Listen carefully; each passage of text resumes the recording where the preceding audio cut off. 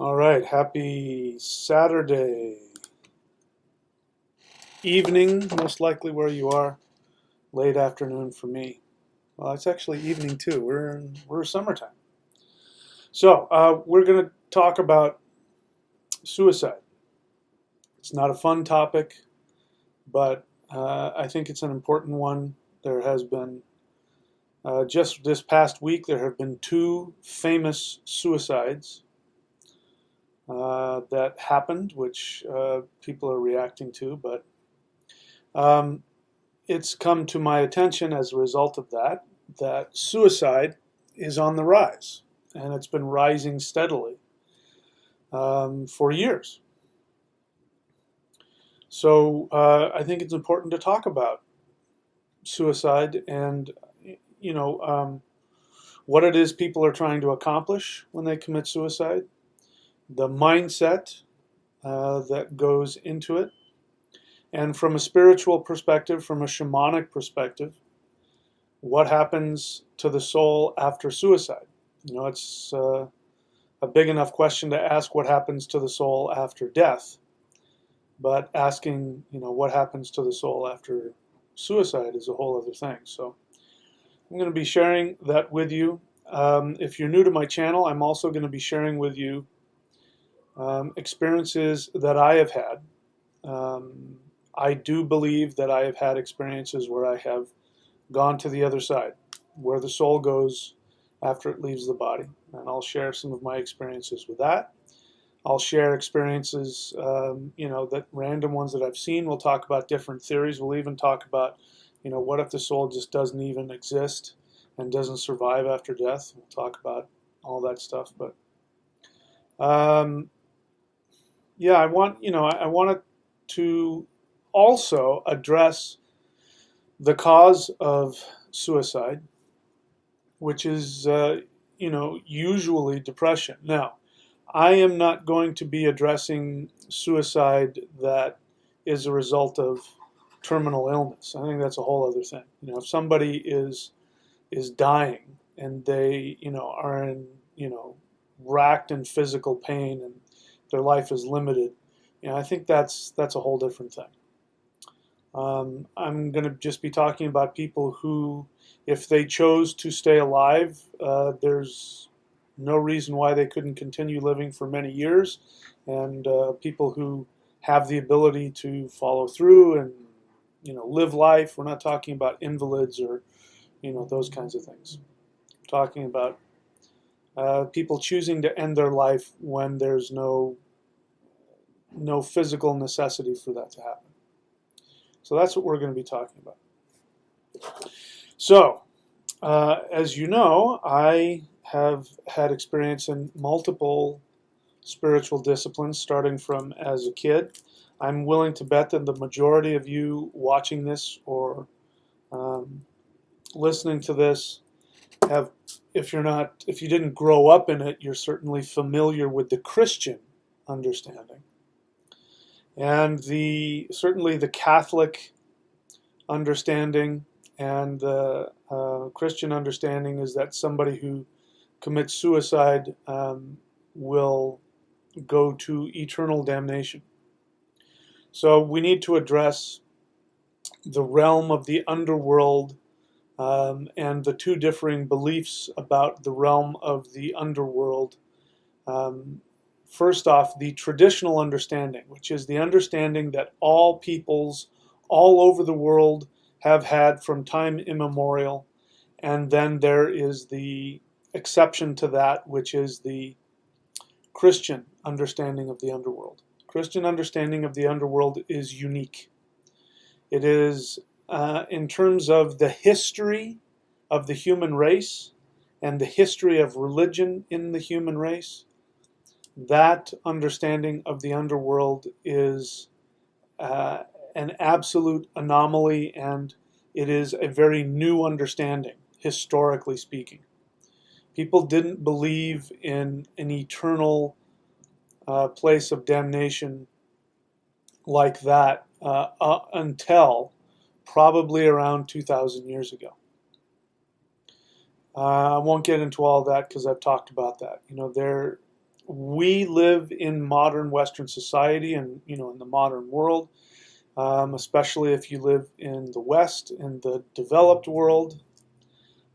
You may have just an assumption that if somebody goes to the underworld, that is a place of torment, of eternal torment.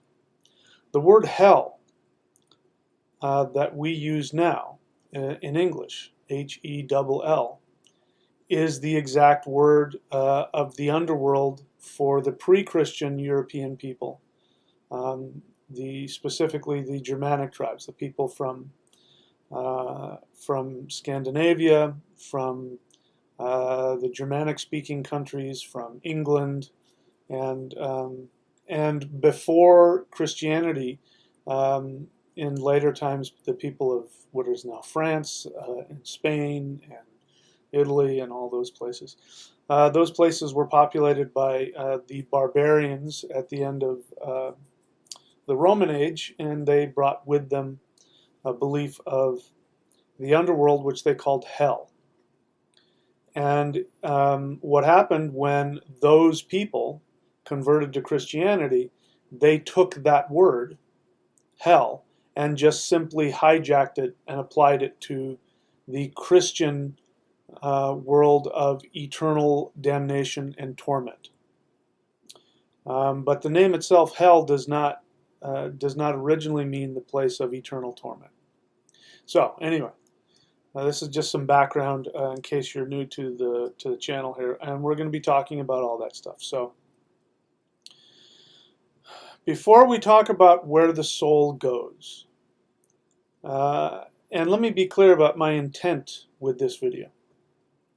My intent with this video is to not only teach and bring an intellectual understanding of all of this, and give you perhaps a different perspective or a deeper understanding if you're already into understanding the traditional spiritual beliefs. But what I want to bring is also some hope. And if there are people watching who are having difficulty, and who have, if they're not having suicidal thoughts now, maybe you've had them in the past. By the way, just let me say, having suicidal thoughts in and of itself doesn't necessarily mean that you're at risk of suicide. I think a lot of people have them. I certainly have, through my life. And, I just recently lost my fiance to breast cancer. She died of breast cancer almost 8 months ago. And she was the love of my life. I've had many, women that I've been in love with. I've been married before. I've had, more than, I've had my share of relationships and been in love and all that. And she was it. She was the ultimate fantasy that I could, beyond my ultimate fantasy. And unfortunately, I was only with her for a short time, and we hoped that she was going to survive, and there looked like for a while that she was, but she didn't.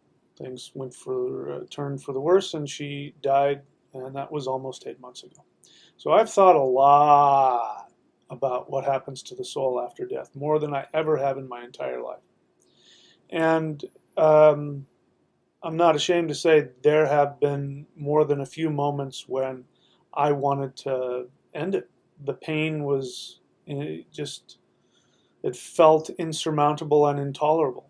And I even, when she first went, my thought was I just wanted to be with her. So I, if that's what it takes, if I thought that would have gotten me to be with her, I would have ended it. I would have taken, there was no place that I would have rather been than with her. And if that meant offing myself to go be with her, I would have done it. Now, I didn't believe that, and in the deepest pain that I was in, perhaps because of the work that I've done in my life and the understanding I have, it never entered my mind that was going to be anything that was going to give me what I want. I didn't think that I would end up with her. And, at best, I would probably have run into her and she would have said, "You're not supposed to be here, and I've got to go do this other thing. I'm scheduled for another life. I got to go, and sorry, bye." And I still would have ended up alone. And so, but then that brings up another subject, which is, so, well, are there any consequences to suicide for people who want to commit suicide? Are there any consequences? So, as you can tell, I don't subscribe to the Abrahamic tradition, the Christian belief that when the unsaved die, that they go to a realm of eternal torment. I do not believe that. That isn't to say that there aren't places of torment for people, for souls. There are. And we'll explain what those are and how you get there. And that is found within the traditional mythology. And it is my belief that true mythology is as close to scripture as you can get. Now, modern pagans and heathens don't like the word scripture because it reminds them of the Bible, which is the inerrant word of God and all of the crap that's involved in that. But there is a difference between somebody just writing a story of fiction and somebody who is channeling true mythological teaching. And I do believe that true mythology is channeled. But the thing is, you have to understand the symbolism. So we're going to be talking about some of the symbolism of especially the underworld. So I'm talking a lot about the underworld. Reason for that is that it is my belief that, except in the circumstance of, let's say, somebody who is terminally ill, or somebody who just simply can't function, like both their legs and their arms have been blown off, and there's just really no point in them living. I think that's a whole different entity in and of itself, and so I give them I let them have their own little space. But for people who, if they chose to, could continue to live, could continue to have reasonably healthy lives and all of that, and if they choose to end their life, I do believe that there are consequences. And I do believe that it is not in our best interest to do that. And I will be talking about what that means and why that is and all of those good things. So anyway, that's my introduction to the subject. This is a live Q&A. Let me see if I have my right. Which glasses do I want here? I think I want these. This is a live Q&A. If you are new to the channel and you want to be part of the Q&A, then please write a question. Let me know it's a question by writing question before you write your question. Please put it in all caps. The reason for that is because this is a Q&A discussion. A lot of people come on here and they just dump their opinions and they talk to each other and they, all that kind of stuff. And I'm not going to read, just because you type something in, I'm not going to read it. I'm only going to read the questions that people have for me. So that means I would appreciate it if you would save whatever it is you want to say and only give it to me in a question. I'm only interested in honest questions. If you ask a nonsensical or poorly thought out question, I'm probably going to embarrass you because I'm trying to get to the root of it. I may not answer your question the way you want me to. I am more interested in the reason behind your question, and I am more interested in helping you find and get what it is you really want. So think through your question, what it is you really want to ask me. That's going to get the best response. So, having said that, I'll go ahead and take a little bit of a break here, and then we'll come back and we'll take some questions. And we'll talk about the goddess Hela. We're going to talk a lot about some interesting stuff. So anyways, I'll be right back.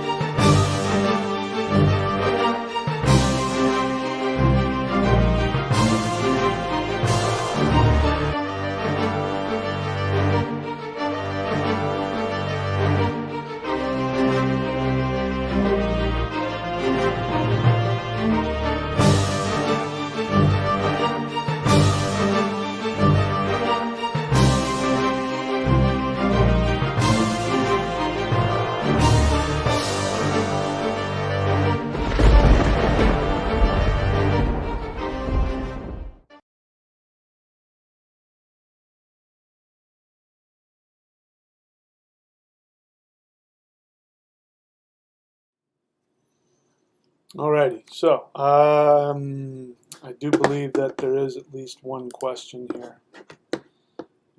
So what I'm going to do, I'll answer this question, and then I'm going to share some personal experiences so that you have an understanding of what what lies after death, at least in my understanding, um, and the nature of the soul and all that kind of stuff. But first off, let me just acknowledge Emerson's Coffee, Bike, and Rum Shop. She dropped $8 on the live chat. Thank you for the support. And she says some nice things and thanks me for doing this. And Emma McBean has a question. She says, is it true that some who are deceased can be in the astral realm and not be aware they are dead? Can this apply to those who commit suicide? Does your soul remember what and who you are? So those are three questions, which is fine. Those are three separate questions. Now, before I get to answering that question, I'm going to address what I said earlier before the break, which is I'm far more interested in helping you get what you want from that question. So when you ask me the question, is it true that some who are deceased can be in the astral realm and not be aware they are dead? And it makes me want to ask you, why are you asking that question? Are you asking that question just because it's a curious thought to you? I doubt it. People don't ask those kinds of questions unless this is something that they have an emotional connection to. So it makes me wonder, are you afraid that if you were to die, that you would be trapped in the astral realm and not know who you are? Do you know anybody who's committed suicide? And you're worried that they're trapped in the astral realm. My guess, and you can tell me as long as you do it briefly, but my guess is that and everything is a projection, by the way, everything.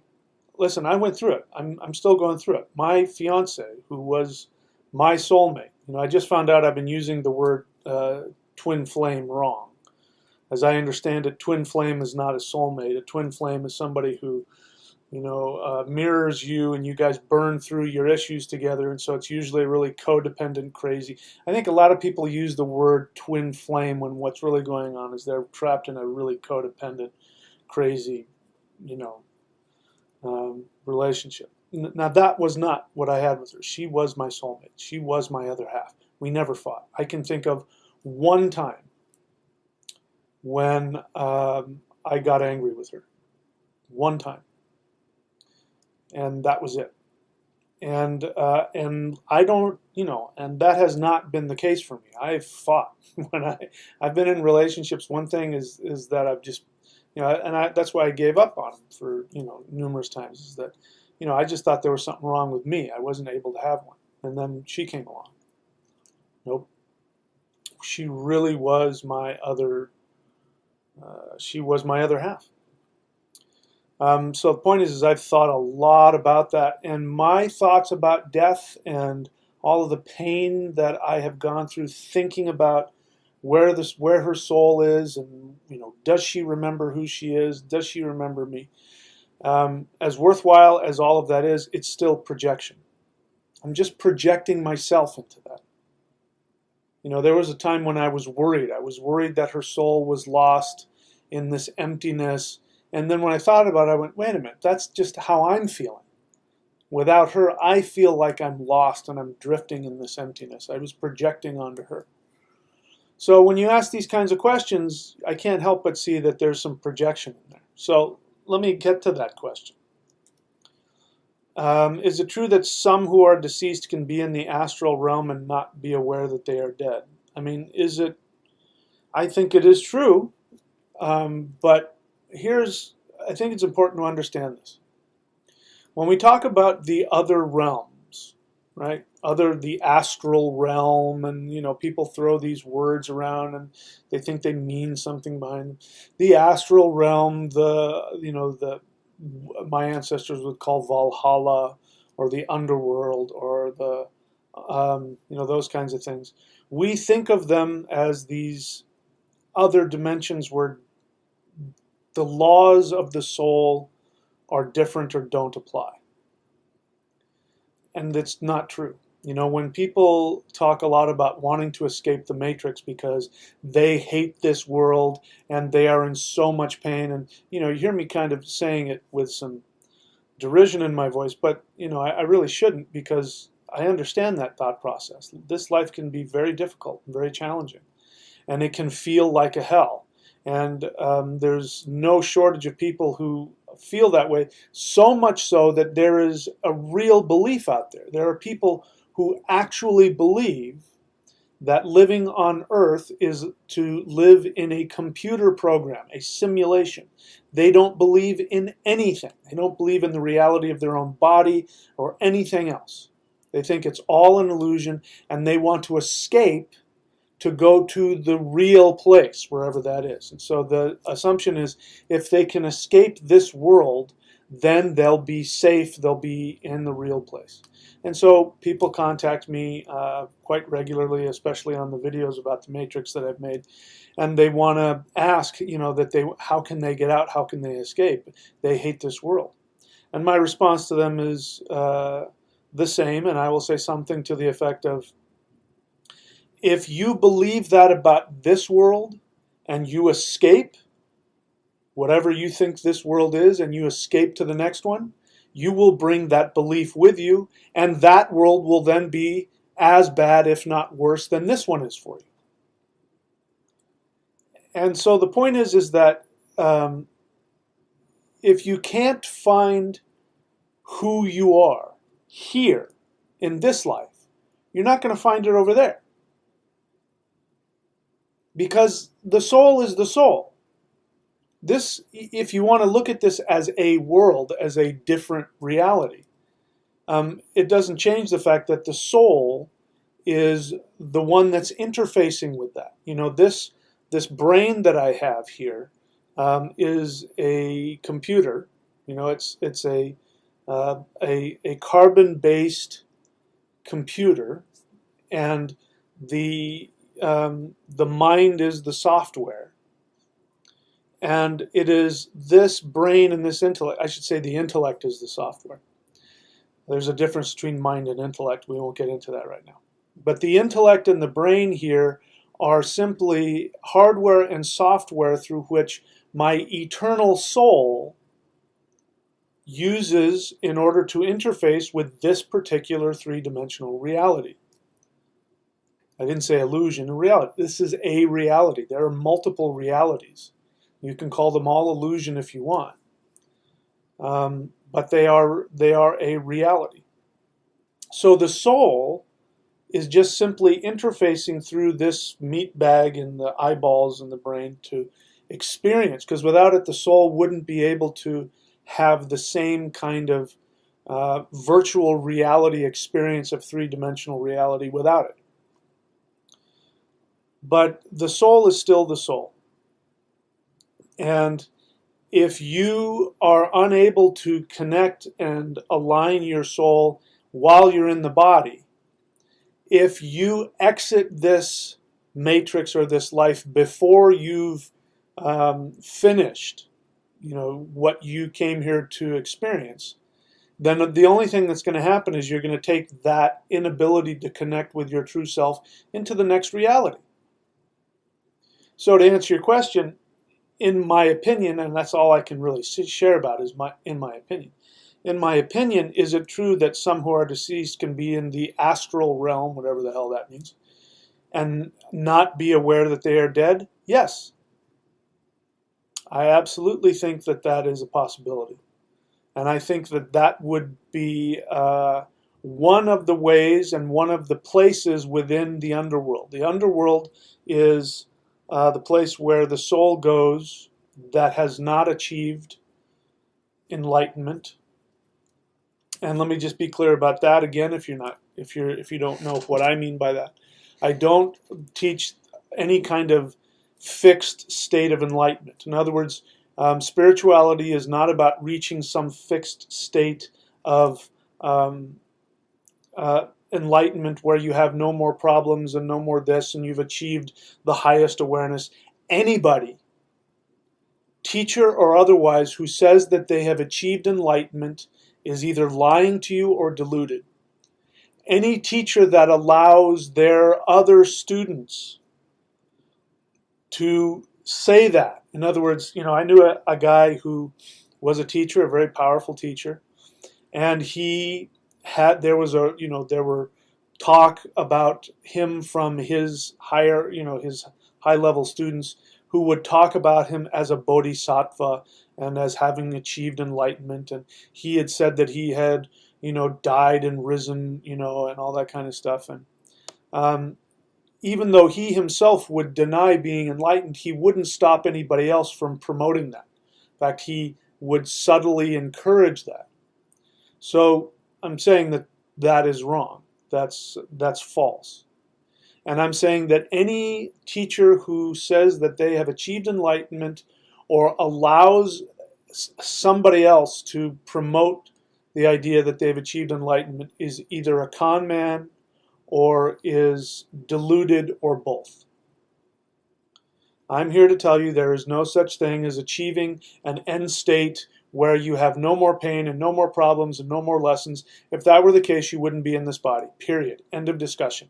Anybody who has this flesh and is in a meat bag, they still have things to learn, and they have real issues, and they have pain, and they have sadness, and they have challenges, and to say anything else is a disservice to anybody. There are ascended masters who don't have that problem, but they're not in this realm. They interface with this realm, and this is a great picture of what I think they look like.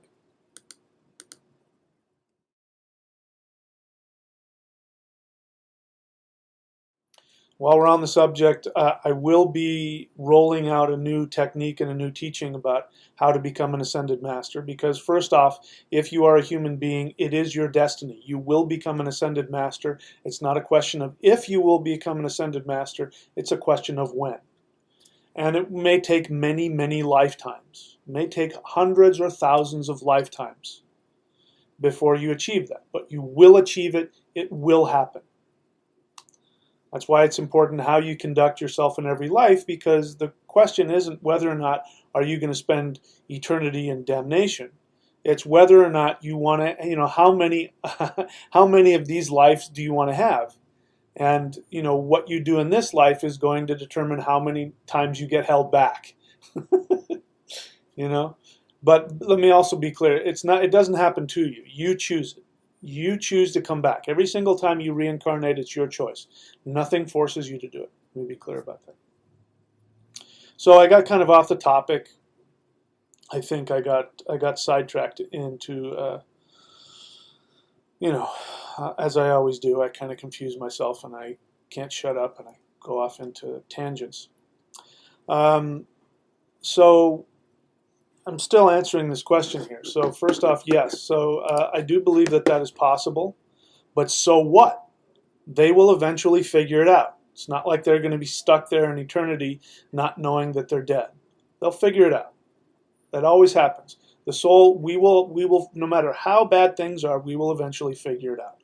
We may not do it in this lifetime. This is, by the way, in case you've known somebody who died a tragic death or perhaps committed suicide or something like that, and you look back on their life and you see, so there are some people who just had, misery their entire life, and we'll talk about that. That's, in my opinion, self-generated. But even if they did and they died a horrible death and they didn't, they weren't spiritual or whatever, and it was frightening and horrible, that's okay. They'll come back and they'll figure it out, and there will be more. And, my father, for example. My father was a brilliant man. He was a physicist. In fact, they're still trying to figure out his many theories and equations and that kind of thing. And he was instrumental in the space race. At one point, he was said to be, and this still may be true, I don't know, he was said to have designed more satellites than any one man in the world. His satellites, I don't know how many of them, are in the Smithsonian. You can go there and you can see them. It doesn't have his name on the bottom. It has whatever company he worked for, Hughes Aircraft or TRW, which, he worked for different things. But, he had all that kind of success. And, as his son, I watched him live, and he died an alcoholic death. He drank himself to death and died of bladder cancer. And, and by the way, as he died, um, he had a very blissful death, strange as it is. When he died, I wasn't there, but there were family members who were there. The last day that he spent on this earth, he was extremely peaceful and very happy and very loving. And so it was clear that his soul was coming to the surface. And he knew that he was on his way out. And his soul was coming to, looking back on it, that was what was happening. He didn't say that, because I think at that point he couldn't speak. His voice wasn't working very well. But he was in bliss, and he was conscious and communicating, and doing things he never did, like telling people how much he loved them and all that kind of stuff. I'm sharing that with you because part of what I want to do in this lesson today is to take away the fear of death. It's just another transition. All it means is that the soul is moving out of this avatar with its brain and its intellect, which is, as I said, the computer and the software that it uses to interface into three-dimensional reality. And it's just simply disengaging from that, and it's moving on into another reality. That's all it is. It's just a transition. It's nothing more. So death is nothing that you need to be afraid of. But we do want to take a look at the cause for suicide, and I'm trying to get that. So let me see. I'm really getting lost in tangents here. So is it true that some who are deceased can be in the astral realm and not be aware they are dead? Yes, but it's not a big deal. They'll figure it out. Can this apply to those who commit suicide? I think it definitely can apply to those who commit suicide. And let me tell you why. When somebody commits suicide, now, let me also say I don't think this applies to all people who commit suicide, because there is no one way to die. Let me be clear about that. There isn't, each soul could potentially have a completely different experience. There are some things that are the same. I experienced this. I believe I left my body and I went to the other realm at least once in my life. And there's one thing that my experience, and of course, I was 7 years old at the time. Nobody told me anything about this. This was way back in 1970. So this whole thing about near-death experiences and all that, we didn't know anything about that. None of that had come to light. There weren't, doctors and psychologists and, people talking about it. And I experienced that. I experienced that light. So I'm going to share that in a moment. And that's one thing that seems to be pretty universal. But there are some people that don't have that experience. There are some people that leave and they go straight to this horribly dark, frightening place. So when somebody commits suicide, they are completely, totally clouded by their narcissism. Suicide, unless it's somebody, like I said, who is terminally ill, suicide is total narcissism. They're blinded by their narcissism. They're not thinking of anything or anybody except for themselves. So you can imagine if you're wrapped up in your own narcissism to the point where you can't see anything other than your own pain and your own fear and your own selfishness or whatever's going on. I'm not trying to belittle it. That's just the fact of the matter. When your soul leaves, there is a possibility they could be trapped in that for a while. And they're just still trapped in their narcissism. When they start to come out of it, their reality will change. If they're trapped in a horrific place of torment or, emptiness or whatever, once they get over their narcissism, that will sort of fade, and then they'll be in the place of light and brilliance, like everybody else. So to answer your question, yes, that could happen. It could apply to people who have committed suicide. Does your soul remember what and who you are? That's a big question. I've been thinking about that. I've been thinking about that for 8 months. But again, it's coming from my selfishness, which is I want my fiance to remember me and to remember us and to still be in love with us. And I've come to the realization that's unrealistic, and it's selfish of me, because I'm still here, and I'm still, in this personality of Michael William Denny, human being, male, 54 years of age, and I'm still running on the perceived past that I've had in this life. Now she has let that go. She has disconnected from the virtual reality of that human life, and she's moved on to the next one. So she's looking beyond that. And my pain and my questions of does she remember is me wanting to know, is she still part of this virtual reality? As her name was Lisa, as Lisa. And the answer is no. She's got something else going on. So I do believe that they have the capacity to remember, but I also believe that when they move on, they choose to forget, because they're going to take on a whole new virtual reality. It's like if you're playing a video game and you're going to switch from one video game to another, you're not going to take the rules of that video game and take it to the next one. You're not going to play Galaga as though you were, if you've just been doing Pac-Man. You're not going to take Pac-Man into Galaga. It doesn't work. So it's selfish of me to want her to remember me the way because I'm wanting her back in this video game with me, but she's gone. She's not in this video game with me anymore in terms of my soul. Her soul has moved into another video game. I'm using that in quotes. I'm not saying that literally. So to answer your question, do they remember? Yeah, but they may choose to forget and become somebody else. So again, I see in all those questions, this is your projection. I don't know if you've lost somebody, and because people don't ask these kinds of questions unless they've either lost somebody or they're afraid that that's going to happen to them. So anyway, I don't know if I answered your questions or not. I'm going to see if you.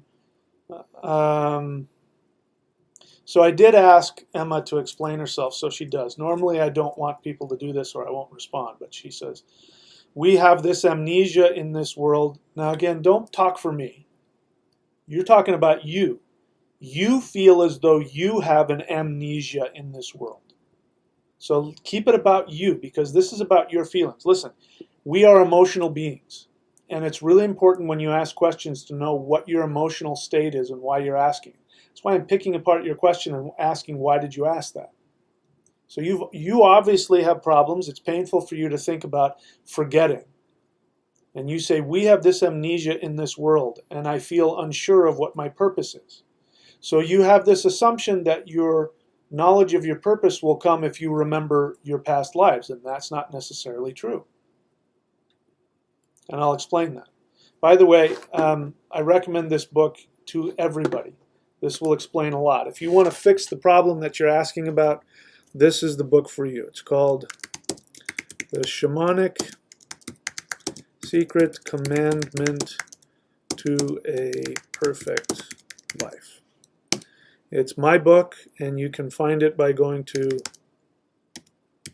this website here. You can find all of my books there. Okay? michaelwilliamdenny.com. You can go there and you can get that book. If you read that book, then that will answer how you find your purpose. So I want to challenge your assumption that your purpose, you'll find your purpose if you remember who you were. And that's not necessarily true. Because every time you come, every time you incarnate, you bring a purpose for that life. And that knowledge is within you. And it's encoded in what it is that gives you the greatest joy.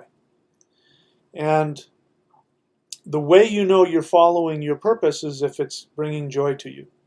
So if you don't have joy in your life, and I'm not saying you have to be giddy and happy. I'm not giddy and happy a lot of the time.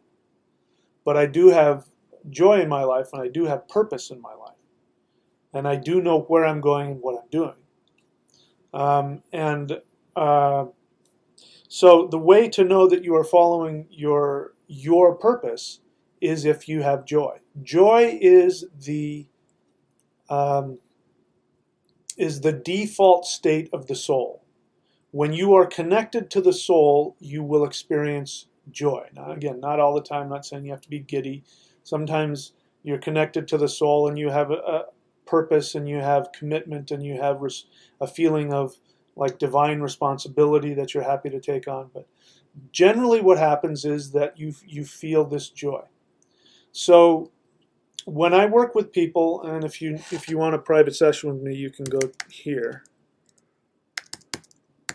career.thunderwizard.com, and you can have a session with me, and in a session I can usually within an hour find out what your soul purpose and what your soul desire is and what your intended career is, what you're destined to do in order to be successful and happy and prosperous.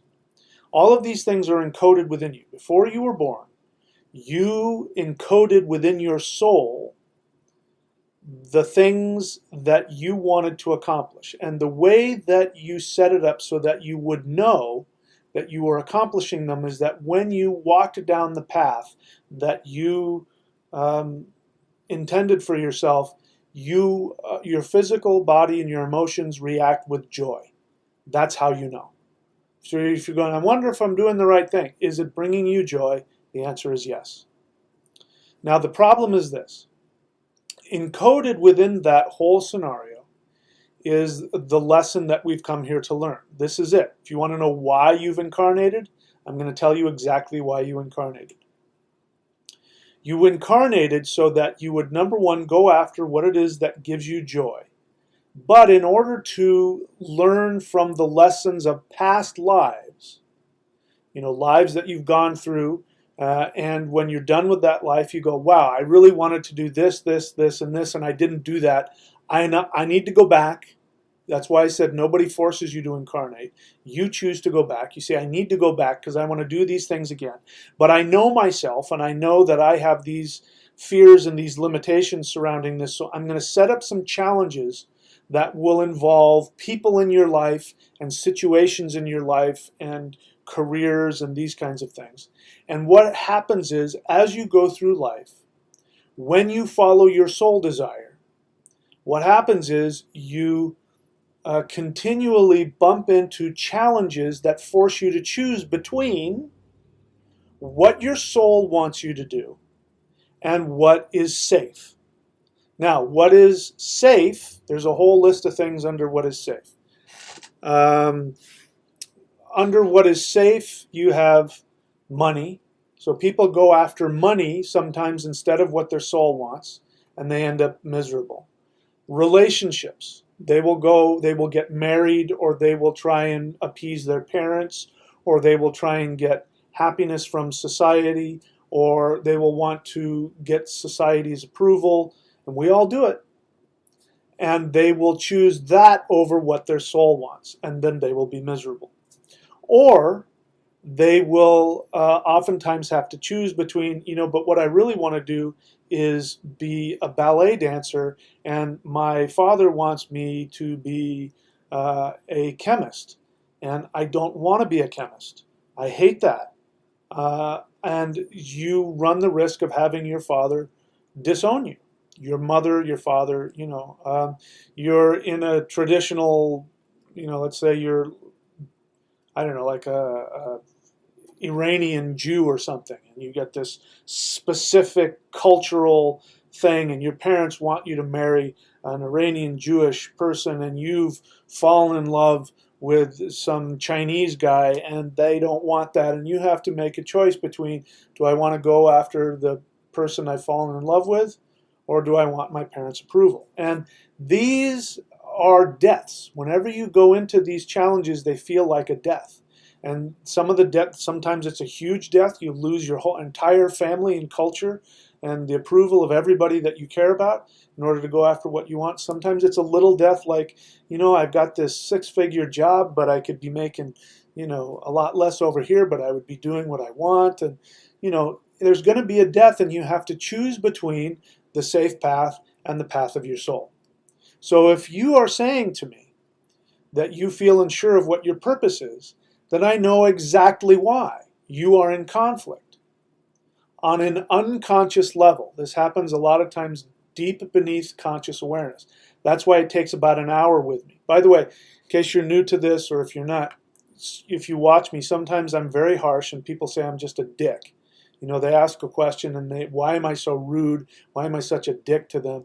It's because I only have, 30 seconds or a couple of minutes to answer your question, and I'm trying to get to the unconscious truth behind your question. And so sometimes I have to be harsh and direct, and I have to tear open your narcissism and throw it back in your face so that you can, and whether that's, I don't know, like it or don't like it, that I have a short amount of time to do that. If I've got you on the phone for an hour, then I can be very user-friendly with you, and I can interface with your unconscious issues and all of that, and we can get to it together in a much more harmonious fashion.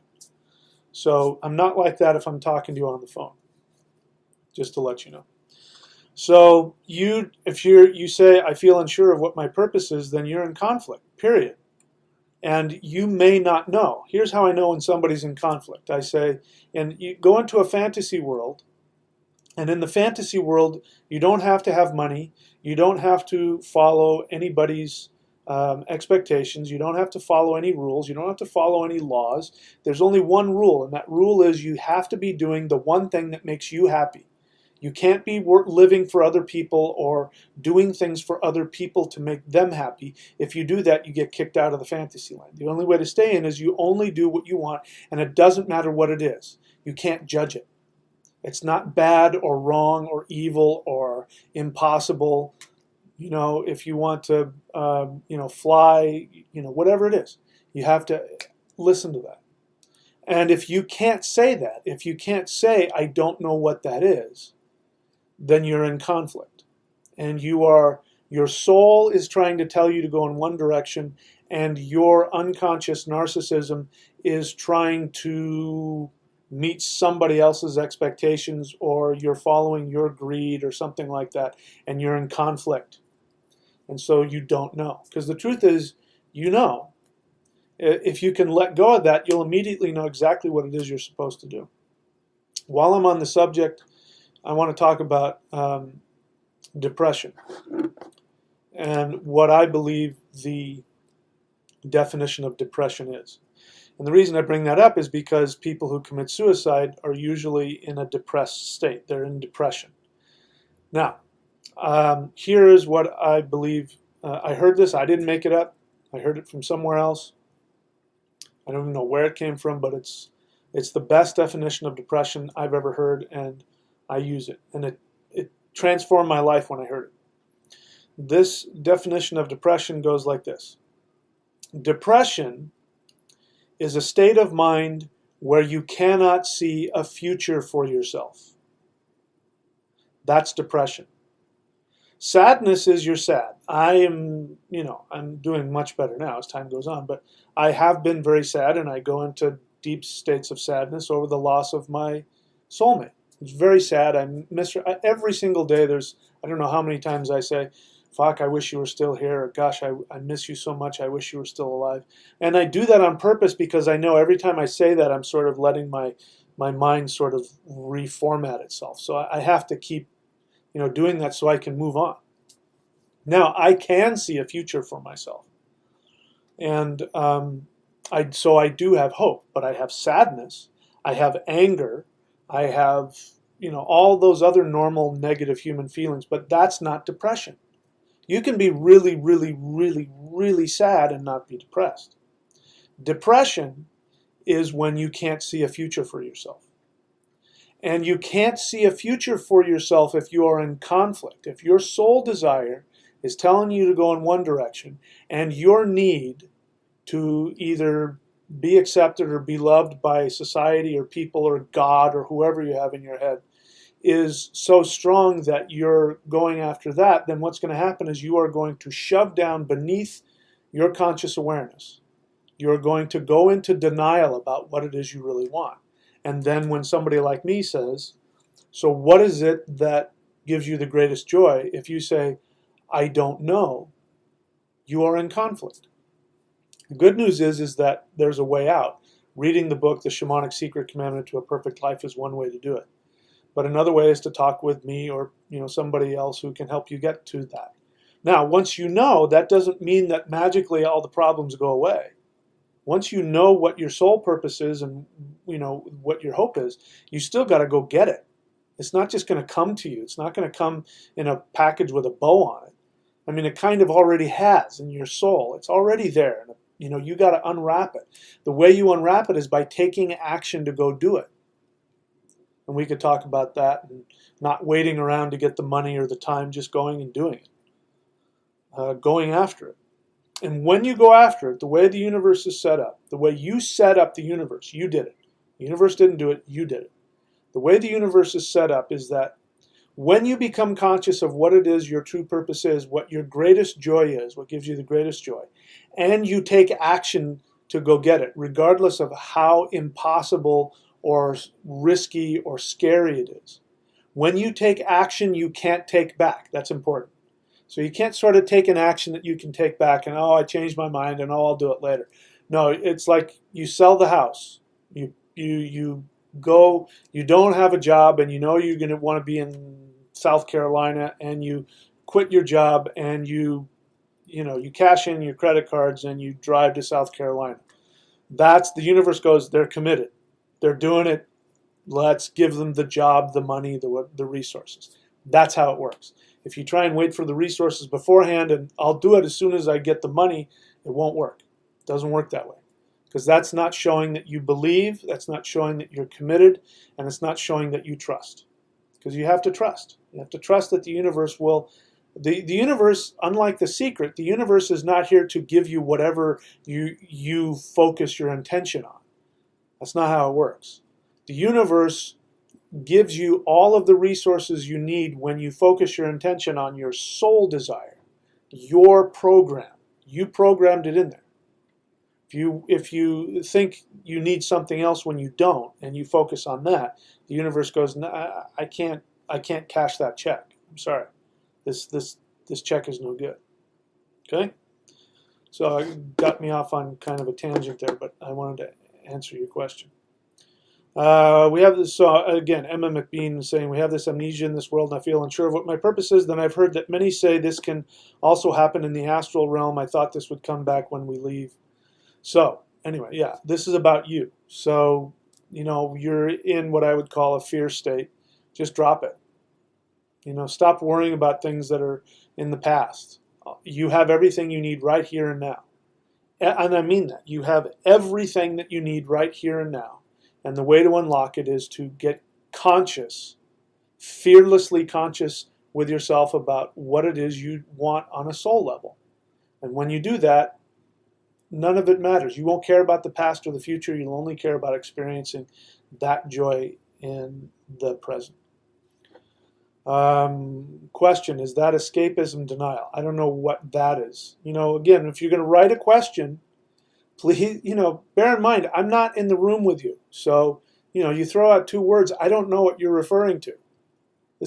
I have this problem on, people leaving comments in the videos. They just write 3 or 4 words and I go, I don't know what you're talking about. So, is that escapism denial? Is what escapism denial? Be clear. Actually put the time and effort. I know you're on your phone or whatever, but put some effort into it, guys. If you want to make any progress in my path, you're going to have to pay attention, not only to me, but to life in general, and you're going to have to put effort and discipline into things. Okay? That's one way, you're not, I don't know what that is. All right, so let's see. So I'm happy to answer your question, but you actually have to write a coherent question with a subject and an object, and, so I know what the hell you're talking about. Andy LMT question, if dwarves become human and human become ascended masters, how do the 3 selves play into those transitions? In other words, do you take your dwarves with you when you die? So again, a bunch of different questions. So for those of you who are new, this is something I've been teaching for a while, which is I am a practitioner of my ancestral shamanic tradition, and in that tradition we talk about beings called dwarves. And I'm not going to get into it. If you want to know my belief on that, you can read my books. It's all in my books. I talk about it a lot, so go read my books. It's in there.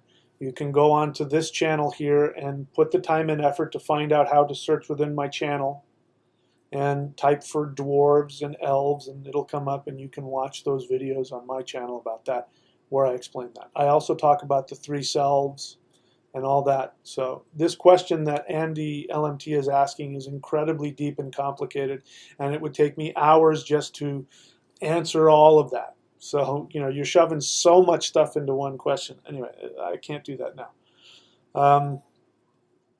Do you take your dwarves with you when you die? No. Short answer, no. Andy LMT question continued. Does the soul comprise all three selves at all times? No. So Andy LMT, that tells me that you either haven't been watching a lot, maybe you're new to the channel, and it tells me you haven't read my books, because I very clearly delineate between the three selves. The soul is the middle self. It's the higher self, the lower self, and the middle self.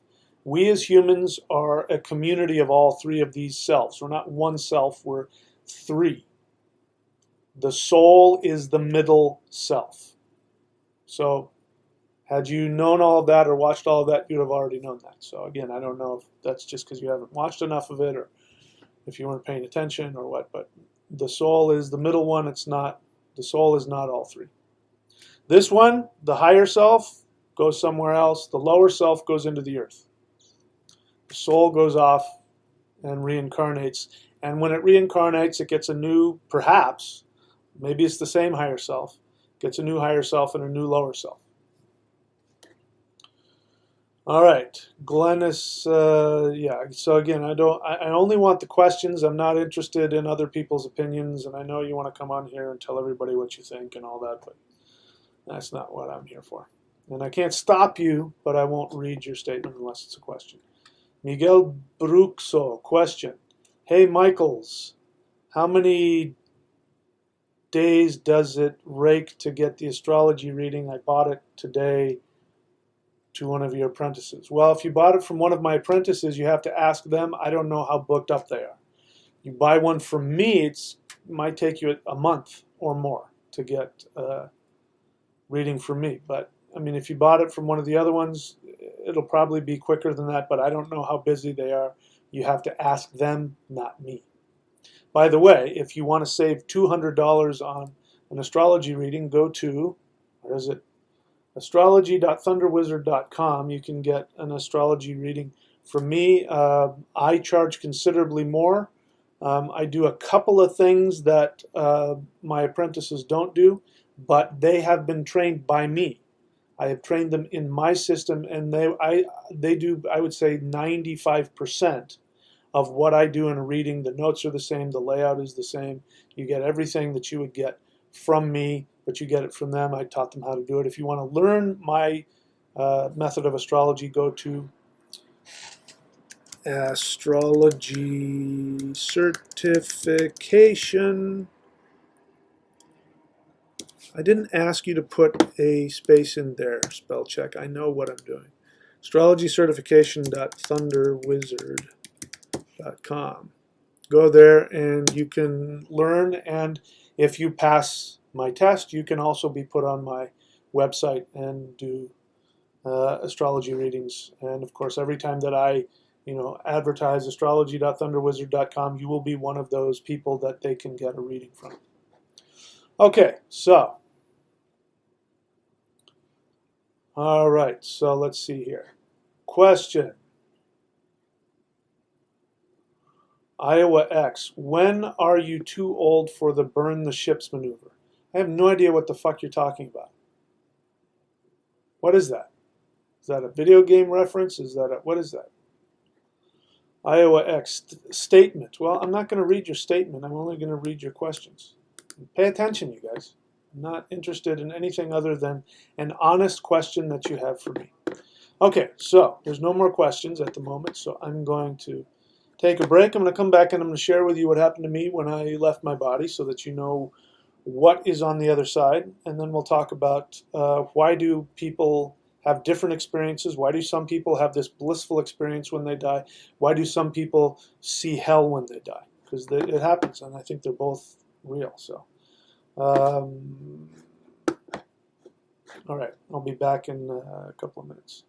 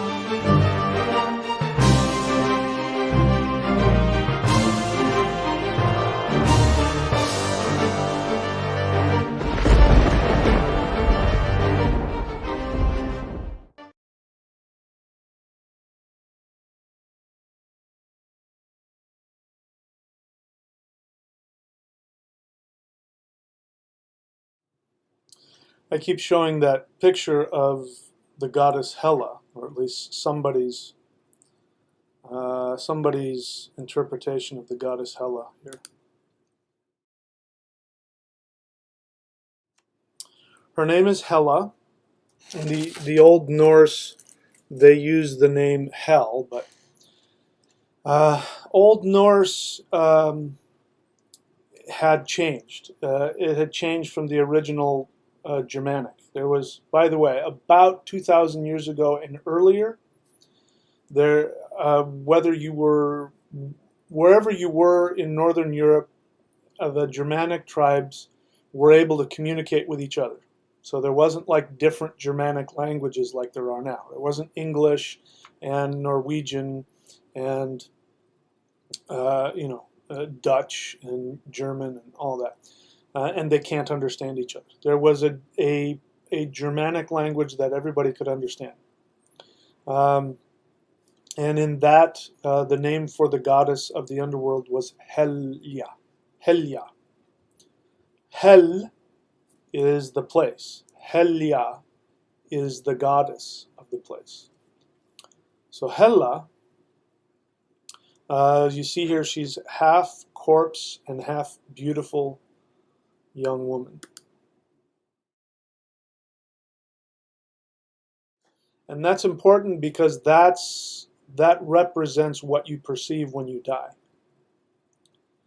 If you are trapped in your narcissism and your fear, when death comes for you, and Hela comes for you, you will see her as a corpse, and you will be frightened. If you are operating from your soul, which means that you died in a state of fearlessness, then you may see her as a beautiful young woman.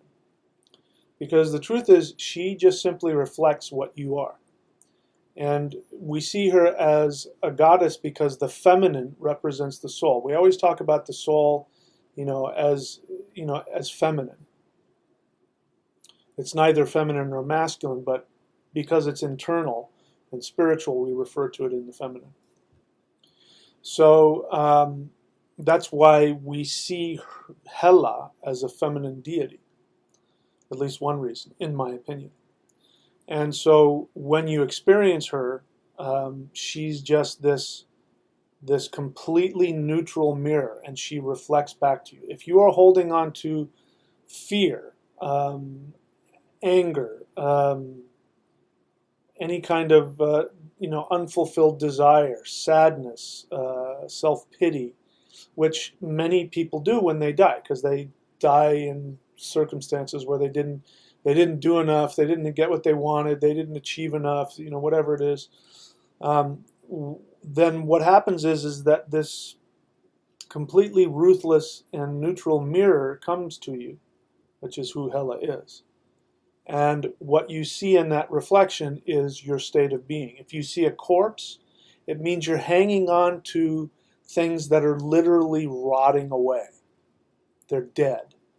The past, regret, pain, depression, sadness about things that I wish I'd done or I couldn't do, or I should have done that, pride and ego. Those things are the past, which means that they're like a corpse, they're rotting away. And if you're holding on to that and you see that mirror, which is what Hela is, then that's what you see. You see a female corpse, because your soul is feminine. So you get that. That's why I keep bringing her up. That tells you everything. People are asking, can the soul be in a state where it doesn't know who it is and doesn't remember? Yeah, it can. But that's because it was in that state when the person died. And the way out of that is the same in this life as it is in the next one. You get over yourself. You get over yourself. And you let go of things that don't feed you. This is, the things that bring regret and pain and sadness are things that you cannot ever get. In the Vedic tradition, there's the god Rahu, which represents the north node of the moon. And Rahu in your chart, whenever if you get a reading from me or one of my apprentices, they're going to talk about Rahu. And Rahu represents your ambitions on the positive side. It's why you came back. You chose to incarnate because I want to do this, I want to do this, I want to do this. And I want to experience this, and I want to find out, am I ever going to get satisfaction from this? Rahu also represents your obsessions and your addictions. I just bought another surfboard today. I think I have 10.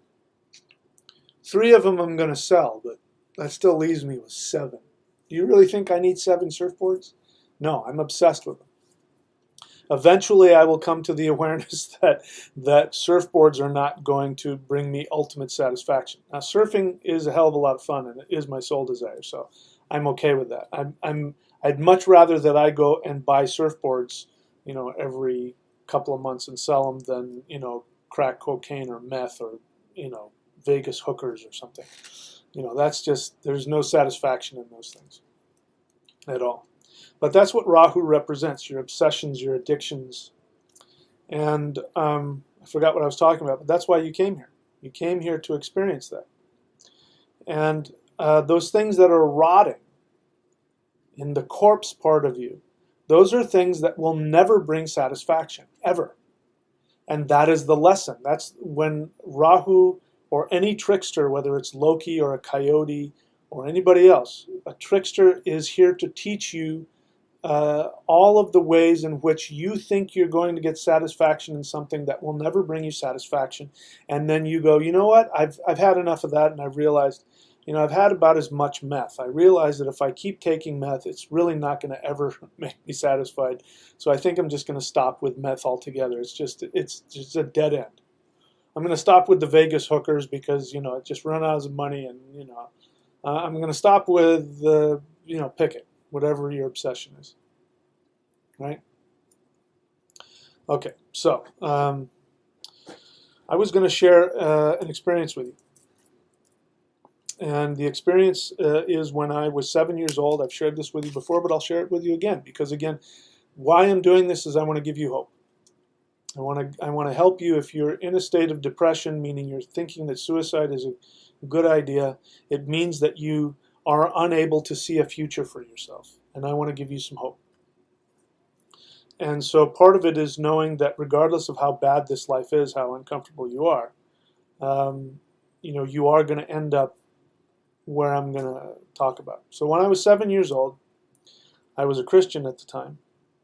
And I don't know how this happened, but I somehow got this feeling that Jesus didn't love me. I don't know where that came from. I think what happened is I think, my guides, my elves had sort of, and I had beforehand planned it all out, so I would have this so that I would have this to talk about later on in life.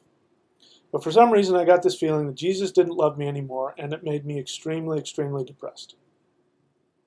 And I went to bed that night, and as I was sleeping, I got pulled out of my body. And I felt myself go through the atmosphere. And as I went through the atmosphere, I could hear all of the psychic chatter, people's minds. I could hear it all, and I could feel it all, and it was, there was just so much chaos and so much unhappiness and so much stress. And then I sort of popped out through the atmosphere, and then I didn't feel any of that anymore. And then slowly there was this light in the distance. And this light kept coming closer and closer and closer and closer and closer until I was engulfed by this light. And the way I described it is, and again, I'm 7 years old when this happened. The way I described it is that the light was so bright that if I saw it with my real eyes, it would have burned my eyeballs out of their sockets. And then, again, this is my little 7-year-old, vocabulary. And then I got happy and I started to smile, and the smile went all the way around my head until I was just a smile. And there was nothing left of me but a smile. I'm getting emotional thinking about it. And what I was describing is that I got completely engulfed in the most intense orgasmic bliss I had ever experienced. It was almost too much. It's like, how orgasms are, like really good orgasms. It's like it's almost too much until you have it, but it's the best thing in the world. And oh my God. It was like that. It was like, just the best non-stop orgasm my entire being.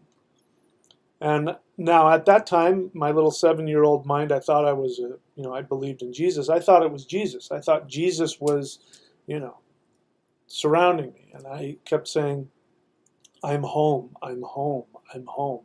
And the thought was, oh, good, I'm done with that crappy earth. Oh, and now I'm back home. I'm back in eternity. And then the light slowly started fading and pulling away. And I immediately, the feeling of being separated from that light was horrible.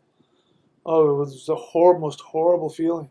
And I was going, no, no, no, no, no. And I went back down through the atmosphere, and I heard all the psychic chatter of all the people and then I was back in my body, and I woke up, and it was just like, it was like putting on, it's like when you wake up in the morning and you put on like 3-day-old socks on your feet that are, or if you've been camping, and you've been sweating in your sleeping bag and you got socks. It's what it felt like putting the body back on. It was just like, ugh. I was back in my body.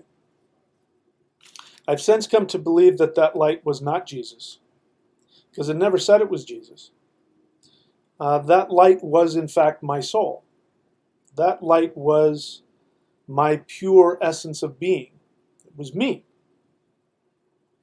This is the light that people are talking about when they talk about when they die. When you die, there's this tunnel, and there's a light at the end of the tunnel. The light at the end of the tunnel is your own soul.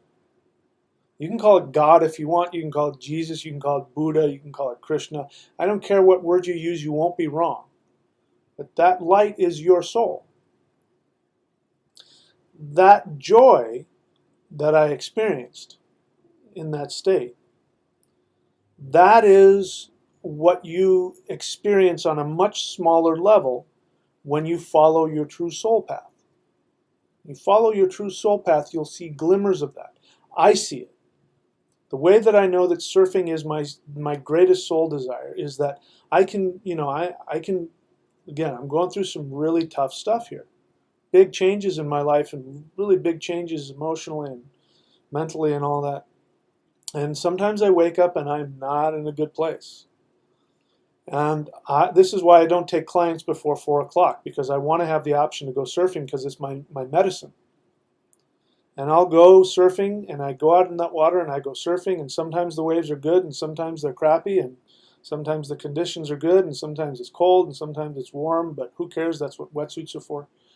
But when I'm done with that, there is this joy that comes out of me, and all of a sudden I can see where I'm going, and I know what my life is about, and I see the beauty in the world, and the dolphins and the fish and the pelicans and the sound of the ocean and all that. In fact, you can see in the background the sea breeze is blowing my tapestries back there. This is the weather now. You know, it's been really cold because in Southern California coastal areas it gets cold. Like May and June is cold.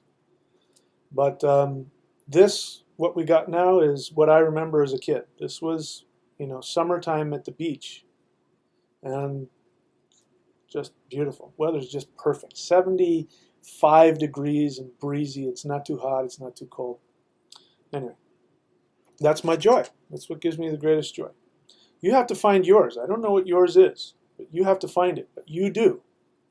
And if you're able to get out of your narcissism conflict, you can find it. I'm not judging you. You may need help. And that's one of the reasons I'm here, is to help you find that. Alrighty, so I told you I was going to tell you about that. We're going to talk. I'm going to talk about what hell is according to the ancient lore of my ancestors. But I will take any questions that are here if there are any. So, Jane Jones question: when we go into the earth after death, no way. Who said you go into the earth after death? I didn't say that. I said your lower self goes into the earth. I didn't say you go into the earth. So Jane Jones, you're obviously new to my channel. I encourage you to watch more of my videos. I encourage you to find my books over here, michaelwilliamdenny.com, and read what it is that I teach, so that you know, 99% of all the questions people ask are in a video or a book somewhere. Okay, so you don't go into the earth and you don't sleep, and you're not awoken by rebirth or Valhalla. It doesn't work like that. The way you get to Valhalla, and as I understand it according to Norse mythology, there are at least two places that the soul can go that is not the underworld. It's Valhalla, and I think it's called Folkvang. And Valhalla is Odin's hall of warriors, and I'm going to explain this in a moment. Warriors who died in battle, fearlessly in battle. And then there's Folkvang, which is Valkyries take other warriors and other souls to Freya's domain called Folkvang. I don't know. I haven't decided exactly what the symbolism of that is. We can come up to it with our own conclusions. But generally speaking, what the mythology of my ancestors state is that people who die fearlessly in battle go to Valhalla. Those who die of illness or old age go to the underworld. And now that sounds pretty cruel, because the majority of people die of illness or old age. Not everybody dies fearlessly in battle. And we can certainly see that there are a lot of warriors who died in battle who were not, enlightened by any stretch of the imagination. So we either have to take that literally and say that that was the only way, or we have to say that this is a symbolic teaching. I choose to believe that it is a symbolic teaching, so let me explain it to you. Now, if you go back, if you've been watching from the beginning, I went through this whole diatribe about if you follow your soul desire, you will have to fearlessly make choices which go against what your parents, your spouse, your friends, the world, society, religion, government want you to do, and it will be frightening, and you will feel as though it is killing you. I mean, for some people, losing the love and approval of their family is worse than death. In fact, people commit suicide over things like that. So I'm not saying that, it's a death, like in quotes. I mean, it really does feel like you're dying. That is dying in battle. Dying in battle means that at any moment you are willing to die for experiencing your greatest joy. That's what it means. And when you do that, every time you have that death, you go up to the next level. You get closer to the Hall of Chosen of Odin, which is the third eye. That's one way to look at it. Your third eye, the closer you get to that, the farther your third eye opens and you see the reality of this world. If we're talking about actual physical death, it means that you've lived a life where you have no regrets. The only way that you can have a life without any regrets is that you continuously take fearless action to go after the things that give you joy, regardless of what anything or anybody else. You lose the marriage, you lose the parents, you lose the job, you lose the reputation. If that's what the cost is, you're willing to let go of that no matter how painful it is in order to go after what you truly want. That is dying in battle.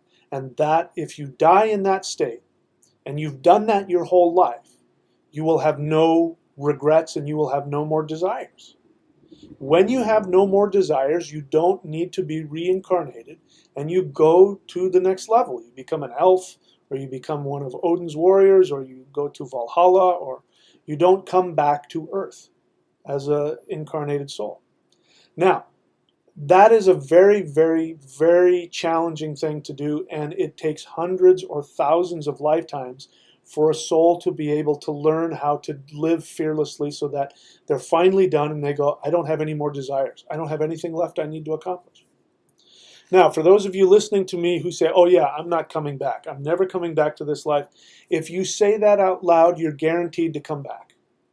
Because the only people who say that are people who have unresolved desires. They're in pain. And you want to escape, you want out. People who say, I don't want to come back to this life, I hate it, it's miserable, you have unresolved desires. There are desires you haven't fulfilled, and I'm not trying to downplay it, but it's the truth, you're in a childish temper tantrum. And the depression and the sadness that you're feeling is that a really, really, really huge temper tantrum that's making you feel like, the world is horrible and you hate it. Again, I'm not trying to minimize it. Your pain is very real.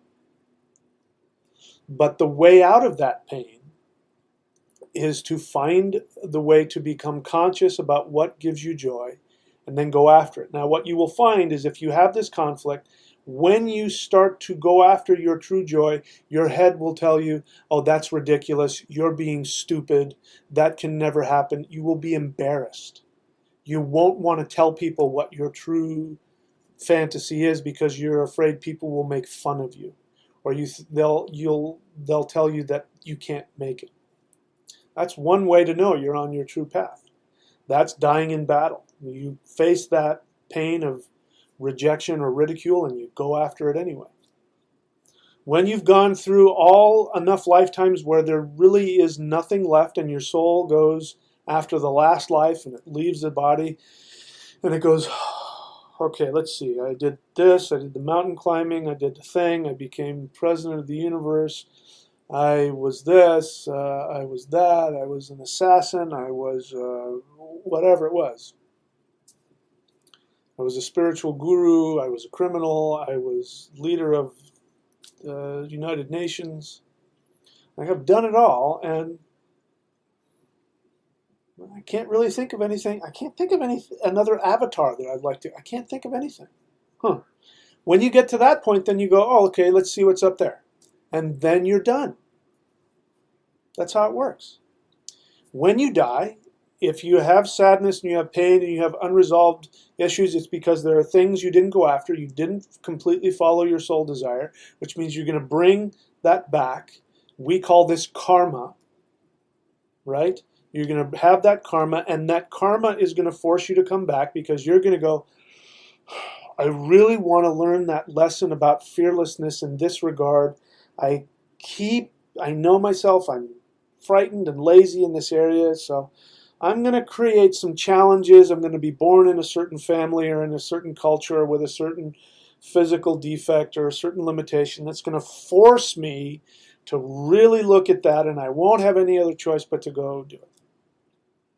And then you will be born with those challenges. And the way out of those challenges is to go after your soul desire. When you go after your soul desire, you will then, those challenges won't be a problem for you. This is why in the mythology, it says those who die from illness and old age go to the underworld. Now, let's talk about illness. I'm not making a blanket statement here. I don't have the final complete answer of all of it. But based on my own experience personally with illness and with chronic pain that I had in the past, and with watching my soulmate, my other half, die the most horrible, painful death I've ever seen anybody go through, I am here to tell you that it is my belief that, generally speaking, illness is a direct result of the conflict between your unconscious mind and your soul desire. When you fight against your soul desire on an unconscious level, you create conflict which will go into the physical tissues and create illness. That's why when they said people die of illness go to the underworld, meaning people who die of illness get reincarnated, what they're saying is that those people were in conflict with their soul. They did not live fearlessly. They did not die in a state of complete fearlessness, which means they have nothing left to accomplish. So they died from that. Old age is the same thing. Those are metaphors of the same thing. It doesn't mean that if you die with a sword through the chest or a bullet through the brain that you're going to go to Valhalla. That's not what it means. It means that if you live as though, I'm going to go surfing today, or I'm going to go, and I did this. I had zero money, zero. I had nothing. I had no money. I had no family. This was when I got my divorce. And I brought myself back here. I was in Idaho trying to live for another person. I was in chronic pain. And I said, and at that time I thought I was too old. And the doctors had told me, because of my physical, pain, you're not going to be able to do this, you're not going to be able to do that, you're too old for this, and all that kind of stuff. And here I am now at 54 years of age, and 16.5-inch arms. That's the size of bodybuilders, as big as you can get before you take steroids. If I took steroids, I could get bigger arms. 5'8.5". I'm out there surfing every day with little kids. I'm riding my bike up and down, big steep hills. I'm going into the gym and I'm lifting more than I ever have in my life. I feel incredible physically. That wasn't supposed to happen. So I proved it in my life. When I had nothing and I had no money and I was, one step away from homelessness in chronic pain, with nobody that loved me, nobody that cared about me, I said, I'm gonna move back to Southern California and I'm gonna spend the rest of my life surfing. I came back down here. This was, I don't know how many, 5 years ago or something. I was really out of shape, and it was winter time here at this beach, and the waves get really big here in the winter, and it was cold, and I hadn't surfed in 10 years, and I knew I was out of shape. And if you've never surfed before, trying to paddle through those waves when you've got, some places it's really, people drown just trying to get out past the waves. And I was prepared to die. If I died trying to surf, if that's what it took, I was going to do it. So in that moment, I was willing to die fearlessly. I didn't go to literally Valhalla, but my body changed. There's a huge change in my body, and my body is now healthy, which is the sign of Valhalla. So I'm living in the state of Valhalla. At least right now. Tomorrow's another day. I got to do it again tomorrow. This is life. So if you're on that and you're looking at the, like in this picture here,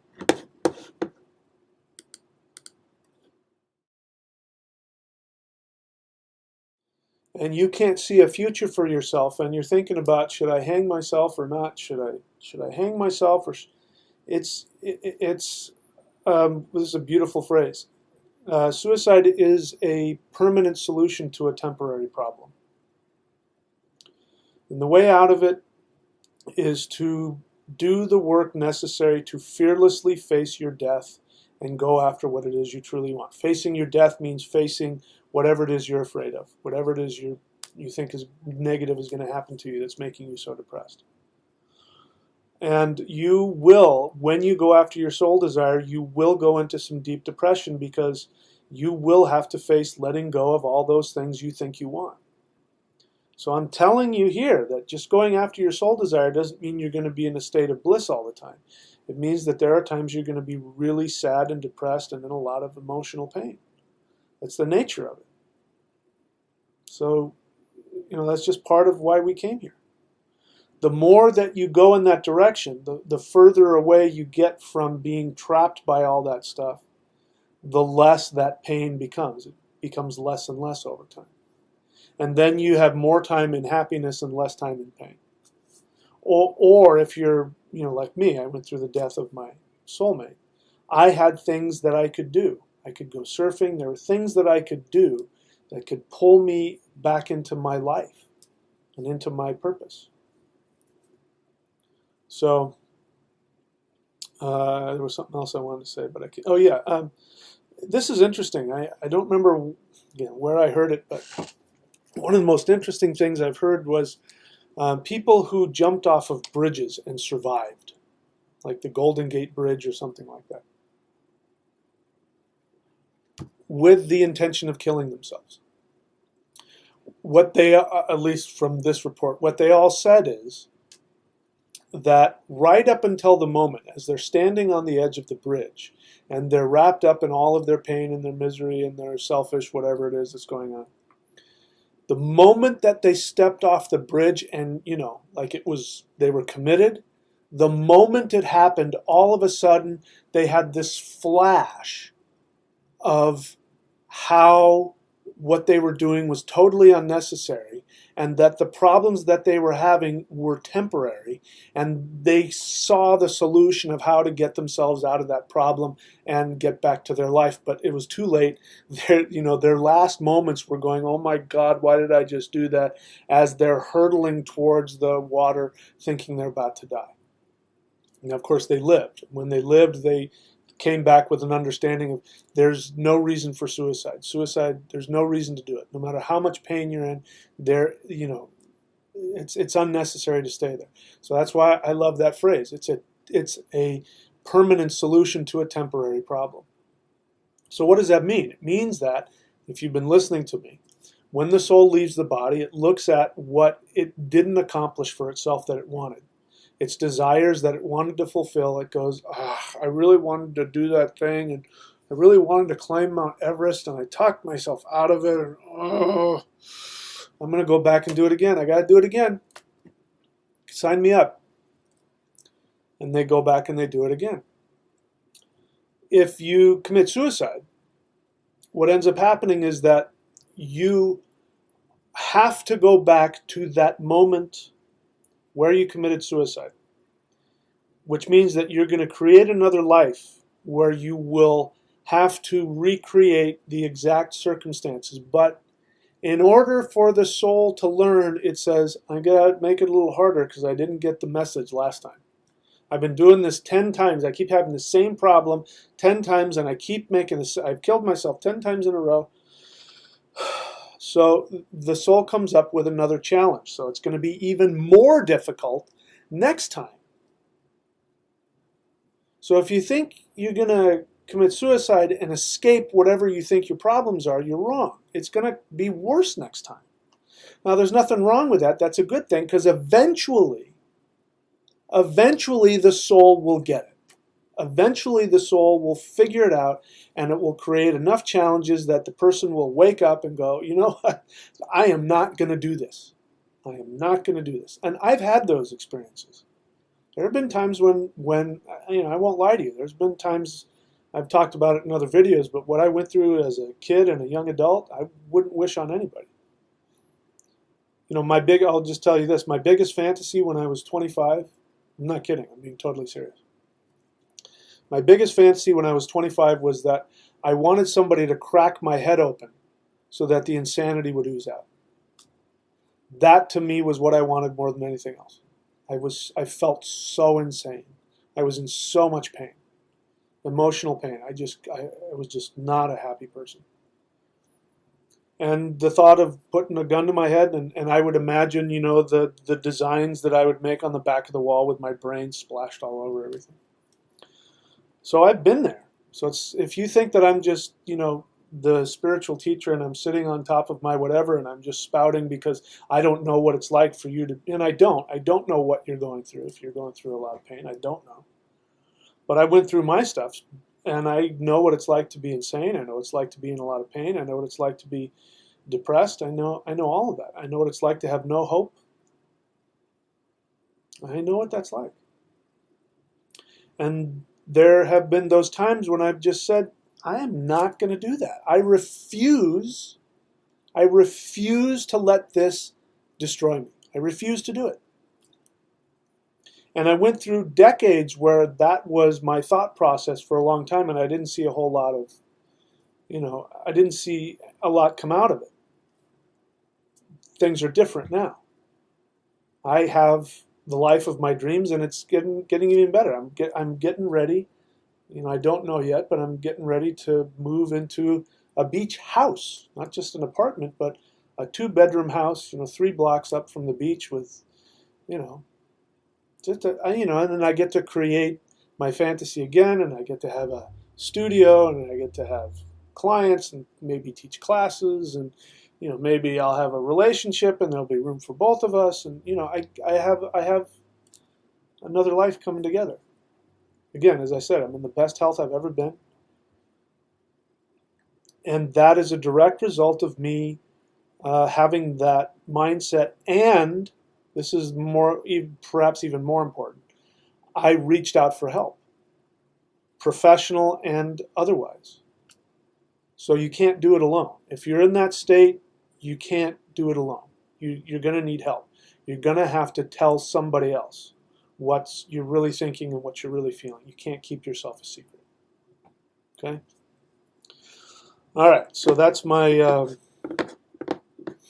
my public service announcement to not commit suicide. All right, so let me see if there are any more questions here.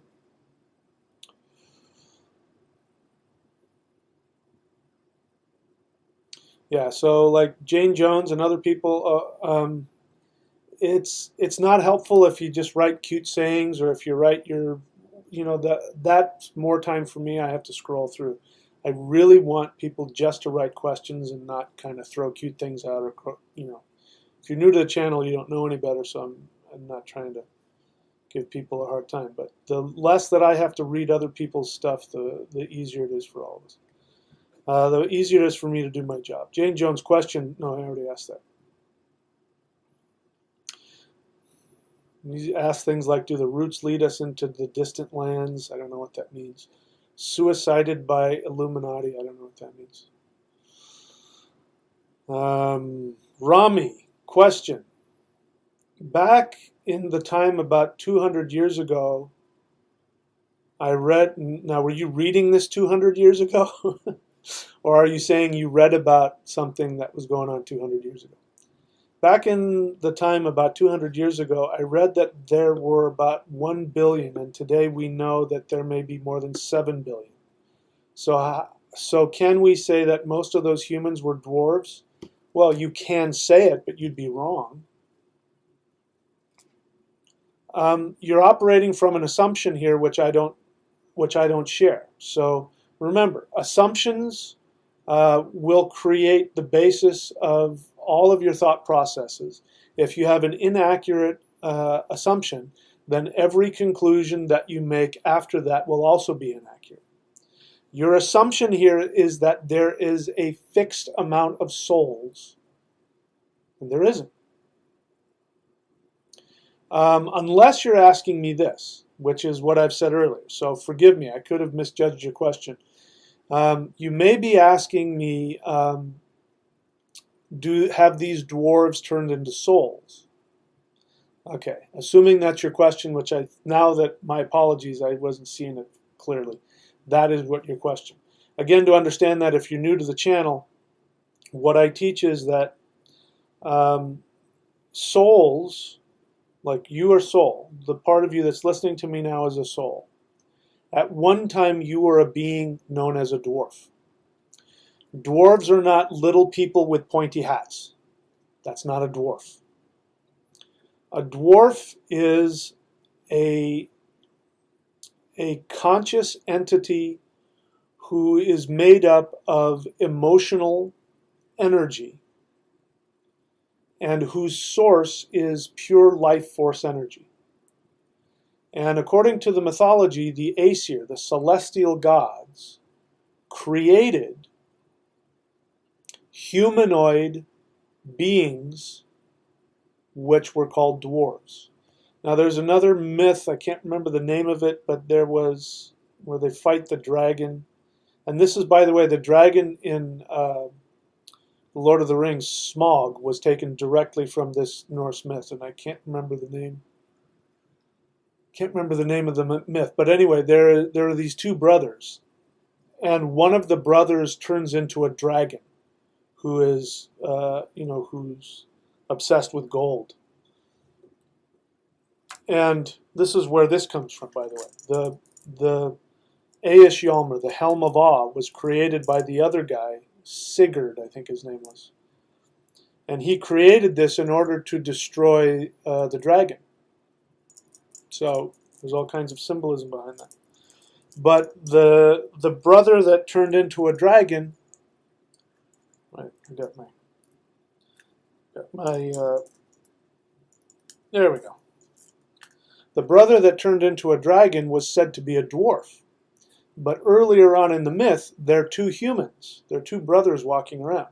So you can see a dwarf and not tell the difference between a dwarf and a human. We get our human nature from our dwarf nature. The soul is something else. The soul is connected to the celestial gods. So the soul is like an Aesir, an Os, a celestial deity in human flesh. But we get our emotional nature. We get our subconscious mind to intend reality. Our ability to create reality with magic comes from our dwarf nature. Because it says that the celestial deities, the Aesir, took life force energy. I mean, I won't get into it, but it's in the mythology, in the symbolism. They literally took the life force energy of the universe and they created humanoid beings. These humanoid beings are emotions that have conscious awareness, and they are here to learn and grow. And what they do is this is your lower self. You can also create dwarves all the time with your emotions. And these dwarves later have the opportunity to become human souls. And the way that they do it is they're the lower self. So you have a responsibility to become conscious of all of your unconscious and subconscious issues. If you choose not to do that, then what ends up happening is you create a lot of imbalanced dwarfs that can go out and cause all kinds of problems and perhaps become trolls or become negative entities, or they get squished out. This is what a ghost is, by the way. A ghost is not a soul that's trapped on the earth. Now, I'm open to the idea that some souls do get trapped here. But your average ghost that's walking down the halls of the castle and is moaning or is trying to find the treasure or keeps jumping off the cliff every night, the ghost that keeps committing suicide, that's not the soul. That is the emotional lower self that got squished out of that person, and it still thinks it's that person's identity. So your identity, mine is Michael William Denny. That's part of my lower self. That's not my soul. My soul is not that. Again, that's why I get all messed up and bent out of shape, because this woman right here, I don't know if you can see her, she's not alive anymore. That physical body doesn't work anymore. It's now no longer functioning. The brain in there doesn't work. All of the emotions and the personal human limitations and things that we would see about her as her character, the majority of those things died when her physical body died. And when the soul, when the lower self dies and the person is not connected on all three levels, that lower self squishes out and becomes a ghost. That's what a ghost is. And then the soul will go to the underworld and will have to work through all of its issues, and then we'll have to come back. You have a responsibility. So how you live your life is, you're going to create chaos, more chaos, potential chaos, or you're going to create more, more healing and evolution. And if you live your life according to your soul desire, your lower self will become balanced, and those entities within you, the dwarves and all of that, will then become connected to the elves, which means that they will get a chance to move up the ladder. And one of them may become a soul at some point. So, if you think it doesn't matter, just however I live my life, you hear this from like alcoholics and drug addicts. I'm not hurting anybody but myself. Wrong. You are hurting other people. I can tell you, anybody that comes in your field of experience, if you are living that kind of, and I'm not judging it, I'm just telling you, if you think that you can, damage yourself in those kinds of ways, and it doesn't have to be drugs and alcohol, it could be anything. But when you live in a way that you damage yourself, when you heap damage on yourself, then you're creating an unbalanced, nature down here, which could create a demon when you die. You have a responsibility. Now eventually you'll get it, so don't get me wrong. Eventually you'll get it right. But why not just make the determination to be conscious now? Why not? And no matter how you look at it, it's going to be difficult. If you're looking at you don't want to go through the pain or you don't want to go through the discipline of it, you're going to have to go through it eventually. So why not do it now? Because if you put it off, it's just going to be harder later. The longer you wait, the harder it gets. That's just the way it is. All right, so my apologies, Rami. I misunderstood your question, but I think I answered it. So, Miguel Bruxo question: what should I do to cure my insomnia? I have no idea. I don't know what the cure of your insomnia is. I don't know if it's physical, emotional, diet. I don't know if you're drinking too much coffee. I don't know if you're smoking weed all the time. I don't know what's going on with you. You go see a doctor. I'm in a place in my life where I've been only able to sleep at 6 a.m. and waking at 8 p.m. And I've been on this for 5 months, and a lot of times, so I don't know. Like I said, I don't know, and I can't help you. I don't know what the reasons are. You need help. I mean, honestly, you're asking somebody a typed-in question on an internet forum. Do you honestly think I'm going to have the answer for you? Go see a doctor, please. Find out if it's physical. Go see a psychiatrist. Come on, you guys. You can't do this alone. Please think through your questions. I wish you all the best, but I can't help you. All right, so let's see. Any more questions coming up? Yeah, Jane Jones. It would be really helpful if you limited, just keep writing and telling, repeating what I said. You may have already heard me. I may be, looking at something from long ago, but there's a lot of throwing out stuff there that I can't do anything with. Dude with a hat, question. What does it mean if one feels themselves in a state similar to deja vu, but more like they have killed themselves and have relived up to this moment again? It happens when I'm depressed. I think I answered that. I think you may have asked that question a while ago and I already answered it, but I think that's exactly what it is. I think that in a past life you had the same problems you're having now, and you killed yourself, and when the soul came out, you went, oh, I did it again.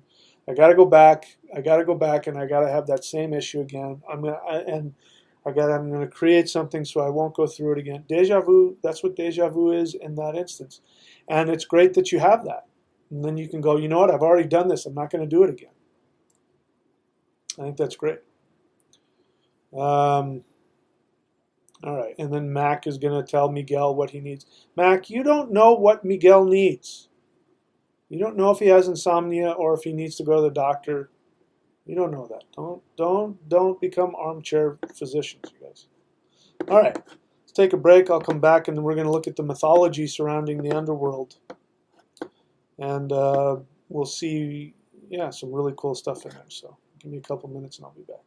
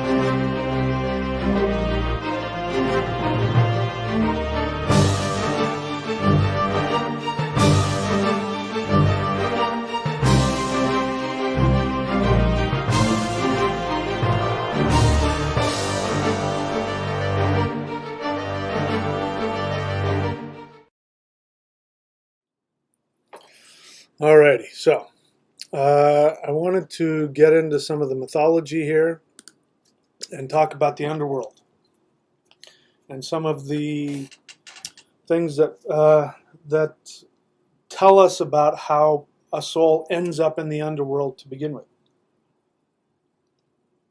I've already talked to you about how somebody goes to Valhalla or Folkvang, which is after they've lived fearlessly going after what they want, their true soul desire. When they've experienced all the things that the soul wants to experience, it doesn't need to come back.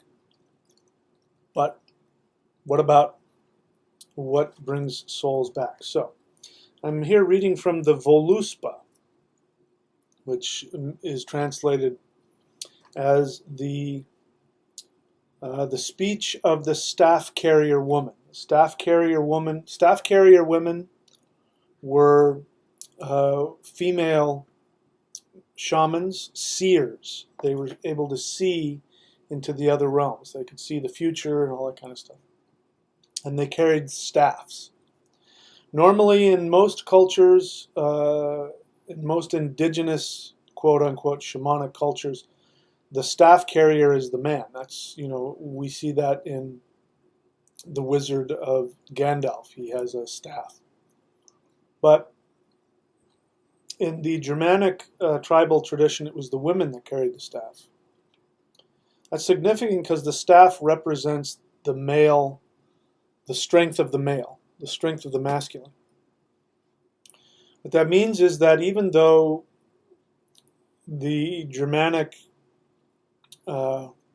tribal mindset was very, what we would consider to be masculine, this warrior culture, and men are into battle and strength and all that kind of stuff, they trusted their strength to the females. And the females were the ultimate last word of the gods. If you wanted to find out what the gods wanted, you went to a female staff carrier, and she would tell you. This is interesting because the battle that changed Europe forever was when the Romans were aligned. I think it was just on the other side of the Rhine. I'm not sure where it was, but they were aligned, and they were going to go into, what was then unconquered territory, which is the Germanic tribal territory. And the Germanic armies were on the other side, lined up, and the Romans were camped on the other side. So they're camped on wherever the heck this was, some giant field somewhere. We're talking thousands and thousands and thousands. And the Germanic warriors, their staff carrier, the seeress, told them, don't attack. If you attack now, you will lose. Do not attack yet. And I don't remember exactly how it went. Somebody probably knows, but there was, a specific thing that they had to wait for in order to attack. And if they waited for that, they would have won. Now, for whatever reason, these Germanic chieftain, warrior generals, whatever, decided not to listen to the words of the staff carrier woman. And they attacked the Romans. The rest is history. The Romans won that battle. Europe would be a very different place. We might not even be having to talk about Christianity. We might be like the Hindus in India. Originally, we would call them the Vedics.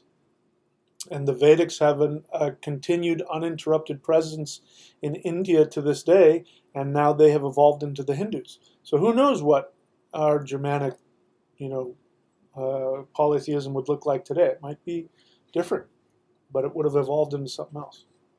In any case, this is who's talking here. The speech of the staff carrier woman. She is a giantess, meaning that she is, even Odin goes to her to ask her where he came from. She is even older than him. She's seen all the worlds that have come and gone. This is who's talking right. And she's going to talk about what we would call the underworld or hell. So, let's see here. This is, I think, verse 39 or something. I guess stanza 39. I don't know what they call it. A hall she sees, meaning herself. You can tell royalty because they talk about themselves in the third person. A hall she sees standing far from the sun, on the shores of death, with its door to the north. Venomous drops fall in through the weave, for that hall is woven of serpents. Let's stop there for a second. The hall is woven of serpents. Remember I told you about Rahu? Rahu is the head of the snake. Rahu is all of your obsessions, all of your addictions, and all of your unfulfilled desires that force you to come back into physical manifestation and to be incarnated again. So a serpent always, serpent represents wisdom, but where is this wisdom coming from? People want to, say, oh, the serpent, and it's forbidden wisdom and all that. That's true, but where does it come from? It comes from experience of doing the wrong thing. The thing that is not going to get you what you want. Going after something that cannot bring you happiness or satisfaction. That is the essence of the serpent. And when you go after that, and you learn from that, then you have a wisdom that cannot be experienced by anybody else except by those who have experienced it. This is why the serpent knows things like magic, because after a while you start figuring out the shortcuts about how to do this and how to do that without having to go through. That happens through experience. And this is what the trickster always gives. Loki, the coyote, whoever the trickster is, what he's doing is he is saying to you, if I'm showing up in your life, it means one of two things. I am going to help you to either deceive yourself and get yourself into some trouble. I'm going to tell you that the smartest thing for you to do is to go to Vegas and gamble and spend all your money on hookers and gambling and get really drunk, and then maybe go to a mobster and a loan shark and take out some money and then invest it in the stock market. And you're going to find out pretty quick that none of those things really worked out. They really weren't very good ideas, but now you have the wisdom not to do that. Or, he says, or you can save yourself a lot of trouble and listen to what I'm telling you. A lot of people don't like some of the ways that I teach. A lot of people don't like it. A lot of people don't like it when I, give you an example today. Somebody asked me a question on one of my videos. Can you see through your third eye? To which I responded, who cares about that? That's meaningless. And then the person wrote back, they were very offended. How can you call yourself a teacher? You're a hypocrite. I asked you a question. Some people can't see. So are you saying you can't see through your third eye? And blah, blah, blah. And my job I'm not a jukebox. You can't put a quarter in me and tell me what to do. I'm not a puppet. I'm not a robot. I'm a teacher. Which means my job is to help you find out what it is you really need and what it is you really want to say and what it is you really want. And sometimes that means I take your ridiculousness and I tear it off of you and I put it in front of your face and I go, look at that, that's ridiculous. Now you have the choice to respond out of ego or out of a willingness to learn. But that's what Loki and tricksters do, is that they force you to make a decision. And if you're wrapped up in your ego, then you're going to go on that wrong path. And you're going to cause yourself some problems. So the bitter medicine, sometimes, that's what Loki does. So that is why hell is woven together by serpents whose venom is dripping into the halls of the underworld. A hall she sees standing far from the sun, the soul, far from the light of the soul. So the soul is there, but when you go out of alignment with yourself, you go to this place. And it feels like you're far away from the light of your soul, what we talked about earlier. A hall she sees standing far from the sun on the shores of death, with its door to the north. Venomous drops fall in through the weave, for that hall is woven of serpents. Therein, wading the streams, she saw oath-breakers, murderers, adulterers. There Nidhogg sucks cadavers. Wolves tear men. Know you as yet, or what? That's what it says. Do you know yet? Do you get it yet, or what? It's hard to hear in this language. So it says that there's venom dropping because there are snakes weaving, the cave is made up of snakes and there's venom dropping. And wading in the streams of venom, meaning there's venom dropping from the ceiling, just like a cave, drip, drip, drip, and there's water in the bottom of the cave.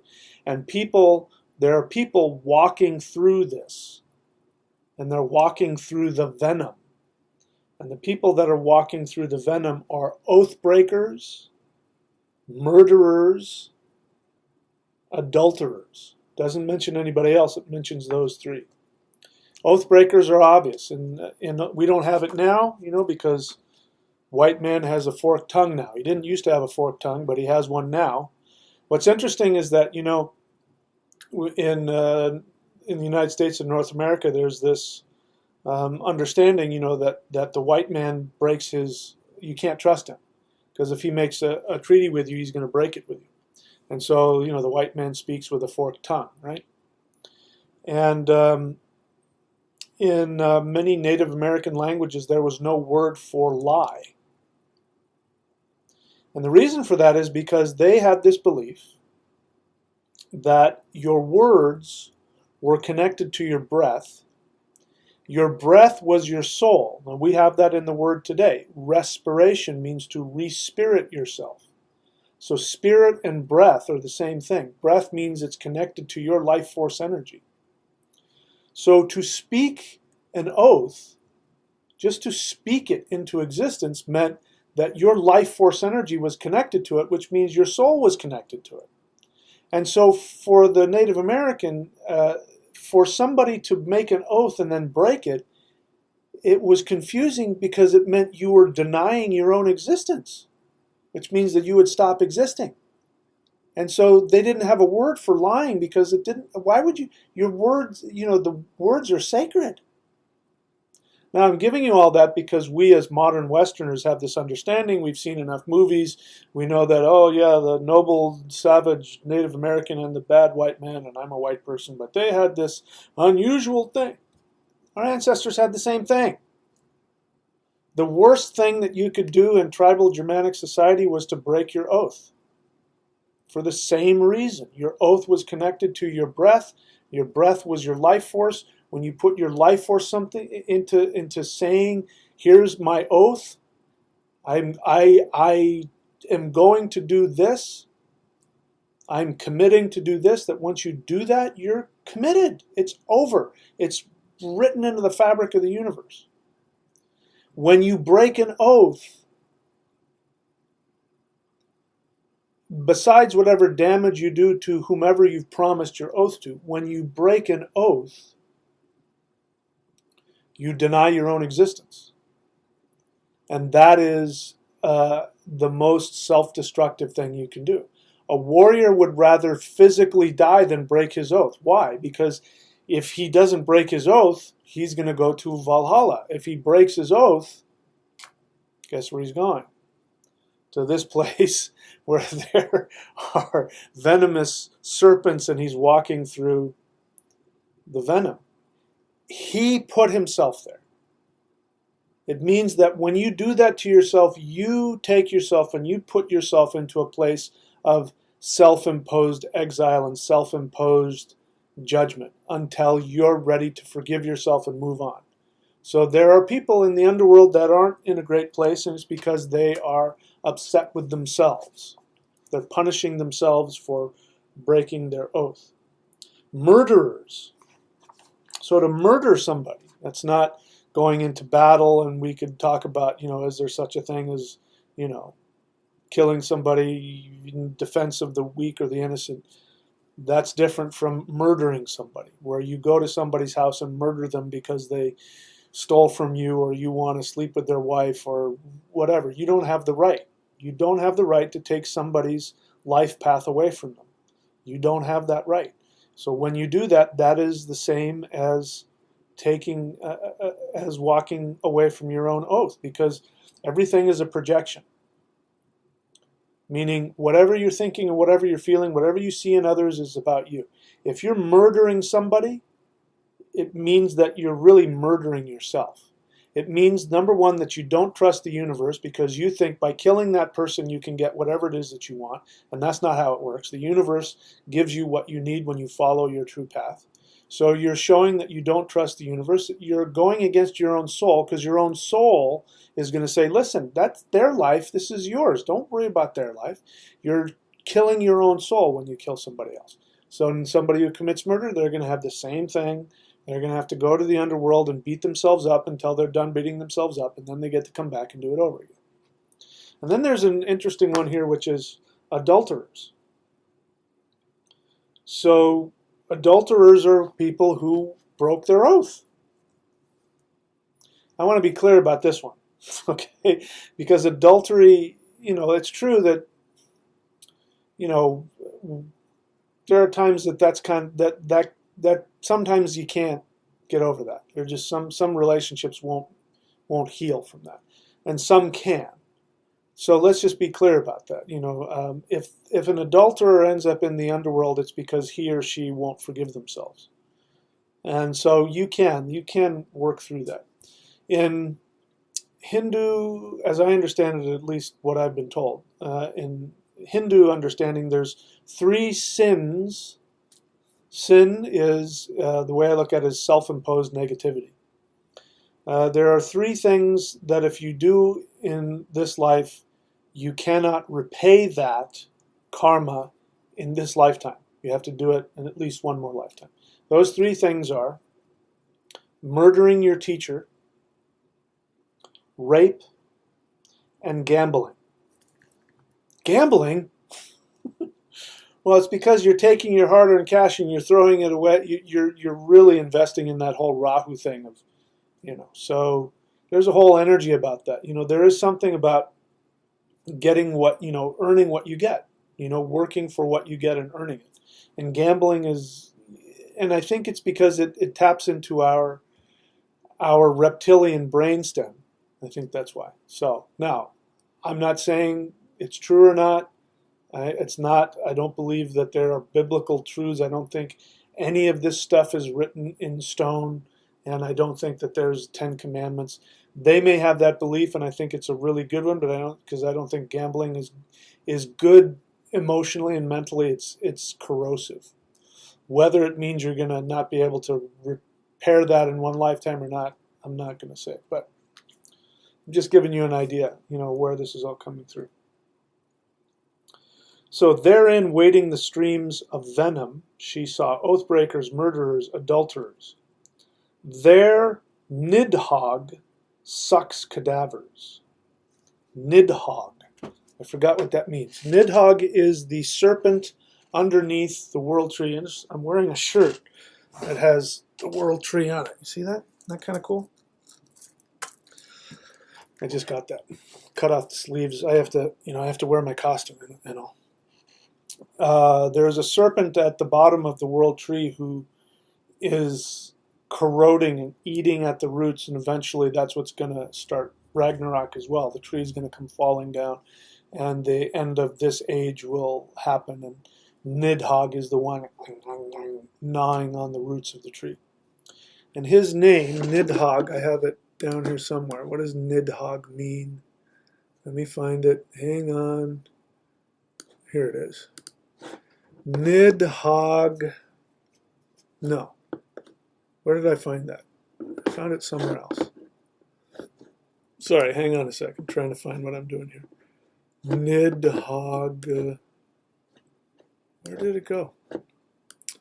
Let me see if I can remember his name. Nidhogg means malice striker. That's right. Nidhogg is malice striker. Now, that's one interpretation. I would need to actually know what the root of the word means, and I don't, so I can't tell you exactly what it means. That's just somebody's translation, so I'm just going to take that at face value for now. What is malice? Malice is when you are thinking negatively towards somebody else. I'm going to fuck that guy up. I'm going to slice his tire. I'm going to fucking screw his wife. I'm going to bring malice down on that guy. Nidhogg sucks cadavers. Dead bodies. The dead bodies are piling up.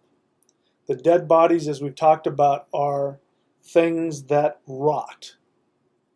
Self-centered, narcissistic desires that lead to nowhere. Taking action against your soul towards your greed. You want to be a billionaire, so you're going to cheat old ladies of their pensions in order to become a billionaire. That, when you die, you're going to see that desire, which can never be fulfilled, that hunger for money will never be fulfilled, and it becomes a cadaver, and you take that with Nidhogg, malice striker. The malice is against yourself. You see this? You do this to yourself. Nobody does it to you. You do it to yourself. And we have at the base of our life tree of life, which is our spinal column, we have, that feeling when you've done something. I'm using different examples. Some I have done and some I haven't, and I won't tell you which, but imagine, I haven't done this exact one, but going to Vegas and gambling and then spending all your money on hookers and then, borrowing money from, and then you wake up the next day, and in a drunken haze, that feeling of, oh my God, what have I done? Knowing that you can't just decide to snap your fingers and make it go away, that you're going to have to do a lot of work to get yourself back out of that hole. And that feeling, that's Nidhogg. He's sucking at your soul. That's Nidhogg at the base of your spinal column in your reptilian brainstem. We each have a Nidhogg. Nidhogg sucks cadavers. Malice striker. Wolves tear men. Know you as yet or what? Have you figured it out yet or what, man? Wolves tear men. Fenris, the wolf that swallows the universe. Fenris represents that aspect of ourselves, that the instincts and the appetites that are bottomless. You can never get enough of them. Alcoholics can never get enough alcohol. That's Fenris. Drug addicts can never get enough meth or whatever they're addicted to. That's Fenris. It's a bottomless pit. You will never, that wolf will never be satisfied. Those things tear at men. Men, what are men? Man. The word man, if you don't already know, is a Germanic word which means mind, moon, and human. Man equals mind, moon, and human. This is all one word. At one point in time, this was one word. When you saw a person, a human being, walking down the plains of East Africa, because that's where we all came from, you went man. The moon coming up in the sky, you went man. When you talked about the mind that reflects the spirit, you said man. It could have been a woman too. Man meant both male and female. It meant human being. Man means mind. Man means moon. What does the moon do? The moon reflects the sun. What is the sun? The sun is the soul. The mind reflects the soul. The human being is the reflection of the divine mind of the universe. We are not baboon or monkey or camel or giraffe. We are man. We are the only beings in this planet that can reflect the divine mind of the universe, can reflect Odin. Wolves tear at man. Those appetites that cannot be fulfilled tear you apart. And then you become depressed, and then you put a gun to your head or you hang yourself. This is why people kill themselves.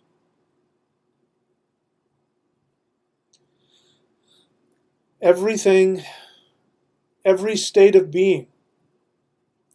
Even though I've had some recent challenges, I have to say I'm in a pretty good fucking place. Physically, mentally, emotionally, even financially. I'm good. I'm good. I've never been this good in my whole life. It took a lot of tiny little moments being put together of making choices. Making choices to be fearless, to go after what makes me happy, to face my fears and be willing to die in the pursuit of what I believe is going to feed my soul and give me the greatest happiness. To stay aligned. I've made a lot of mistakes and I've done things that took me out of alignment with myself, caused me more damage than it caused others. And that when Nidhogg was chewing at me, I went, Oh, I think I would like to get back into alignment, because I remember when I was in aligned, no matter if I was sad or depressed or angry, or I was still in alignment. There's nothing worse than being out of alignment with yourself. You know, breaking the oath to your own soul. That's the worst place you can be. That's what takes you to that part. So that's just one part of the underworld. There are other parts, because as we know, there are places in the underworld where Balder, after he was killed, and that's a whole other thing, he is sitting in one of the thrones of honor next to Hela, the goddess of the underworld. And he is feasting, and he is partying, and he is rejoicing, and all of that. And so there are places in the underworld where the soul goes and it takes rest and relaxation, and it heals itself, and it parties, and it has a good time, and there's other people and your friends are there, and it's not a place of punishment unless you choose to create a woven, chamber of serpents, and you're wandering through the venom of your own creation. And eventually you will get over it. You can spend 1,000,000 years there if you want, and Hela won't stop you. She will wait until you're done beating yourself up. I talk about Hela. To my knowledge, I've had one experience with her. I asked to see her and to visit with her, and one night I got my wish, and in my dreams I went and saw her. It was a trip. And it was a very frightening and unsettling experience. But it wasn't because she was that way. It was that I was taken to the end of, there's a lot of stuff in this existence. There are other realms that humans can't go. We wouldn't survive. There are places that our souls would not be able to comprehend what was happening, and it would tear us apart. We wouldn't be able to survive. We have an identity. There are places where an identity can't be held together. And don't worry, you'll never go there. There's no soul that's ever gone there. But I was taken to that edge, and I saw what was on the other side, and it freaked the fuck out of me. And that edge, when I got back, that edge was like this protective barrier, and this was in the depths of hell. So even there, as you're close to that, there was a lot of, feeling of insecurity, and you don't know who you are and what's going on. And it feels empty and frightening and scary. And that was the barrier between where humans can go and where they can't is Hela. That's her. And it's a mirror. It's like a black mirror. And it reflects back. This is why the mother is so important. This is what mothers do. When you see that picture of Mother Mary holding the baby Jesus, and she's looking with just a very slight smile on her face, and the baby is looking up at her, right? That is what the mother is supposed to do. The mother is supposed to reflect back to the child their true essence without any imposition other than love. Love has no agenda. So that's why there's just a slight smile, because she has no agenda other than that she loves the child, and this is who you are. I see who you are. And we won't know. This is why it's, like orphans are so fucked up. Most serial killers are orphans. I don't know if you knew that. I found that out because I did a movie on serial killers that created it. And I found out a lot of serial killers are orphans.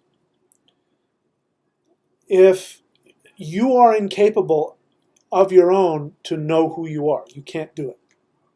You have to see yourself reflected in the eyes of those who love you without any agenda. So if you have gone through difficult circumstances, if you went through a difficult childhood and you are going through difficult times in your life and you go through sadness and depression, it is because you did not have that mirror to reflect back who you were with no agenda other than love. And when we're in that state of emptiness, it creates depression, suicidal feelings, pain, sadness, misery, and all kinds of emotional and mental fucking issues. That's where all craziness comes from. It comes from there. Now, don't be a victim. You chose to do that because you wanted to learn. But that's who Hela is. And when I really connect with her, I get very emotional because there is no essence in the universe more loving than her. Because there is no essence in the universe that has zero agenda. Everything, the gods, every other being in the universe, no matter how evolved they are, they at least have a tiny bit of an agenda. She has no agenda other than she loves you and wants to reflect back your identity to you. That's who Hela is. And that's what happens when you go to the underworld. Even if you're taken to that edge, to the edge of that black mirror, what ends up happening is that you then get to see. And if you see a cadaver looking back at you, it means you're holding on to a lot of your own shit that's just rotting and won't give you any satisfaction. That's all it is. It's just a reflection of what's there. It can't do anything to you. And when you let go of that, then that reflection will become a beautiful young woman who represents the nurturing mother of the universe. This is why Kali is seen, with skulls around her neck and blood and all that, because she's the same thing. Tara, the same thing. Not the Tibetan Tara, the Hindu Tara. Same thing, but she has, I think, severed heads. One of them has skulls and the other has severed heads. I can't remember. I get them confused. The frightening Chamundi, like this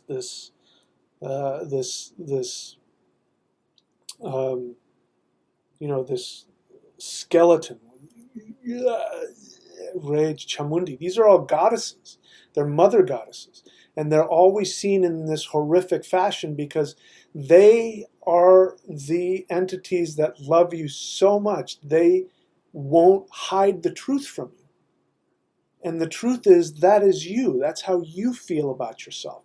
That's not them. That's you. They're reflecting back to you how you really are. And they're holding you. They're holding space for you. They're holding you in that. There was a time in my life when I was, 17, I think. And if I look back astrologically, what was happening at the time, there was a lot of stuff going on where I was being, Saturn was working really hard to bring me around from all kinds of stuff. And I would wake up, I'd close my eyes, and as I was closing my eyes, I could see next to me was a woman's skeleton next to me. And I'd open my eyes and look next to me, and there'd be nothing there. The fear of waking up and seeing like a scary feminine deity holding a severed head. These are the mother goddess who are showing you that they're taking your ego away. They're taking your narcissism away. Who else but mom will wipe your ass? Who else but mom sits there for hours and picks out, little splinters out of your finger? Who else but mom sits there and squeezes blackheads on your face? Mom does that. Dad doesn't do that. Mom does that. So it doesn't matter what you go through, it's temporary. And no matter how painful it is, this is something that your soul has worked out with the Mother Goddess. And you've said to the Mother Goddess, I need to work through this issue in my life. And she says, I will go and do that with you. And I will be there if you screw up and you don't make it and you whatever, I'm going to be here. Whatever it is you need. This is Hela. This is the underworld. So don't let it destroy you, whatever it is, because it's temporary. All right. So let's see if there are any questions here. All right.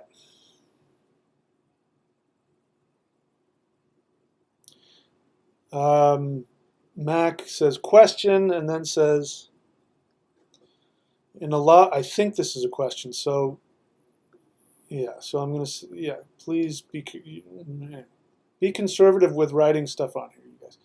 Mac, question. In a lot of the mythology, the entrance to Helheim is in the north. It didn't say that, you know, the way I read it, it doesn't say that the entrance to Helheim is in the north. It says facing the north. Let me see if I, and you know, again, it could all be up to translation. But I have two answers to that question because I think I know where you're going with this. Let's see, where did it go? The Voluspa. So let me find hell again. Yeah. A hall she sees standing far from the sun on the shores of death with its door to the north. That could mean that the door is in the north, or it could mean that it's facing the north. Now, again, I'd have to see it in the actual language, and maybe somebody can find out. So, let's just assume that it is in the north. Here's the thing about Helheim.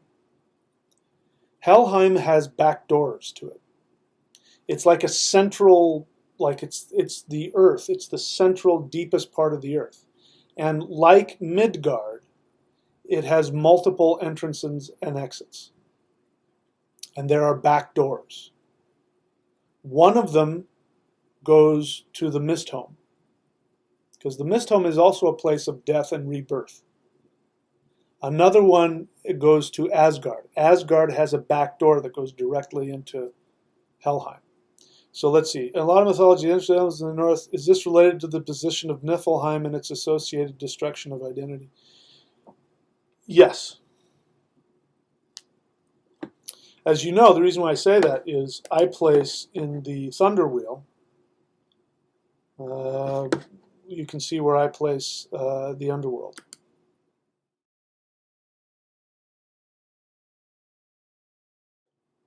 It's in the southwest. But it has a direct back door that goes all the way into Asgard, which we've talked about that. See, Asgard's, this is something that people don't realize, but during the war between the Aesir and the Vanir, the ramparts, the protective walls of Asgard, because Asgard means the fortress of the Aesir. That fortress, the fortress wall was broken. The Vanir destroyed the walls to Aesir. So, unless there's something else in another myth that I forgot, which I think could have been when Loki created Sleipnir. They were trying to fix the walls of Asgard. I believe that's because of the war between the Aesir and the Vanir. So those walls are broken. They're never really completely intact. Once they were broken in the war with the Aesir and the Vanir, it's never been stable. So there's a breach in that wall. And through that breach comes entities out of the underworld. And that is why the northeast is the sacred position of the altar. I don't know if you know that, but at least in Vastu Shastra, which is East Indian, and also in the Taoist tradition as well, the northeast is the most sacred, but it's also a doorway that demons can come through, which means that you put an altar there. The reason why you put an altar in the northeast is so that you make sure that when you worship the gods, honor the gods which represent the highest and the truth, and that you don't become a fundamentalist. If you get too extreme and you become a fundamentalist and you start thinking you're committing wars and atrocities and all that in the name of God, then that ruptures the wall of Asgard, and the trolls and the demons from the underworld come out.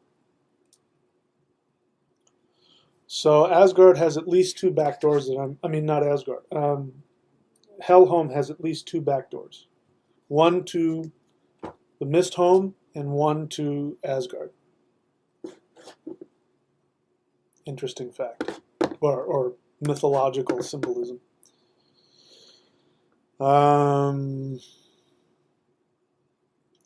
Jane Jones, question. Now you don't have to put the whole thing in all caps, just the word question, and you don't have to do everything. Once you put question on there, I see it, and then you can just write like a normal person. Question, are the staff carriers crones? That's a good question. They're not crones in that sense. They don't have to be. But traditionally speaking, the staff carrier women were women who were past the age of childbearing and child rearing. So they were middle-aged or older. So they didn't have to be old crones, but you know, a crone, you know, you're not going to see a 20-year-old Voluspa. You're only going to see a Voluspa when she's, you know, after she's done raising and having kids. She may not be super old, but she certainly could be. Canute, okay, so again, I'm looking for questions, and there are people giving out your opinions. I don't want your opinions. Donna Marie, question. Is there any meditation or ritual that can be done by a mother on behalf of her son who is going through this darkness? You're asking me a general question? I mean, if you really want my help, you're going to have to get a session with me and tell me a bunch of details so I can find out. Is there any meditation or ritual? Yeah, there are tons of them. But I would need to look at the person's astrology. Astrology.thunderwizard.com. I would need to know what deity and what planet they need to work on to get them through this darkness. I don't know what this darkness is. You mean the darkness of wanting to commit suicide? I don't know what your relationship with them is. You have some connection to them. They're your kid. There must be some codependent thing going on that caused that darkness in them. You have a connection. I need to help you get yourself straight so you can be helpful to be to your kid. You see what I mean? I appreciate the question, but do you honestly think that I can answer a question of that depth on here in 30 seconds? You can't do this shit alone, guys. If you're not going to get help from me, get help from somebody. You're telling me you've got a kid who's suicidal? You need help. Having said that, now that I've, stop fucking around. If you haven't got, maybe you've gotten professional help, and so if you have, great. If not, if you're just sitting there in this dysfunction and codependence, and your kid wants to kill himself, and you need to go do something about that, please. Having said that, once you've taken care of what you're responsible for, getting some help, you can do this, the hula breath. That's what you need to do. You need to connect directly to Mother Earth. And you can go onto my channel and look for that, and I'll teach exactly how to do that. That's the ritual that you should be doing to fix yourself. You also need to find out what you need to do to help yourself. You can't help anybody else if you're not whole. So you got to make yourself whole first. It's like when you're, what they say when you're in the plane and the plane's about to crash, right? And you've got kids. You put your oxygen mask on first, then you put it on the kids. If you try and put it on the kids, then you're going to pass out, and the kids will die, and everybody will die.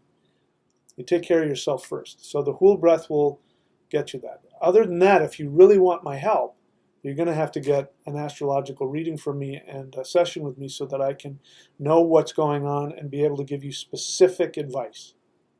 Okay? So regardless of what you do, I wish you all the best, and I hope you guys can find what you need to get him the help that he needs, and yourself. Miguel Bruxel, question. What is the shamanic perspective of veganism? There is no shamanic perspective of veganism. Veganism, again, I can't speak for all spiritual teachers. There are all kinds of different spiritual paths out there. Some of them are vegetarian and vegan, and a lot of them aren't. By the way, Buddha, a lot of Buddhists are vegetarians and vegans. Buddha was a meat eater. He ate meat. He was not a vegetarian. Point I'm saying is that people worship the Buddha, and yet they don't eat meat. And they look down on people who do. And the guy they're worshiping ate meat. So I don't have I don't think there isn't a spiritual thing. What I can tell you is this, is that people are built differently. There are some people that are constitutionally more capable of being vegetarians than others. Regardless of what vegetarians want to say, and everybody should be like us, that's their, fundamentalism. But some people are, and I've dated women. I think my ex-wife could possibly have been a vegetarian because she didn't eat a whole lot of meat and she didn't like to eat. And by meat, I mean chicken, fish, red meat. I don't eat red meat myself, but that's just because my body can't digest it. And the more I look at it, it's not. I think a lot of people can't digest it. But when I say meat, I mean flesh of any kind. She didn't like to eat a lot of it, and when she did, she would just eat a little, just a little, and that was it. Maybe she could have been a vegetarian. I can't. I got to eat a lot of protein, and even though a huge chunk of my protein I get from um, vegetarian, protein powder sources, because I don't do my protein powder is all vegetarian. But I do eat chicken and I do eat fish because my body needs it. I won't, and I'm a shaman. Some people consider me a master shaman. So there is no shamanic understanding of veganism. Anybody who throws out, if you're not a vegan, you're not spiritual, then that's their, that's their fundamentalism. If you do it because you believe that it's important to you, then you need to follow your soul path and you need to do it. And you need to make that vow for yourself. I respect that and I honor that. So I'm not saying that everybody should go out and eat chicken and fish just because I do. You do what you need to do. Let's see. What is the shamanic perspective of veganism and yours? Is it greater for spiritual development and makes energy work easier? No, not necessarily. That's a myth. Nope. You just got to eat clean, healthy food. That's what your energy is all about. I mean, you can fast and that'll do stuff to your energy and all that, but Anyway, Order of the Volur. There's a staff carrier woman right there. She says, "Hail teacher, a joy to see you. A lot of your current topics seem to be about shadow work and extreme self-evolution. Is this about Kali Yuga, and do you have an opinion on Kali Yuga?" There's differing thoughts on the yugas.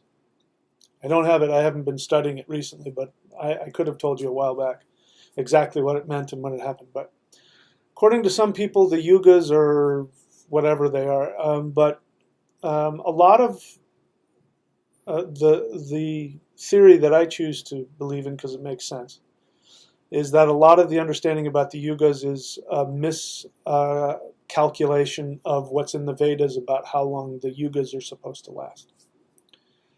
Yuga means time period. And if you don't know what a yuga is, Kali Yuga is the age of darkness. And there are different ages. There's like the age of, the golden age, where human beings were these spiritual beings and they didn't have to eat or to talk, and they were just these energy beings, which is, they could do a lot of things that we can't do now.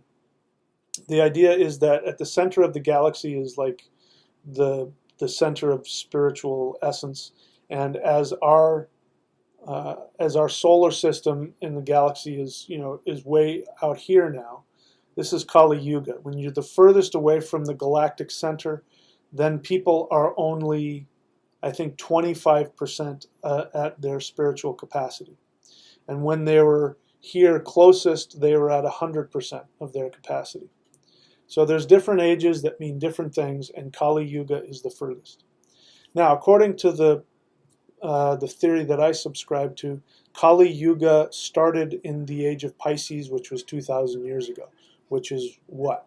When Christianity and monotheism came in, and the Middle Ages was literally the middle of Kali Yuga. And what was going on in the Middle Ages? People were being burned alive at the stake. They were having their skin peeled off. People were being put to death because they wouldn't, they were being forced to accept monotheism. That's when the idea of hell and sinfulness and, God hates you and you're just this worthless piece of crap. So worship Jesus, and God will love you if you accept Jesus, and carry your cross and all of that, and the wars. And that's when we lost all of the technology. There was, the Romans at their height had some pretty, uh, and really intense technology. Like they could do stuff. We're still trying to figure out how they did it. The Romans and in Alexandria, they were starting to understand that the world was round, and they were able to calculate the circumference of the earth to like almost exactly whatever. And then monotheism came in and burned up all that knowledge, and people died. And that was right smack dab in the middle of Kali Yuga, according to this understanding. Kali Yuga ended in the 1700s, which is what we went through as the Age of Enlightenment and humanism, and that's when we started to focus on classical sculptures, and that's when people started getting into the mythology of the Romans and the Greeks.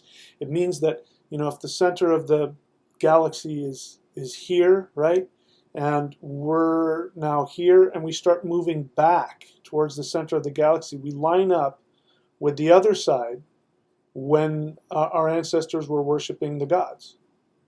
And then as we get closer and closer, we're going to start going through other things. So we're in what's called Dvapara Yuga, which means the age of half and half. So in Kali Yuga, there's only 25% awareness. In Dvapara Yuga, half of the population is aware and the other half is still in darkness, which is why politically we have never been more separated. There's no middle ground. People say middle of the road, like, I'm looking on dating sites now and it says, what's your politics? And some people will say middle of the road. There's no such thing anymore. Sorry, there isn't. You may want there to be, you may want to be middle of the road, but when it comes to going to the polls and voting, you're going to have to vote full-on hardcore fascist or full-on hardcore, what's the other one? You got fascism, and then you've got chaos or lawlessness or whatever. I'm using extreme examples, but there's no middle ground anymore. That's because we live in the age of Dvapara Yuga. It means that also that those who are holding on to the old ways of Kali Yuga are going to fight back the hardest, but it is a dying last gasp.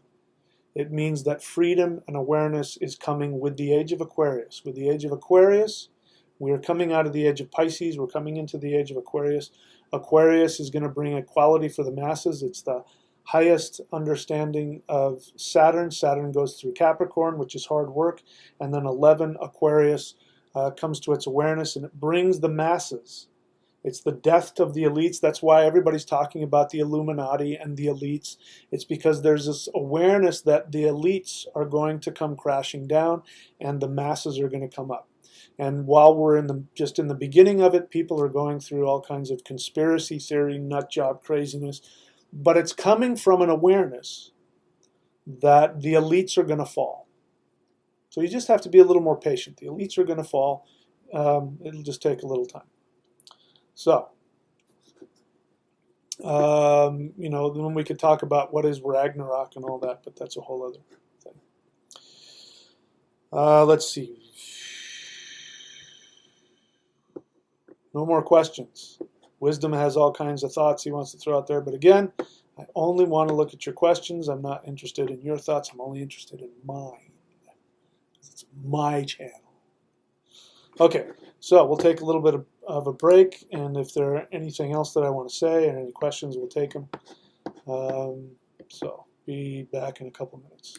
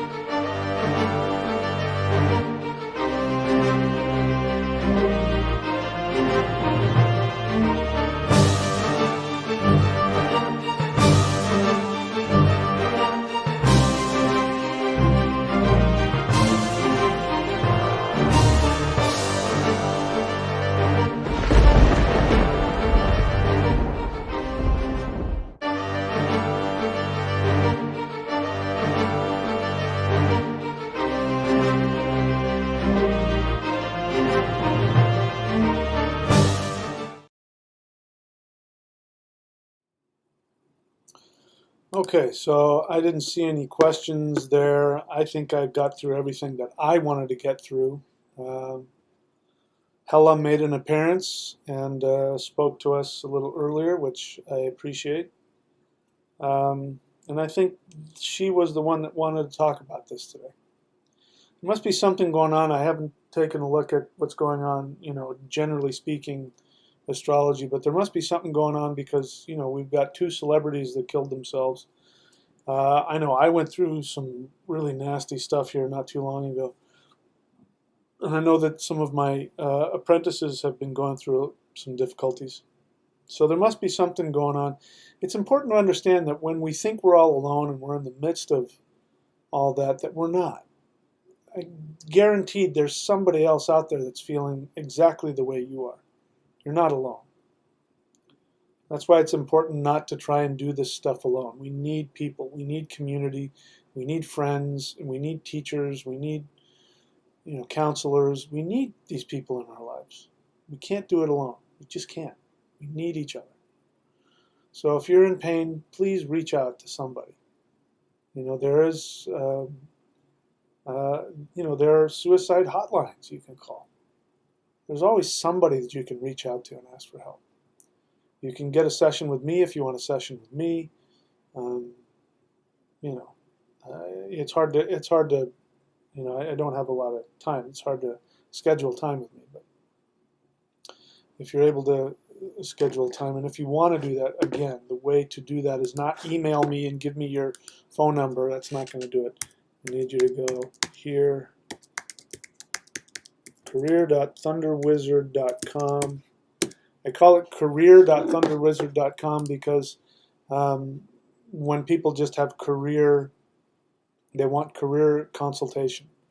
And what I do is I help you find out, according to your soul desire, what it is you truly want. If I have your astrology, it makes it a little easier, but I don't have to have that. I can, by asking the right questions, I can find out what it is you really want to do, and then I can help you come up with ways to make money doing what you would do anyway. But you can, I give that out to any private session if you need to talk to me about anything. You go there to secure your a session with me. Speaking of which, the astrology site, astrology.thunderwizard.com, you can save $200. Getting an astrology reading from me is going to cost almost $300. You can get almost the same reading, 95% of the same stuff you're going to get from my apprentices who are trained by me and handpicked by me. And they know my method, and you can get a reading from them for $108. And they're not as booked up as I am, so you can get it a lot faster. But let's see, anything else I can think of. I am going to be coming up. Keep your eyes open for the 3 1s technique. I'm rolling it out. I'm working on it. I'm really putting some thought and some time into it. But I am coming out with it coming up here soon, and that is, what I say here when I have these JPEGs on the bottom. It says, "Become an Ascended Master." Thunderwizard.com if you want to learn shamanism and you want to support this channel. By the way, there are all kinds of ways to support the channel. Supporting the channel helps me be able to focus all of my time to this teaching. If you want me to only be spending time coming on here and doing videos, then supporting this channel is how you do that. The best way to support it, if you're not using one of my services, like the astrology readings or the whatever else, celestial qigong or whatever, if you're not using one of the services, then the best way to support it is to go to thunderwizard.com and subscribe at the $25 level. That will give you access to all of the private videos. I don't know how many there are, but if you start from the beginning, you'll learn my brand of syncretic spirituality, which we call shamanism, which is the knowledge of not just my ancestors, but other ancestors and the science that they created over 200,000 years. You can learn that from the beginning, step by step. People ask me, well, how do I have a shamanic journey? How do I do this? Or how do I open my third eye? How do I do that? Train with me step by step and you'll learn. You'll learn that from the beginning. You can do that at thunderwizard.com, and I do a new video just about every week. Sometimes I'm a little tardy, and sometimes I throw two together, but just about every week I'll put a new teaching video on there. So that's the best way to support the channel. All right, so that's all I can think of. I'll take a last look here to see if there are any questions, and if not, I will wish us all a happy Saturday. Nope. So wisdom, you're obviously new to the channel, and you're, again, what I don't want people to do is come and I don't need your help. You know, you're not my co-instructor. You're not there to type in editorially what I'm saying or correct what you think is different. I especially don't want people talking about Jesus. I mean, I talk about Jesus in a certain way, but people who start talking about Jesus like they're going to teach from the Jesus, I'm going to block them from being able to comment on the channel. It's nothing personal. So you're new to the channel, don't know any better, but if I see you trying to do that and talking about Jesus, I'm just going to block you, and then you won't be able to comment at all. So I want you to be able to come here and ask questions, but you know, and people do show up and they're new and they don't know anything about my channel. This is all this stuff here. If you want to know what it is that I do, go to michaelwilliamdenny.com. You'll see all of my books. And if you want to see all the videos and the DVDs that I have on Amazon, go to videos.michaelwilliamdenny.com. If you want the most powerful energy work that I've ever seen, taught publicly, go to qigong.thunderwizard.com. It is not only going to give you enhanced energy and awareness and give you enlightenment, it will also give you an energy field that will drive away negativity. Meaning, if you walk into a haunted place and you do this, ghosts will all scatter. You walk into a place where there are demons, the demons will get up and leave. I'm telling you, I've seen it with me. If you want that kind of power, go to qigong.thunderwizard.com. All right, I think I've plugged everything there is to plug here. All right, that's all for me today. Wish me luck. I am in the process of applying for a house, a 2-bedroom house, 3 blocks from the beach. I think I'm going to take it, but I'm going to go through it. So meditate on that, that if that's the will of my highest soul essence, that I go after that and I get it, and can be even more effective than I am now. So that's all for me, my friends. I look forward to our next encounter. May the power of Mother Hela allow you to see your true essence in its greatest potential. And may you be given the strength and the hope to continuously act fearlessly and go after the battle for your soul. And may you continuously die to yourself so that you may achieve your highest soul awareness, and that you can also go to Valhalla and Folkvang with the brave souls who have gone before us. So it is requested, so it shall be done. All right. Thank you, my friends. From the bottom of my heart, I thank you for allowing me to do this. You're part of this. You're really part of my happiness and my awareness as well. I can't do this without you. So until next time.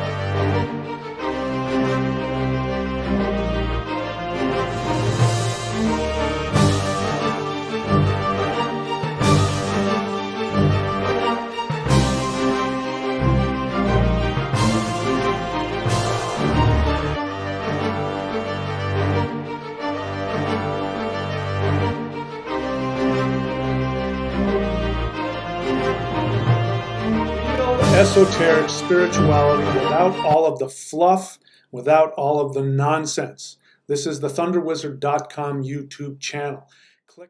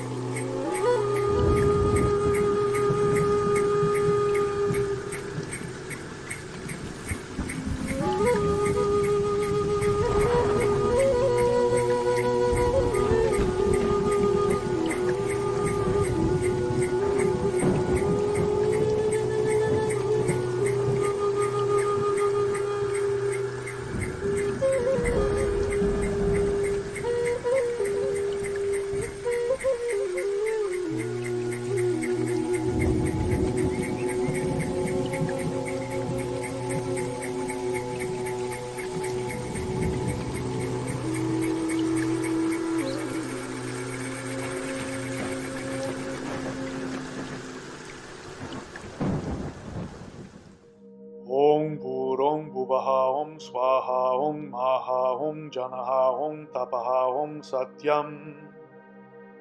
Om Tat Saviturvarenyam Bhargo Devasya Dimahi Dhiyo Yonah Prachodayat. Om Bhurong Bhuvaha Om Swaha Om Maha Om Janaha Om Tapaha Om Satyam.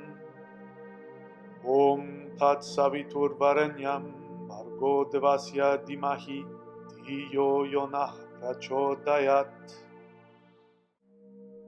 Om Bhurong Bhuvaha Om Swaha Om Maha Om Janaha Om Tapaha Om Satyam. Om Tat Saviturvarenyam Bhargo Devasya Dimahi Dhiyo Yonah Prachodayat. Om Bhurong Bhuvaha Om Swaha Om Maha Om Janaha Om Tapaha Om Satyam. Om Tat Saviturvarenyam Bhargo Devasya Dimahi Dhiyo Yonah Prachodayat. Om Bhurong Bhuvaha Om Swaha Om Maha Om Janaha Om Tapaha Om Satyam. Om Tat Saviturvarenyam Bhargo Devasya Dimahi Dhiyo Yonah Prachodayat. Om Bhurong Bhuvaha Om Swaha Om Maha Om Janaha Om Tapaha Om Satyam. Om Tat Saviturvarenyam Bhargo Devasya Dimahi Dhiyo Yonah Prachodayat. Om Bhurong Bhuvaha Om Swaha Om Maha Om Janaha Om Tapaha Om Satyam. Om Tat Saviturvarenyam Bhargo Devasya Dimahi Dhiyo Yonah Prachodayat. Om Bhurong Bhuvaha Om Swaha Om Maha Om Janaha Om Tapaha Om Satyam. Om Tat Saviturvarenyam Bhargo Devasya Dimahi Dhiyo Yonah Prachodayat. Om Bhurong Bhuvaha Om Swaha Om Maha Om Janaha Om Tapaha Om Satyam. Om Tat Saviturvarenyam Bhargo Devasya Dimahi Dhiyo Yonah Prachodayat. Om Bhurong Bhuvaha Om Swaha Om Maha Om Janaha Om Tapaha Om Satyam. Om Tat Saviturvarenyam Bhargo Devasya Dimahi Dhiyo Yonah Prachodayat. Om Bhurong Bhuvaha Om Swaha Om Maha Om Janaha Om Tapaha Om Satyam. Om Tat Saviturvarenyam Bhargo Devasya Dimahi Dhiyo Yonah Prachodayat. Om Bhurong Bhuvaha Om Swaha Om Maha Om Janaha Om Tapaha Om Satyam. Om Tat Saviturvarenyam Bhargo Devasya Dimahi Dhiyo Yonah Prachodayat. Om Bhurong Bhuvaha Om Swaha Om Maha Om Janaha Om Tapaha Om Satyam. Om Tat Saviturvarenyam Bhargo Devasya Dimahi Dhiyo Yonah Prachodayat. Om Bhurong Bhuvaha Om Swaha Om Maha Om Janaha Om Tapaha Om Satyam. Om Tat Saviturvarenyam Bhargo Devasya Dimahi Dhiyo Yonah Prachodayat. Om Bhurong Bhuvaha Om Swaha Om Maha Om Janaha Om Tapaha Om Satyam. Om Tat Saviturvarenyam Bhargo Devasya Dimahi Dhiyo Yonah Prachodayat. Om Bhurong Bhuvaha Om Swaha Om Maha Om Janaha Om Tapaha Om Satyam. Om Tat Saviturvarenyam Bhargo Devasya Dimahi Dhiyo Yonah prachodayat. Om Bhurong Bhuvaha Om Swaha Om Maha Om Janaha Om Tapaha Om Satyam. Om Tat Savitur Varenyam Bhargo Devasya Dimahi Dhiyo Yonah Prachodayat. Om Bhurong Bhuvaha Om Swaha Om Maha Om Janaha Om Tapaha Om Satyam. Om Tat Savitur Varenyam Bhargo Devasya Dimahi Dhiyo Yonah Prachodayat. Om Bhurong Bhuvaha Om Swaha Om Maha Om Janaha Om Tapaha Om Satyam. Om Tat Savitur Varenyam Bhargo Devasya Dimahi Dhiyo Yonah Prachodayat. Om Bhurong Bhuvaha Om Swaha Om Maha Om Janaha Om Tapaha Om Satyam. Om Tat Savitur Varenyam Bhargo Devasya Dimahi Dhiyo Yonah Prachodayat. Om Bhurong Bhuvaha Om Swaha Om Maha Om Janaha Om Tapaha Om Satyam. Om Tat Savitur Varenyam Bhargo Devasya Dimahi Dhiyo Yonah Prachodayat. Om Bhurong Bhuvaha Om Swaha Om Maha Om Janaha Om Tapaha Om Satyam. Om Tat Savitur Varenyam Bhargo Devasya Dimahi Dhiyo Yonah Prachodayat. Om Bhurong Bhuvaha Om Swaha Om Maha Om Janaha Om Tapaha Om Satyam. Om Tat Savitur Varenyam Bhargo Devasya Dimahi Dhiyo Yonah Prachodayat. Om Bhurong Bhuvaha Om Swaha Om Maha Om Janaha Om Tapaha Om Satyam. Om Tat Savitur Varenyam Bhargo Devasya Dimahi Dhiyo Yonah Prachodayat. Om Bhurong Bhuvaha Om Swaha Om Maha Om Janaha Om Tapaha Om Satyam. Om Tat Savitur Varenyam Bhargo Devasya Dimahi Dhiyo Yonah Prachodayat. Om Bhurong Bhuvaha Om Swaha Om Maha Om Janaha Om Tapaha Om Satyam. Om Tat Savitur Varenyam Bhargo Devasya Dimahi Dhiyo Yonah Prachodayat. Om Bhurong Bhuvaha Om Swaha Om Maha Om Janaha Om Tapaha Om Satyam. Om Tat Savitur Varenyam Bhargo Devasya Dimahi Dhiyo Yonah Prachodayat. Om Bhurong Bhuvaha Om Swaha Om Maha Om Janaha Om Tapaha Om Satyam. Om Tat Savitur Varenyam Bhargo Devasya Dimahi Dhiyo Yonah Prachodayat. Om Bhurong Bhuvaha Om Swaha Om Maha Om Janaha Om Tapaha Om Satyam.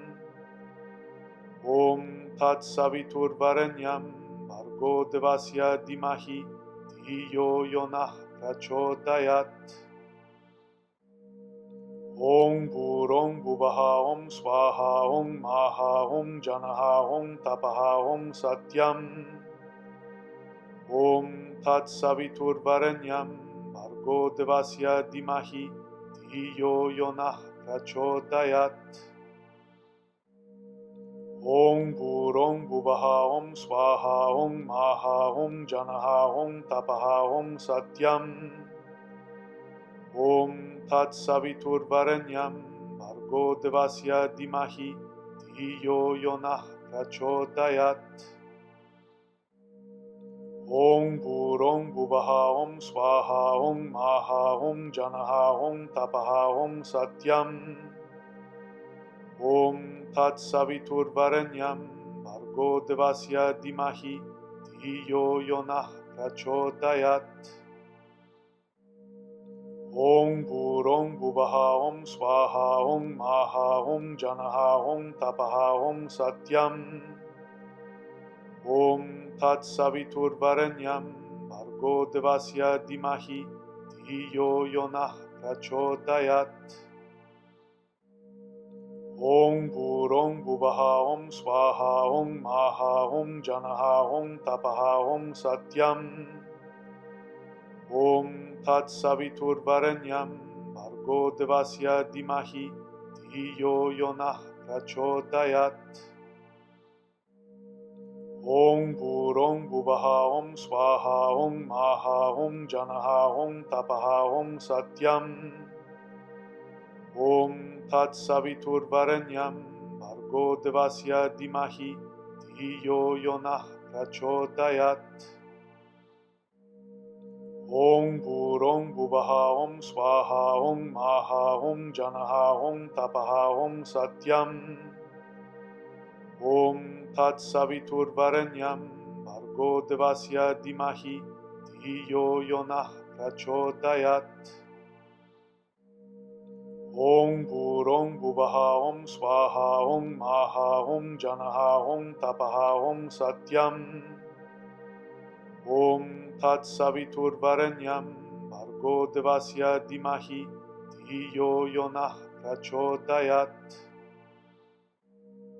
Om Bhurong Bhuvaha Om Swaha Om Maha Om Janaha Om Tapaha Om Satyam.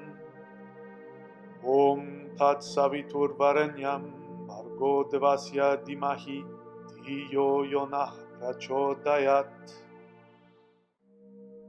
Om Bhurong Bhuvaha Om Swaha Om Maha Om Janaha Om Tapaha Om Satyam. Om Tat Saviturvarenyam Bhargo Devasya Dimahi Dhiyo Yonah Prachodayat. Om Bhurong Bhuvaha Om Swaha Om Maha Om Janaha Om Tapaha Om Satyam. Om Tat Saviturvarenyam Bhargo Devasya Dimahi Dhiyo Yonah Prachodayat. Om Bhurong Bhuvaha Om Swaha Om Maha Om Janaha Om Tapaha Om Satyam. Om Tat Saviturvarenyam Bhargo Devasya Dimahi Dhiyo Yonah Prachodayat. Om Bhurong Bhuvaha Om Swaha Om Maha Om Janaha Om Tapaha Om Satyam.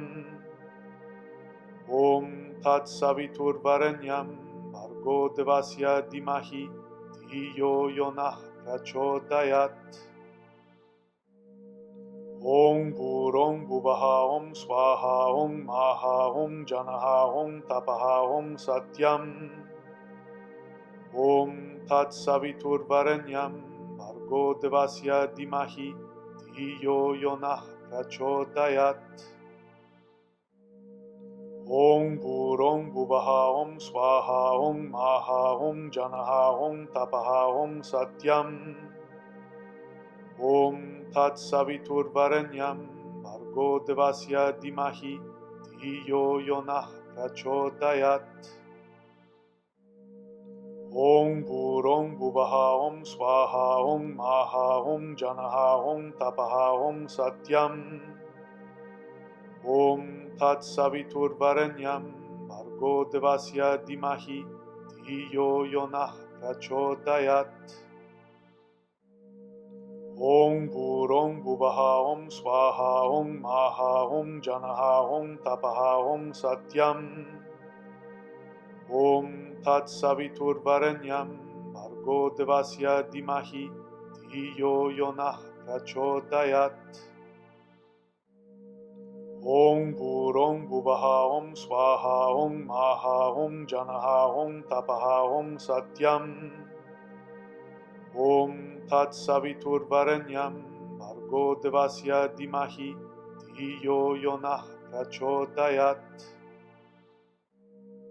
Om Burong Buvaha Om Swaha Om Maha Om Janaha Om Tapaha Om Satyam Om Tat Savitur Varenyam Bhargo Devasya Dimahi Dhiyo Yonah Prachodayat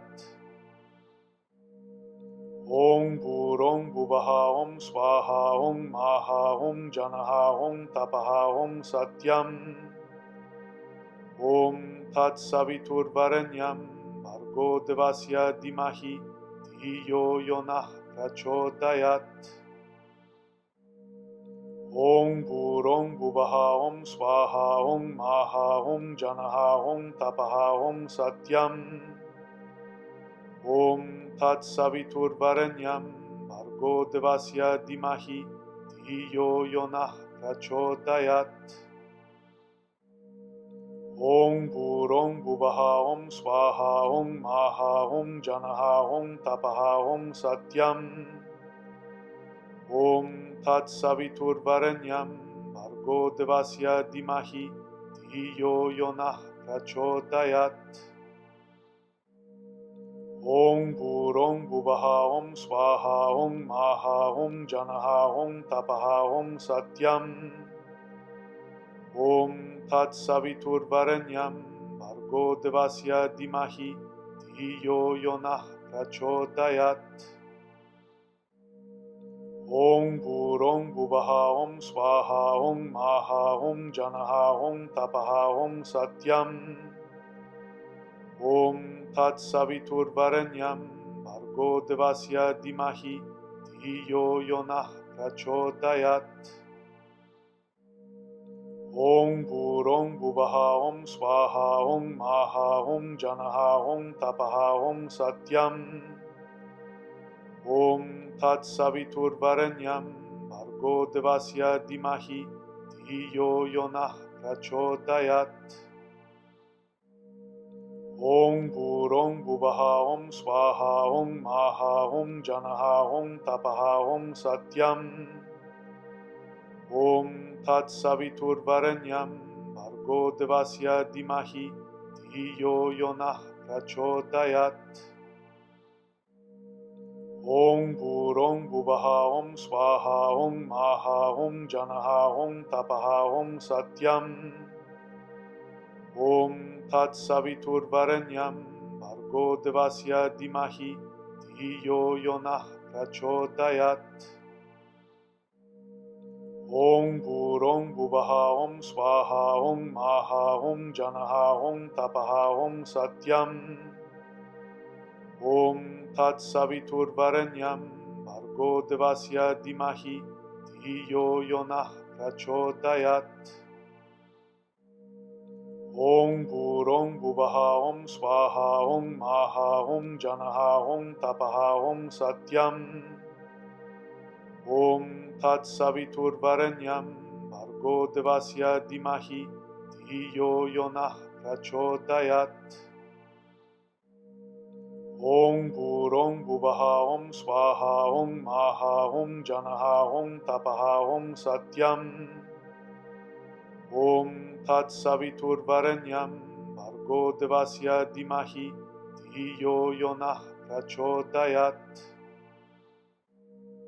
Om Burong Buvaha Om Swaha Om Maha Om Janaha Om Tapaha Om Satyam Om Tat Savitur Varenyam Bhargo Devasya Dimahi Dhiyo Yonah Prachodayat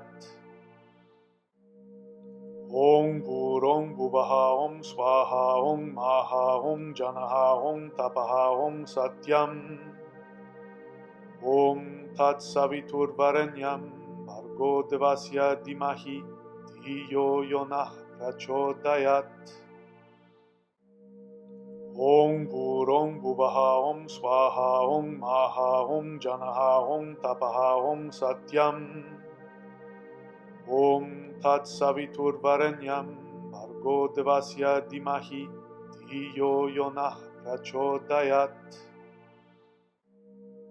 Om Burong Buvaha Om Swaha Om Maha Om Janaha Om Tapaha Om Satyam Om Tat Saviturvarenyam Bhargo Devasya Dimahi Dhiyo Yonah Prachodayat.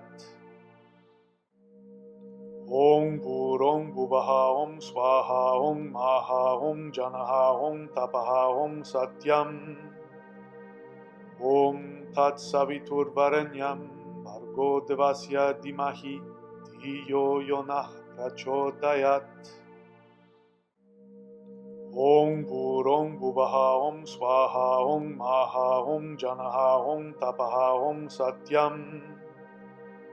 Om Tat Saviturvarenyam Bhargo Devasya Dimahi Dhiyo Yonah Prachodayat.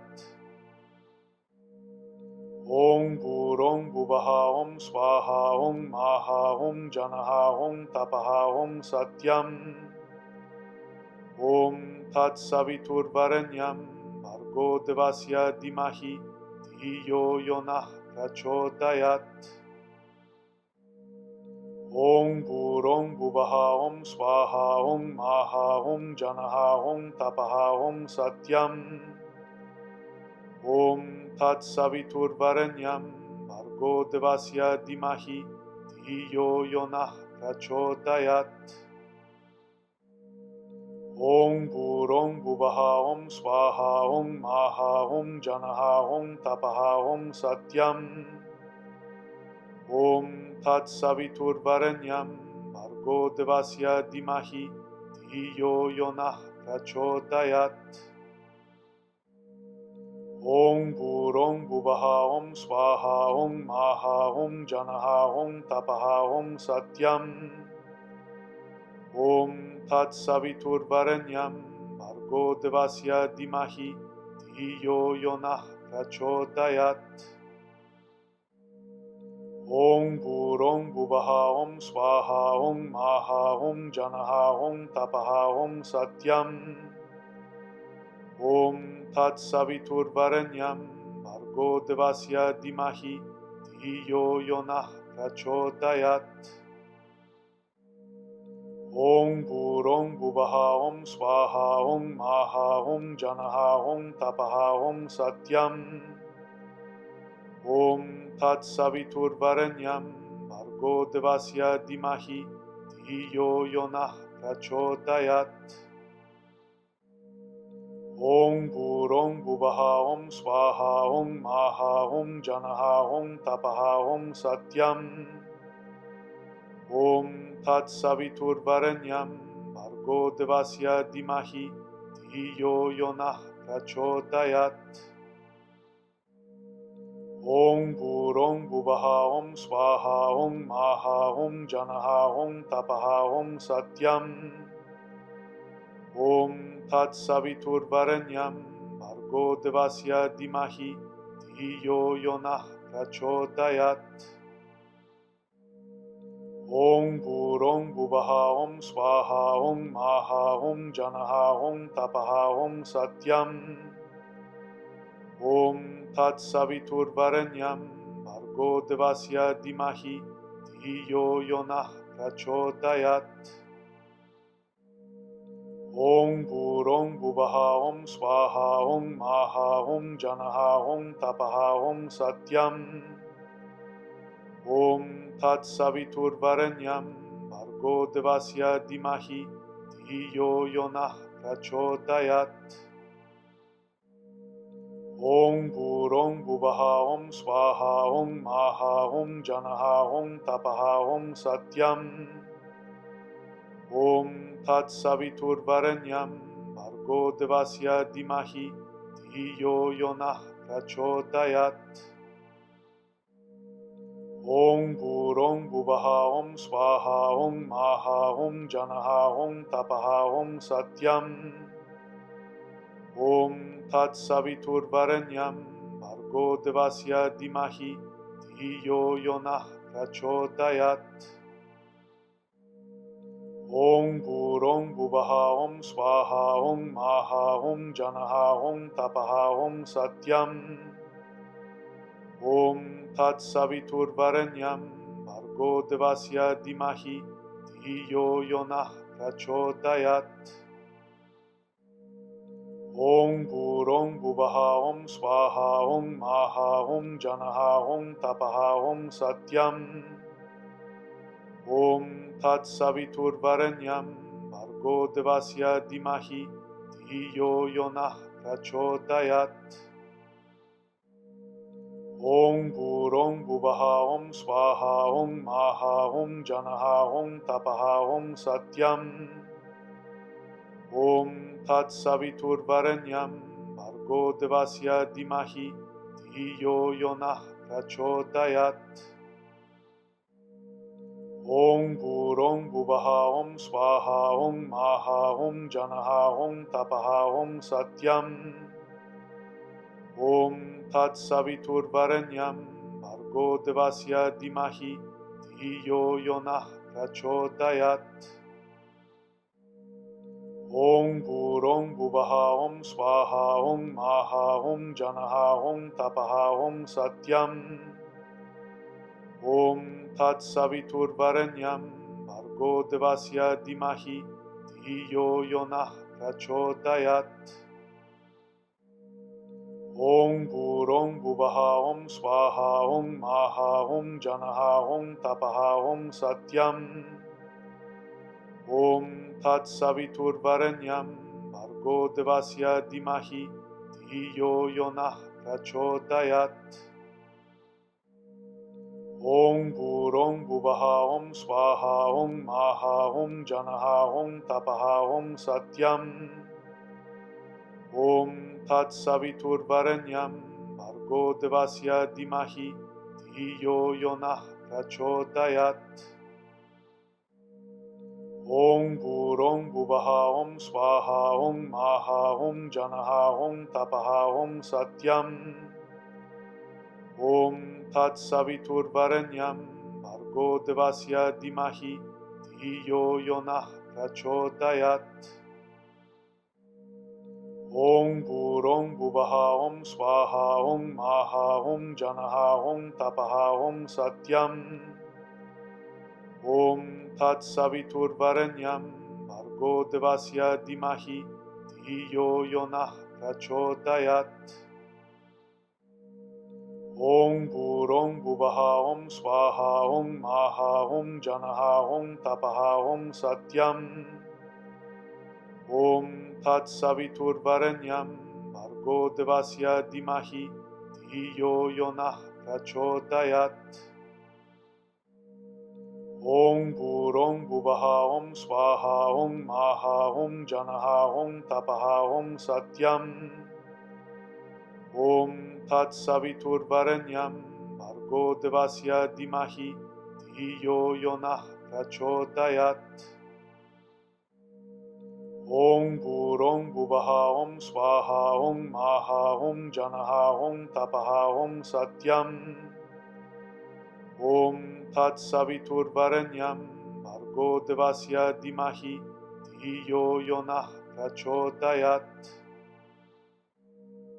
Om Burong Buvaha Om Swaha Om Maha Om Janaha Om Tapaha Om Satyam Om Tat Savitur Varenyam Bhargo Devasya Dimahi Dhiyo Yonah Prachodayat Om Burong Buvaha Om Swaha Om Maha Om Janaha Om Tapaha Om Satyam Om Tat Savitur Varenyam Bhargo Devasya Dimahi Dhiyo Yonah Prachodayat Om Burong Buvaha Om Swaha Om Maha Om Janaha Om Tapaha Om Satyam Om Tat Savitur Varenyam Bhargo Devasya Dimahi Dhiyo Yonah Prachodayat Om Burong Buvaha Om Swaha Om Maha Om Janaha Om Tapaha Om Satyam Om Tat Savitur Varenyam Bhargo Devasya Dimahi Dhiyo Yonah Prachodayat Om Burong Buvaha Om Swaha Om Maha Om Janaha Om Tapaha Om Satyam Om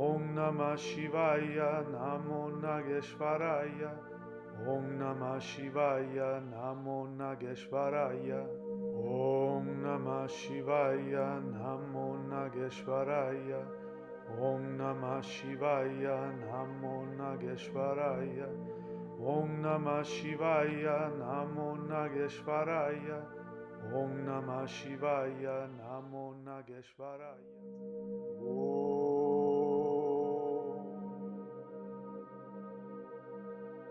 Triambakam yajammahe sugandhim pushtivardhanam urvarukamiva bandhanan mrityurmukshya amritat.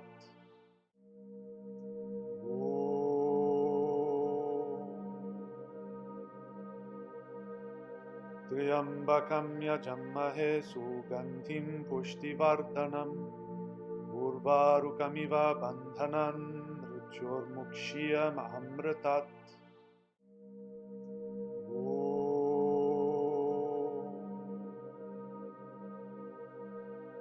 Triambakam yajammahe sugandhim pushtivardhanam urvarukamiva bandhanan mrityurmukshya amritat.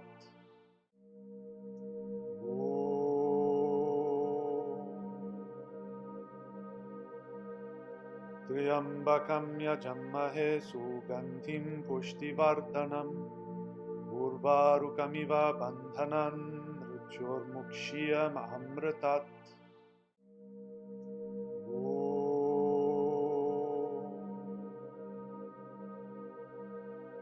Triambakam yajammahe sugandhim pushtivardhanam urvarukamiva bandhanan mrityurmukshya amritat.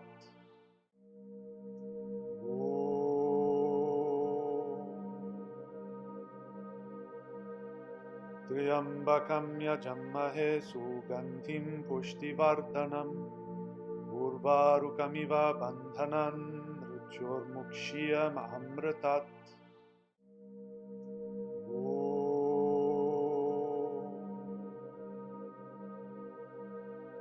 Triambakam yajammahe sugandhim pushtivardhanam urvarukamiva bandhanan mrityurmukshya amritat.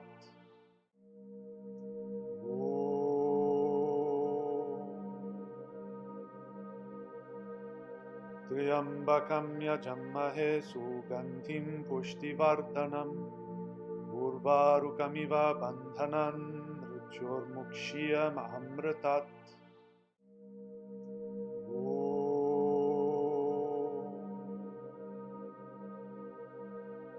Triambakam yajammahe sugandhim pushtivardhanam urvarukamiva bandhanan mrityurmukshya amritat.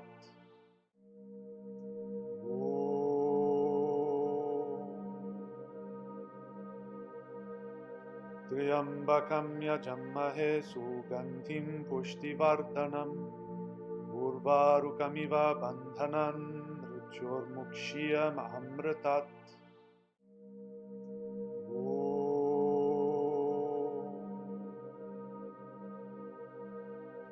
Triambakam yajammahe sugandhim pushtivardhanam urvarukamiva bandhanan mrityurmukshya amritat.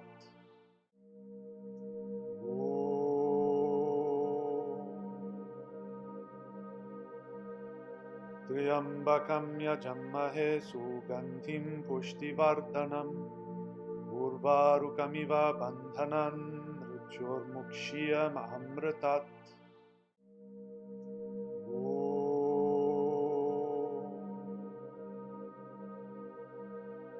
Triambakam yajammahe sugandhim pushtivardhanam urvarukamiva bandhanan mrityurmukshya amritat.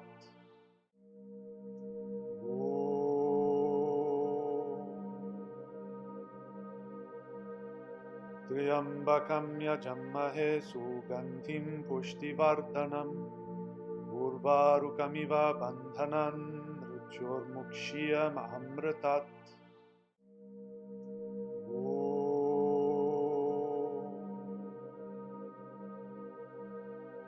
त्र्यम्बकं यजमहे सुगन्धिं पुष्टिवर्धनम् उर्वारुकमिव बन्धनान् मृत्योर्मुक्ष्यमृतात्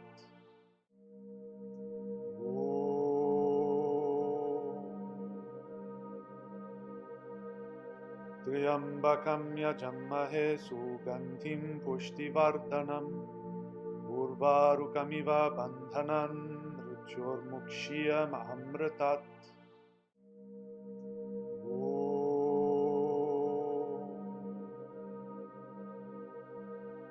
त्र्यम्बकं यजमहे सुगन्धिं पुष्टिवर्धनम् उर्वारुकमिव बन्धनान् मृत्योर्मुक्ष्यमृतात्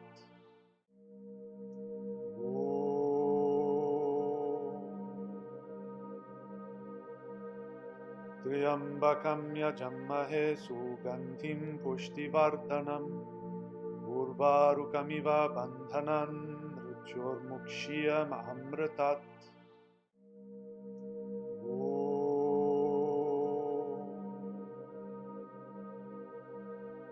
त्र्यम्बकं यजमहे सुगन्धिं पुष्टिवर्धनम् उर्वारुकमिव बन्धनान् मृत्योर्मुक्ष्यमृतात्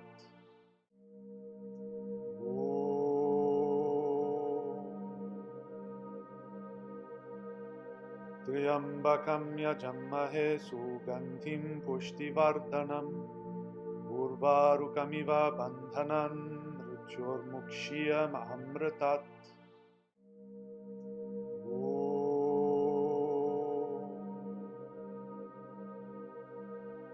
त्र्यम्बकं यजमहे सुगन्धिं पुष्टिवर्धनम् उर्वारुकमिव बन्धनान् मृत्योर्मुक्ष्यमृतात्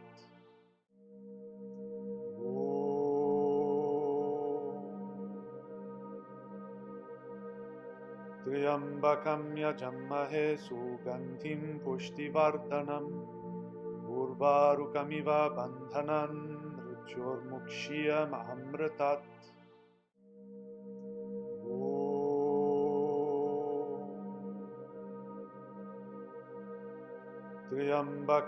सुगन्धिं पुष्टिवर्धनम् उर्वारुकमिव बन्धनान् मृत्योर्मुक्ष्यमृतात्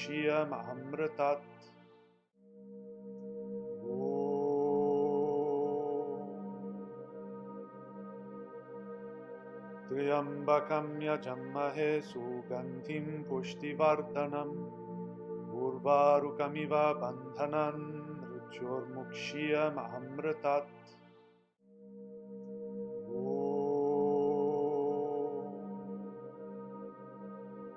त्र्यम्बकं यजमहे सुगन्धिं पुष्टिवर्धनम् उर्वारुकमिव बन्धनान् मृत्योर्मुक्ष्यमृतात् त्र्यम्बकं यजमहे सुगन्धिं पुष्टिवर्धनम् उर्वारुकमिव बन्धनान् मृत्योर्मुक्ष्यमृतात्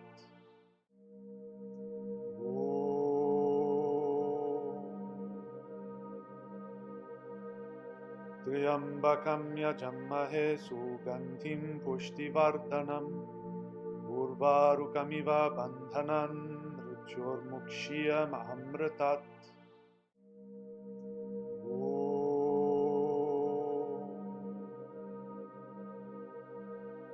त्र्यम्बकं यजमहे सुगन्धिं पुष्टिवर्धनम् उर्वारुकमिव बन्धनान् मृत्योर्मुक्ष्यमृतात्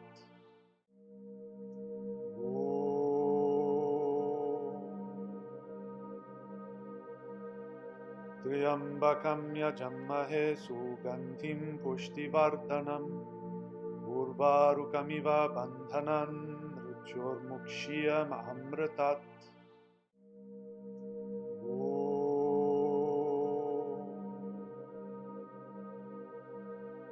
त्र्यम्बकं यजमहे सुगन्धिं पुष्टिवर्धनम् उर्वारुकमिव बन्धनान् मृत्योर्मुक्ष्यमृतात्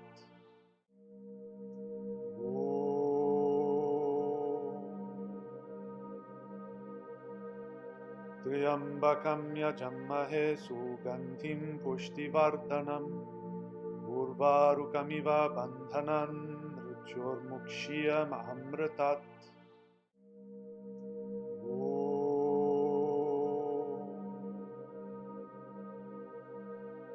त्र्यम्बकं यजमहे सुगन्धिं पुष्टिवर्धनम् उर्वारुकमिव बन्धनान् मृत्योर्मुक्ष्यमृतात्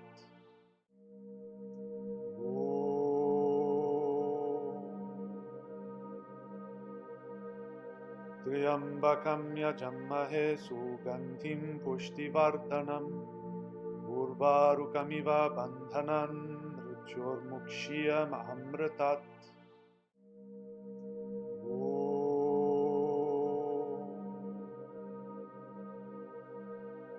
त्र्यम्बकं यजमहे सुगन्धिं पुष्टिवर्धनम् उर्वारुकमिव बन्धनान् मृत्योर्मुक्ष्यमृतात्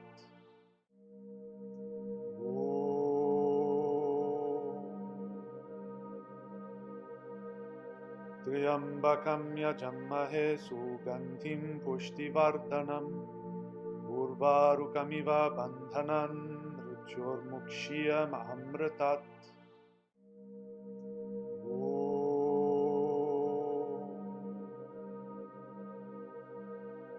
त्र्यम्बकं यजमहे सुगन्धिं पुष्टिवर्धनम् उर्वारुकमिव बन्धनान् मृत्योर्मुक्ष्यमृतात्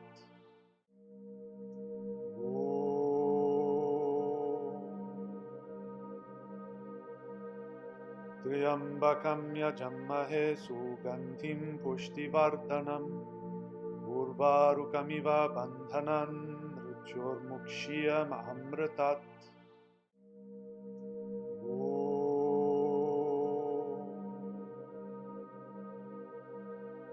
त्र्यम्बकं यजमहे सुगन्धिं पुष्टिवर्धनम् उर्वारुकमिव बन्धनान् मृत्योर्मुक्ष्यमृतात्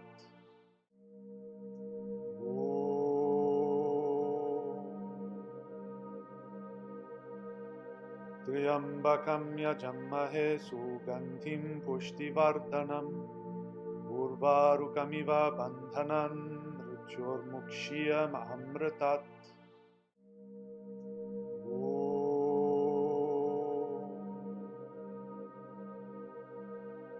त्र्यम्बकं यजमहे सुगन्धिं पुष्टिवर्धनम् उर्वारुकमिव बन्धनान् मृत्योर्मुक्ष्यमृतात्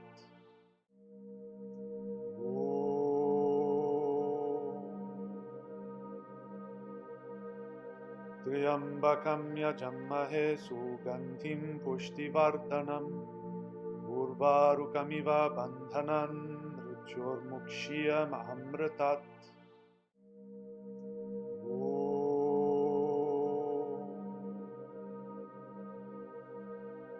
त्र्यम्बकं यजमहे सुगन्धिं पुष्टिवर्धनम् उर्वारुकमिव बन्धनान् मृत्योर्मुक्ष्यमृतात्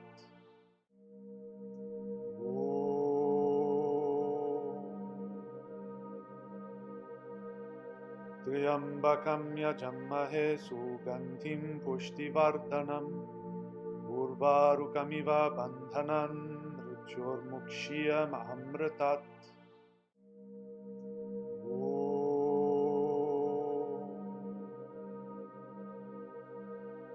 त्र्यम्बकं यजमहे सुगन्धिं पुष्टिवर्धनम् उर्वारुकमिव बन्धनान् मृत्योर्मुक्ष्यमृतात्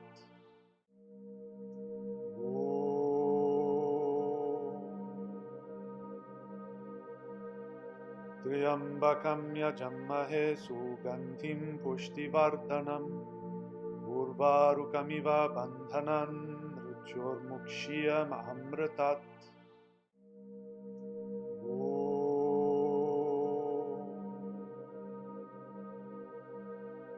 त्र्यम्बकं यजमहे सुगन्धिं पुष्टिवर्धनम् उर्वारुकमिव बन्धनान् मृत्योर्मुक्ष्यमृतात्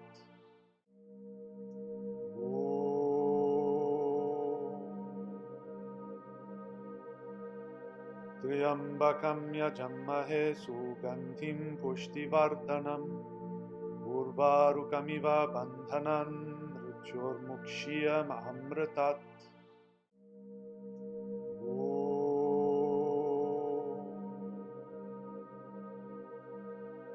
त्र्यम्बकं यजमहे सुगन्धिं पुष्टिवर्धनम् उर्वारुकमिव बन्धनान् मृत्योर्मुक्ष्यमृतात्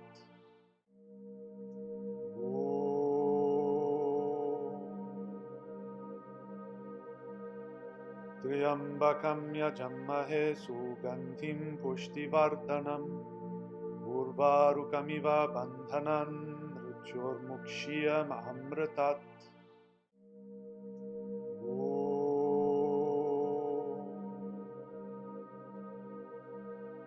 त्र्यम्बकं यजमहे सुगन्धिं पुष्टिवर्धनम् उर्वारुकमिव बन्धनान् मृत्योर्मुक्ष्यमृतात्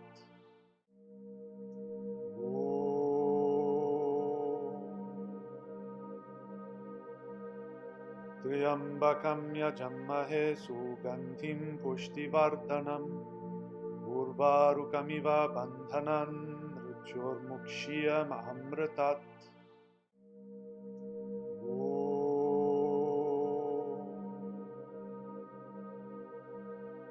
त्र्यम्बकं यजमहे सुगन्धिं पुष्टिवर्धनम् उर्वारुकमिव बन्धनान् मृत्योर्मुक्ष्यमृतात्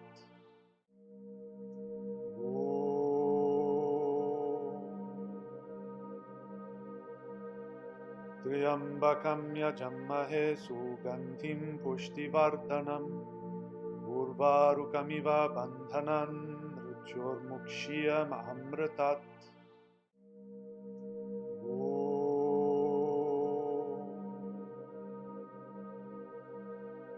त्र्यम्बकं यजमहे सुगन्धिं पुष्टिवर्धनम् उर्वारुकमिव बन्धनान् मृत्योर्मुक्ष्यमृतात्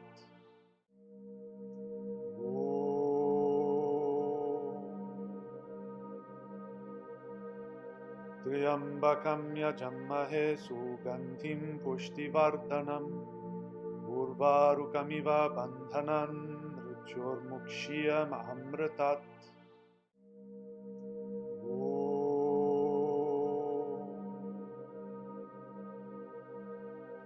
त्र्यम्बकं यजमहे सुगन्धिं पुष्टिवर्धनम् उर्वारुकमिव बन्धनान् मृत्योर्मुक्ष्यमृतात्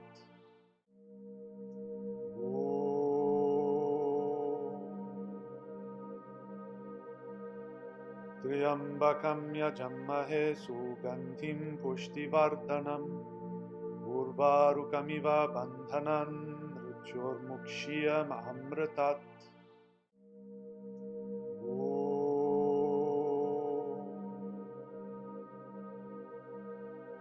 त्र्यम्बकं यजमहे सुगन्धिं पुष्टिवर्धनम् उर्वारुकमिव बन्धनान् मृत्योर्मुक्ष्यमृतात्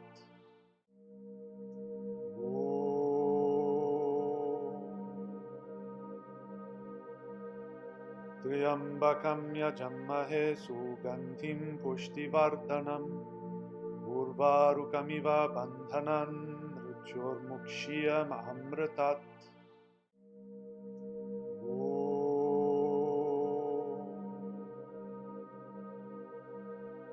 त्र्यम्बकं यजमहे सुगन्धिं पुष्टिवर्धनम् उर्वारुकमिव बन्धनान् मृत्योर्मुक्ष्यमृतात्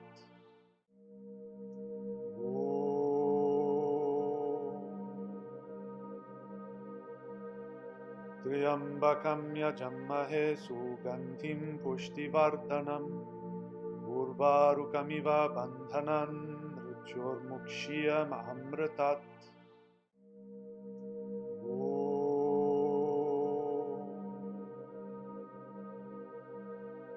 त्र्यम्बकं यजमहे सुगन्धिं पुष्टिवर्धनम् उर्वारुकमिव बन्धनान् मृत्योर्मुक्ष्यमृतात्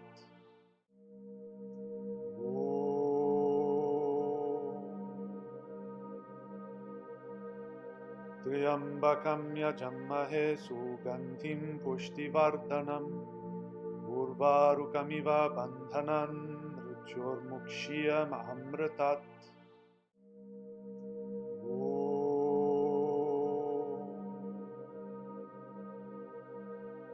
त्र्यम्बकं यजमहे सुगन्धिं पुष्टिवर्धनम् उर्वारुकमिव बन्धनान् मृत्योर्मुक्ष्यमृतात्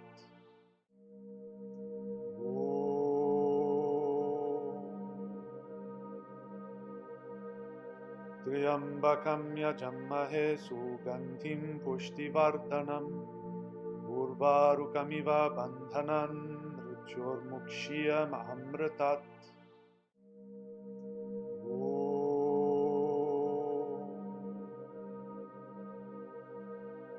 त्र्यम्बकं यजमहे सुगन्धिं पुष्टिवर्धनम् उर्वारुकमिव बन्धनान् मृत्योर्मुक्ष्यमृतात्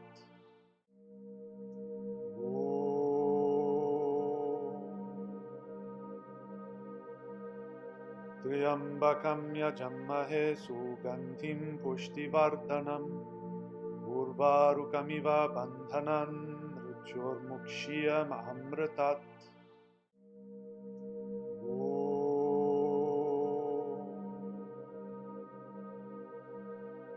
त्र्यम्बकं यजमहे सुगन्धिं पुष्टिवर्धनम् उर्वारुकमिव बन्धनान् मृत्योर्मुक्ष्यमृतात्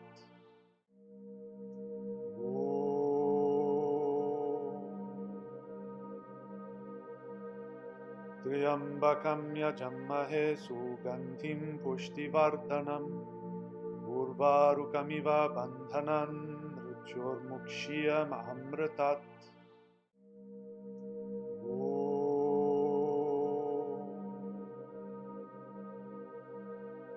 त्र्यम्बकं यजमहे सुगन्धिं पुष्टिवर्धनम् उर्वारुकमिव बन्धनान् मृत्योर्मुक्ष्यमृतात्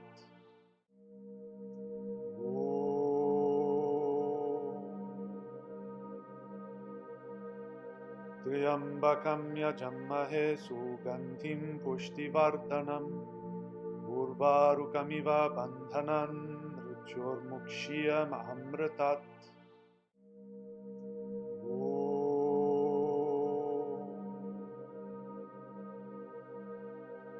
त्र्यम्बकं यजमहे सुगन्धिं पुष्टिवर्धनम् उर्वारुकमिव बन्धनान् मृत्योर्मुक्ष्यमृतात्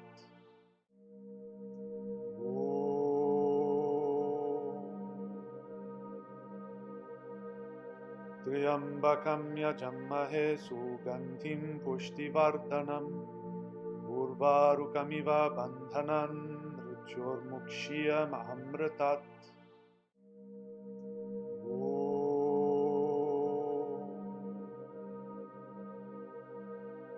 त्र्यम्बकं यजमहे सुगन्धिं पुष्टिवर्धनम् उर्वारुकमिव बन्धनान् मृत्योर्मुक्ष्यमृतात्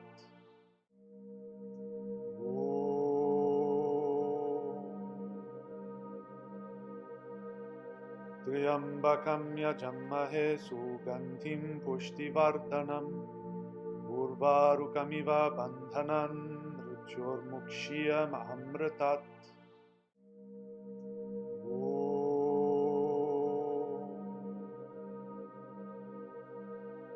त्र्यम्बकं यजमहे सुगन्धिं पुष्टिवर्धनम् उर्वारुकमिव बन्धनान् मृत्योर्मुक्ष्यमृतात्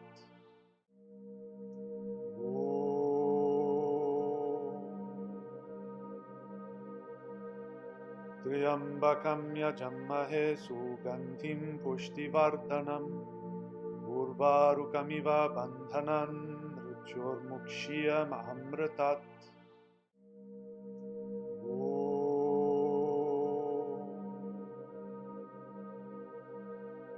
त्र्यम्बकं यजमहे सुगन्धिं पुष्टिवर्धनम् उर्वारुकमिव बन्धनान् मृत्योर्मुक्ष्यमृतात्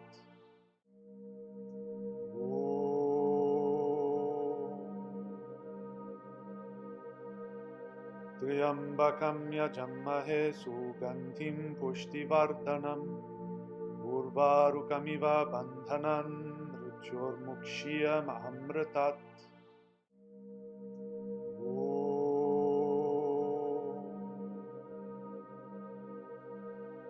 त्र्यम्बकं यजमहे सुगन्धिं पुष्टिवर्धनम् उर्वारुकमिव बन्धनान् मृत्योर्मुक्षीयमामृतात्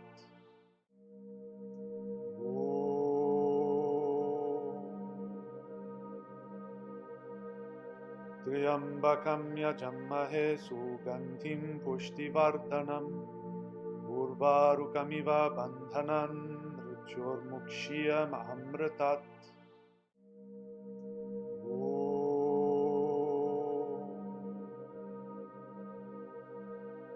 त्र्यम्बकं यजमहे सुगन्धिं पुष्टिवर्धनम् उर्वारुकमिव बन्धनान् मृत्योर्मुक्षीयमामृतात्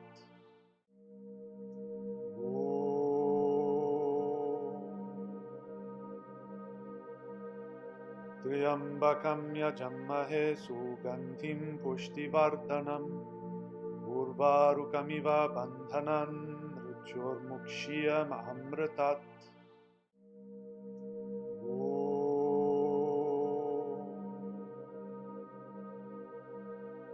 त्र्यम्बकं यजमहे सुगन्धिं पुष्टिवर्धनम् उर्वारुकमिव बन्धनान् मृत्योर्मुक्षीयमामृतात्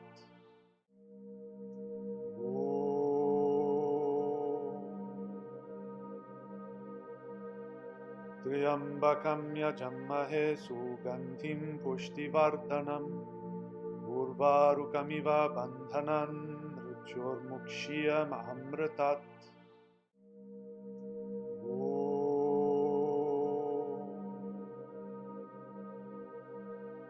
त्र्यम्बकं यजमहे सुगन्धिं पुष्टिवर्धनम् उर्वारुकमिव बन्धनान् मृत्योर्मुक्षीयमामृतात्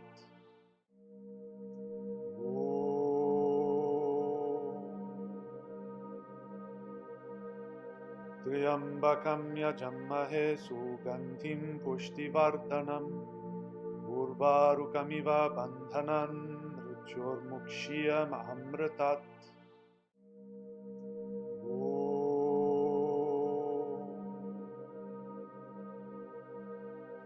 त्र्यम्बकं यजमहे सुगन्धिं पुष्टिवर्धनम् उर्वारुकमिव बन्धनान् मृत्योर्मुक्षीयमामृतात्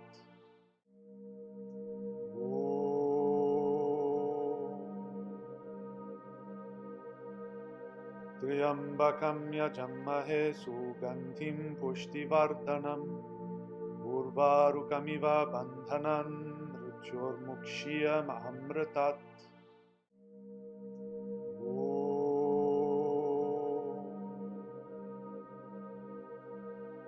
त्र्यम्बकं यजमहे सुगन्धिं पुष्टिवर्धनम् उर्वारुकमिव बन्धनान् मृत्योर्मुक्षीयमामृतात्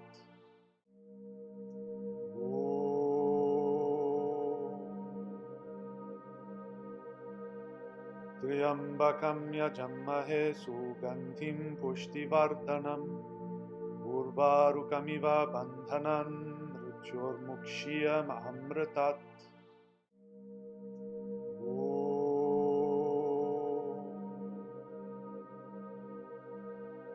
त्र्यम्बकं यजमहे सुगन्धिं पुष्टिवर्धनम् उर्वारुकमिव बन्धनान् मृत्योर्मुक्षीयमामृतात्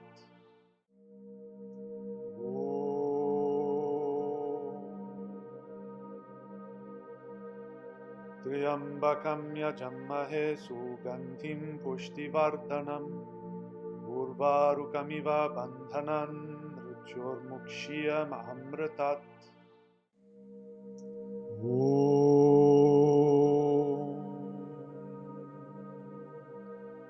त्र्यम्बकं यजमहे सुगन्धिं पुष्टिवर्धनम् उर्वारुकमिव बन्धनान् मृत्योर्मुक्षीयमामृतात् Real esoteric spirituality without all of the fluff, without all of the nonsense. This is the thunderwizard.com YouTube channel.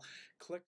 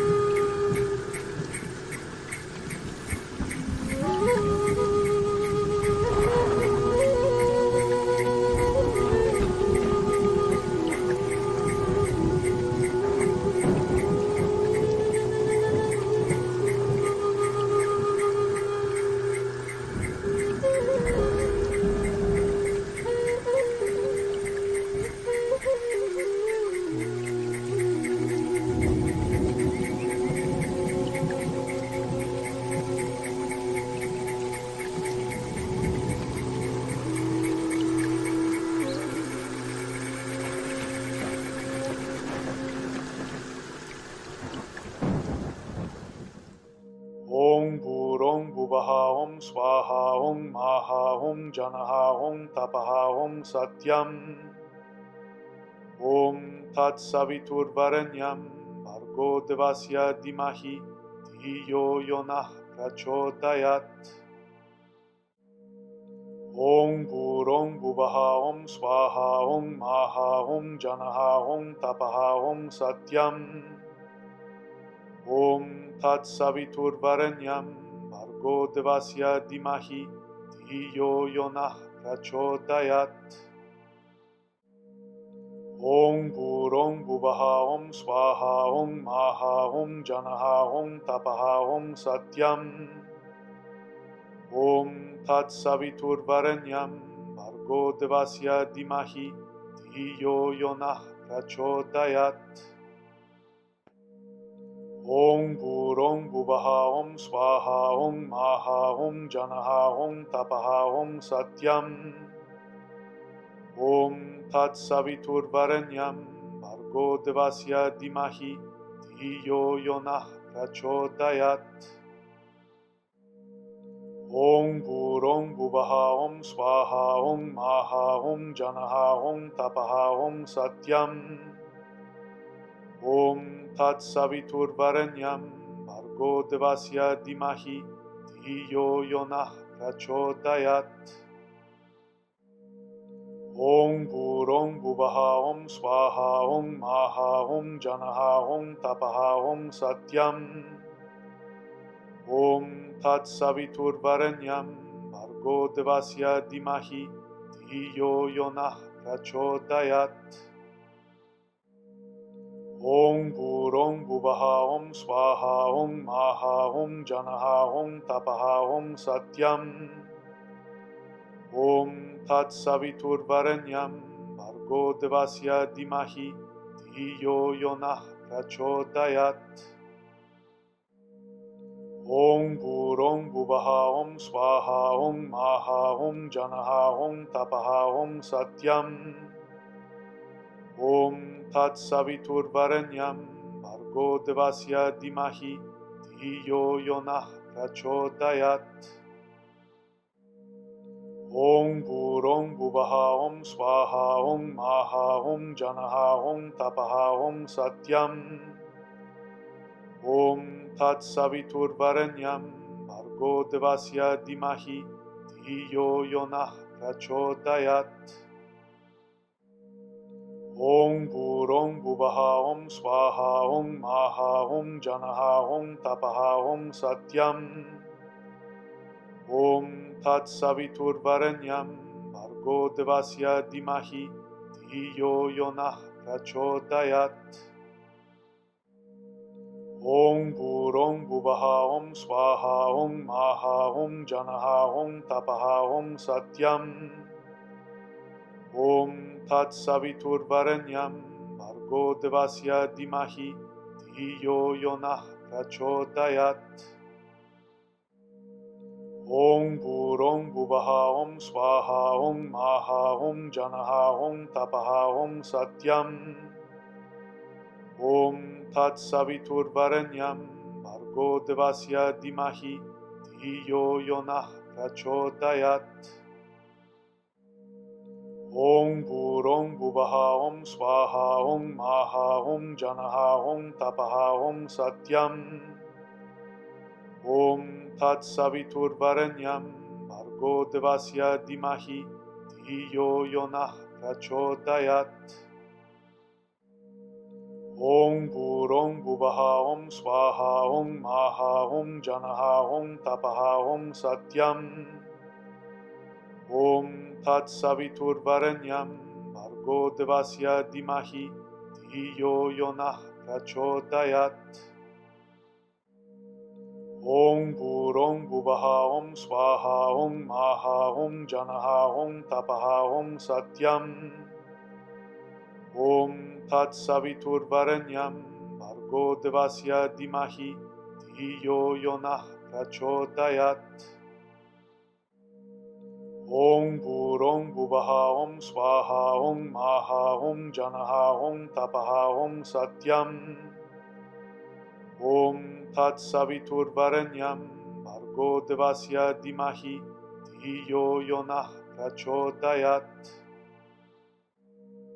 Om Bhurong Bhuvaha Om Swaha Om Maha Om Janaha Om Tapaha Om Satyam. Om Tat Savitur Varenyam Bhargo Devasya Dimahi Dhiyo yo nah prachodayat. Om Bhurong Bhuvaha Om Swaha Om Maha Om Janaha Om Tapaha Om Satyam. Om Tat Savitur Varenyam Bhargo Devasya Dimahi Dhiyo yo nah prachodayat. Om Bhurong Bhuvaha Om Swaha Om Maha Om Janaha Om Tapaha Om Satyam. Om Tat Savitur Varenyam Bhargo Devasya Dimahi Dhiyo yo nah prachodayat. Om Bhurong Bhuvaha Om Swaha Om Maha Om Janaha Om Tapaha Om Satyam. Om Tat Savitur Varenyam Bhargo Devasya Dimahi Dhiyo yo nah prachodayat. Om Bhurong Bhuvaha Om Swaha Om Maha Om Janaha Om Tapaha Om Satyam. Om Tat Savitur Varenyam Bhargo Devasya Dimahi Dhiyo yo nah prachodayat. Om Bhurong Bhuvaha Om Swaha Om Maha Om Janaha Om Tapaha Om Satyam. Om Tat Savitur Varenyam Bhargo Devasya Dimahi Dhiyo yo nah prachodayat. Om Bhurong Bhuvaha Om Swaha Om Maha Om Janaha Om Tapaha Om Satyam. Om Tat Savitur Varenyam Bhargo Devasya Dimahi Dhiyo yo nah prachodayat. Om Bhurong Bhuvaha Om Swaha Om Maha Om Janaha Om Tapaha Om Satyam. Om Tat Savitur Varenyam Bhargo Devasya Dimahi Dhiyo yo nah prachodayat. Om Bhurong Bhuvaha Om Swaha Om Maha Om Janaha Om Tapaha Om Satyam. Om Tat Savitur Varenyam Bhargo Devasya Dimahi Dhiyo yo nah prachodayat. Om Bhurong Bhuvaha Om Swaha Om Maha Om Janaha Om Tapaha Om Satyam. Om Tat Savitur Varenyam Bhargo Devasya Dimahi Dhiyo yo nah prachodayat. Om Bhurong Bhuvaha Om Swaha Om Maha Om Janaha Om Tapaha Om Satyam. Om Tat Savitur Varenyam Bhargo Devasya Dimahi Dhiyo yo nah prachodayat. Om Bhurong Bhuvaha Om Swaha Om Maha Om Janaha Om Tapaha Om Satyam.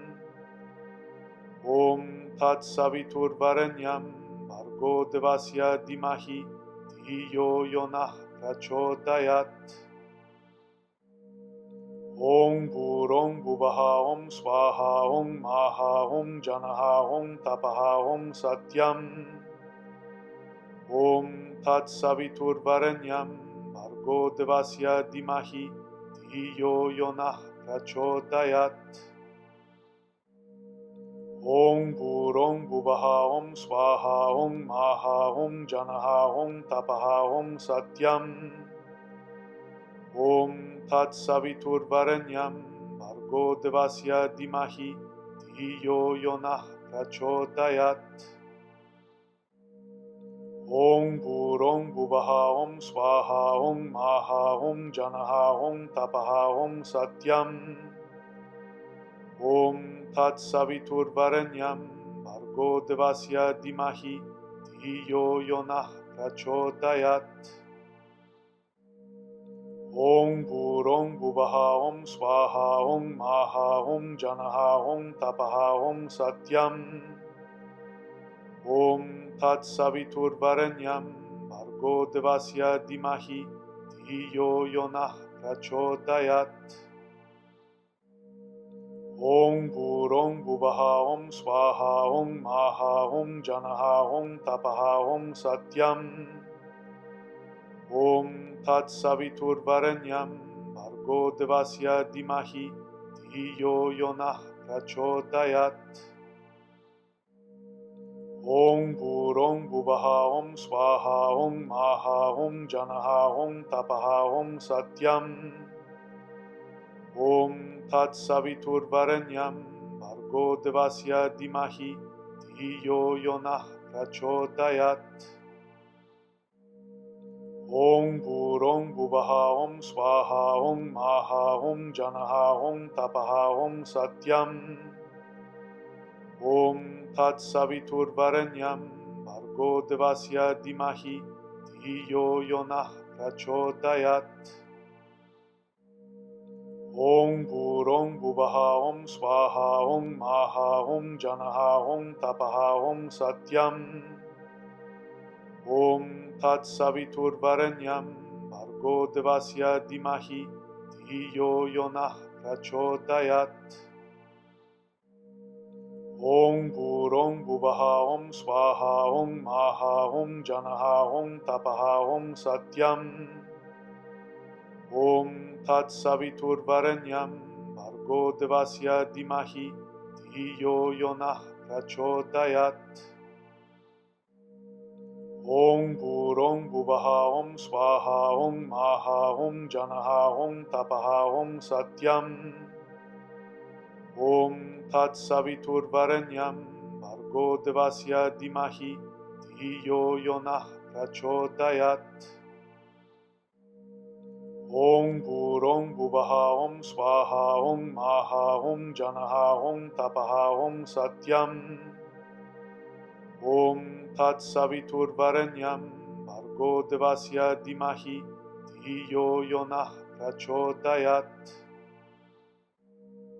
Om Burong Bubaha Om Swaha Om Maha Om Janaha Om Tapaha Om Satyam Om Tat Savitur Varenyam Bhargo Devasya Dimahi Dhiyo Yonah Prachodayat Om Burong Bubaha Om Swaha Om Maha Om Janaha Om Tapaha Om Satyam Om Tat Savitur Varenyam Bhargo Devasya Dimahi Dhiyo Yonah Prachodayat Om Burong Bubaha Om Swaha Om Maha Om Janaha Om Tapaha Om Satyam Om Tat Savitur Varenyam Bhargo Devasya Dimahi Dhiyo Yonah Prachodayat Om Burong Bubaha Om Swaha Om Maha Om Janaha Om Tapaha Om Satyam Om Tat Savitur Varenyam Bhargo Devasya Dimahi Dhiyo Yonah Prachodayat Om Burong Bubaha Om Swaha Om Maha Om Janaha Om Tapaha Om Satyam Om Tat Savitur Varenyam Bhargo Devasya Dimahi Dhiyo Yonah Prachodayat Om Burong Bubaha Om Swaha Om Maha Om Janaha Om Tapaha Om Satyam Om Tat Savitur Varenyam Bhargo Devasya Dimahi Dhiyo Yonah Prachodayat Om Burong Bubaha Om Swaha Om Maha Om Janaha Om Tapaha Om Satyam Om Tat Savitur Varenyam Bhargo Devasya Dimahi Dhiyo Yonah Prachodayat Om Burong Bubaha Om Swaha Om Maha Om Janaha Om Tapaha Om Satyam Om Tat Saviturvarenyam Bhargo Devasya Dimahi Dhiyo Yonah Prachodayat. Om Bhurong Bhuvaha Om Swaha Om Maha Om Janaha Om Tapaha Om Satyam. Om Tat Saviturvarenyam Bhargo Devasya Dimahi Dhiyo Yonah Prachodayat. Om Bhurong Bhuvaha Om Swaha Om Maha Om Janaha Om Tapaha Om Satyam. Om Tat Saviturvarenyam Bhargo Devasya Dimahi Dhiyo Yonah Prachodayat. Om Bhurong Bhuvaha Om Swaha Om Maha Om Janaha Om Tapaha Om Satyam. Om Tat Saviturvarenyam Bhargo Devasya Dimahi Dhiyo Yonah Prachodayat. Om Bhurong Bhuvaha Om Swaha Om Maha Om Janaha Om Tapaha Om Satyam. Om Tat Saviturvarenyam Bhargo Devasya Dimahi Dhiyo Yonah Prachodayat. Om Bhurong Bhuvaha Om Swaha Om Maha Om Janaha Om Tapaha Om Satyam. Om Tat Saviturvarenyam Bhargo Devasya Dimahi Dhiyo Yonah Prachodayat. Om Bhurong Bhuvaha Om Swaha Om Maha Om Janaha Om Tapaha Om Satyam. Om Tat Saviturvarenyam Bhargo Devasya Dimahi Dhiyo Yonah Prachodayat.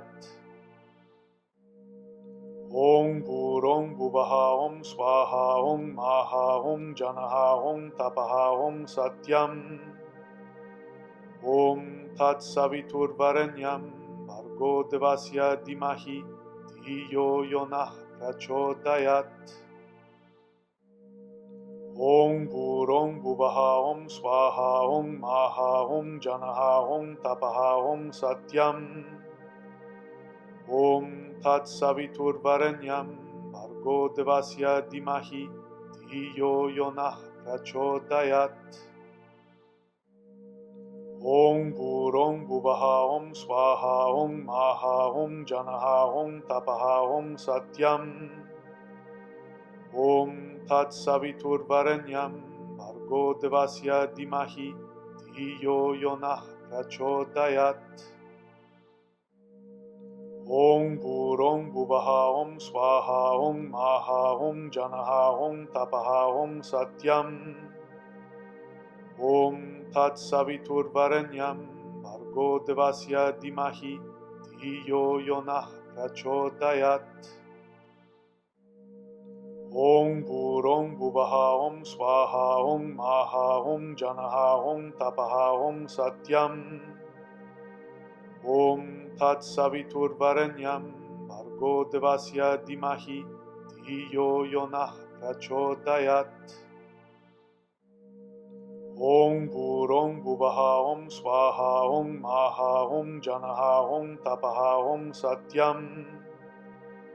Om Tat Saviturvarenyam Bhargo Devasya Dimahi Dhiyo Yonah Prachodayat.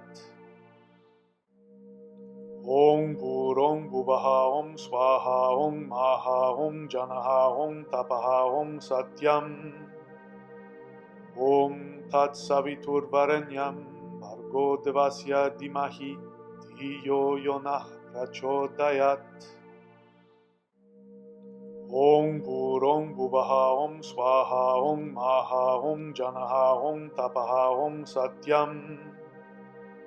Om Tat Saviturvarenyam Bhargo Devasya Dimahi Dhiyo Yonah Prachodayat. Om Bhurong Bhuvaha Om Swaha Om Maha Om Janaha Om Tapaha Om Satyam. Om Tat Saviturvarenyam Bhargo Devasya Dimahi Dhiyo Yonah Prachodayat. Om Burong Buvaha Om Swaha Om Maha Om Janaha Om Tapaha Om Satyam Om Tat Savitur Varenyam Bhargo Devasya Dimahi Dhiyo Yonah Prachodayat Om Burong Buvaha Om Swaha Om Maha Om Janaha Om Tapaha Om Satyam Om Tat Savitur Varenyam Bhargo Devasya Dimahi Dhiyo Yonah Prachodayat Om Burong Buvaha Om Swaha Om Maha Om Janaha Om Tapaha Om Satyam Om Tat Savitur Varenyam Bhargo Devasya Dimahi Dhiyo Yonah Prachodayat Om Burong Buvaha Om Swaha Om Maha Om Janaha Om Tapaha Om Satyam Om Tat Savitur Varenyam Bhargo Devasya Dimahi Dhiyo Yonah Prachodayat Om Burong Buvaha Om Swaha Om Maha Om Janaha Om Tapaha Om Satyam Om Tat Savitur Varenyam Bhargo Devasya Dimahi Dhiyo Yonah Prachodayat Om Burong Buvaha Om Swaha Om Maha Om Janaha Om Tapaha Om Satyam Om Tat Savitur Varenyam Bhargo Devasya Dimahi Dhiyo Yonah Prachodayat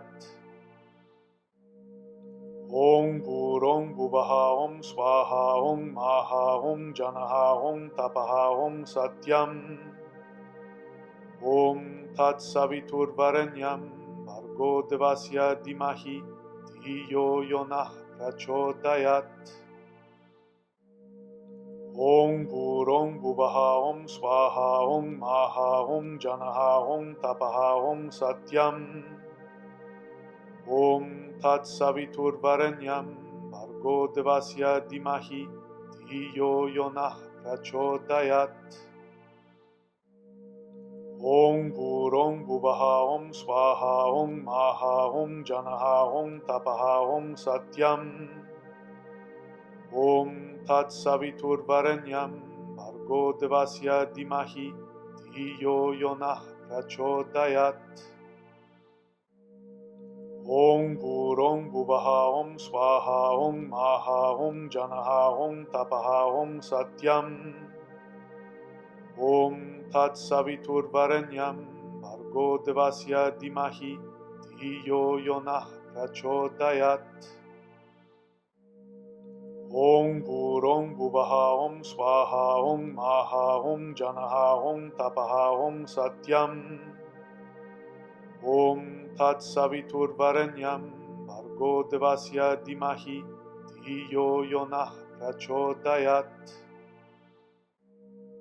Om Burong Buvaha Om Swaha Om Maha Om Janaha Om Tapaha Om Satyam Om Tat Savitur Varenyam Bhargo Devasya Dimahi Dhiyo Yonah Prachodayat Om Burong Buvaha Om Swaha Om Maha Om Janaha Om Tapaha Om Satyam Om Tat Savitur Varenyam Bhargo Devasya Dimahi Dhiyo Yonah Prachodayat Om Burong Buvaha Om Swaha Om Maha Om Janaha Om Tapaha Om Satyam Om Tat Savitur Varenyam Bhargo Devasya Dimahi Dhiyo Yonah Prachodayat Om Burong Buvaha Om Swaha Om Maha Om Janaha Om Tapaha Om Satyam Om Tat Savitur Varenyam Bhargo Devasya Dimahi Dhiyo Yonah Prachodayat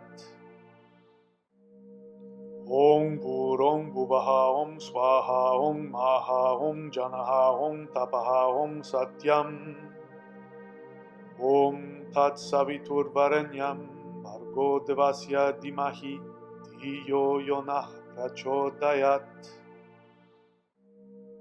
Om Burong Buvaha Om Swaha Om Maha Om Janaha Om Tapaha Om Satyam. Om Tat Saviturvarenyam Bhargo Devasya Dimahi Dhiyo Yonah Prachodayat. Om Burong Buvaha Om Swaha Om Maha Om Janaha Om Tapaha Om Satyam. Om Tat Saviturvarenyam Bhargo Devasya Dimahi Dhiyo Yonah Prachodayat. Om Burong Buvaha Om Swaha Om Maha Om Janaha Om Tapaha Om Satyam. Om Tat Saviturvarenyam Bhargo Devasya Dimahi Dhiyo Yonah Prachodayat. Om Burong Buvaha Om Swaha Om Maha Om Janaha Om Tapaha Om Satyam. Om Tat Saviturvarenyam Bhargo Devasya Dimahi Dhiyo Yonah Prachodayat. Om Burong Buvaha Om Swaha Om Maha Om Janaha Om Tapaha Om Satyam. Om Tat Saviturvarenyam Bhargo Devasya Dimahi Dhiyo Yonah Prachodayat. Om Burong Buvaha Om Swaha Om Maha Om Janaha Om Tapaha Om Satyam. Om Tat Saviturvarenyam Bhargo Devasya Dimahi Dhiyo Yonah Prachodayat. Om Burong Buvaha Om Swaha Om Maha Om Janaha Om Tapaha Om Satyam. Om Tat Saviturvarenyam Bhargo Devasya Dimahi Dhiyo Yonah Prachodayat. Om Burong Buvaha Om Swaha Om Maha Om Janaha Om Tapaha Om Satyam. Om Tat Saviturvarenyam Bhargo Devasya Dimahi Dhiyo Yonah Prachodayat. Om Burong Buvaha Om Swaha Om Maha Om Janaha Om Tapaha Om Satyam. Om Tat Saviturvarenyam Bhargo Devasya Dimahi Dhiyo Yonah Prachodayat. Om Burong Buvaha Om Swaha Om Maha Om Janaha Om Tapaha Om Satyam. Om Tat Saviturvarenyam Bhargo Devasya Dimahi Dhiyo Yonah Prachodayat.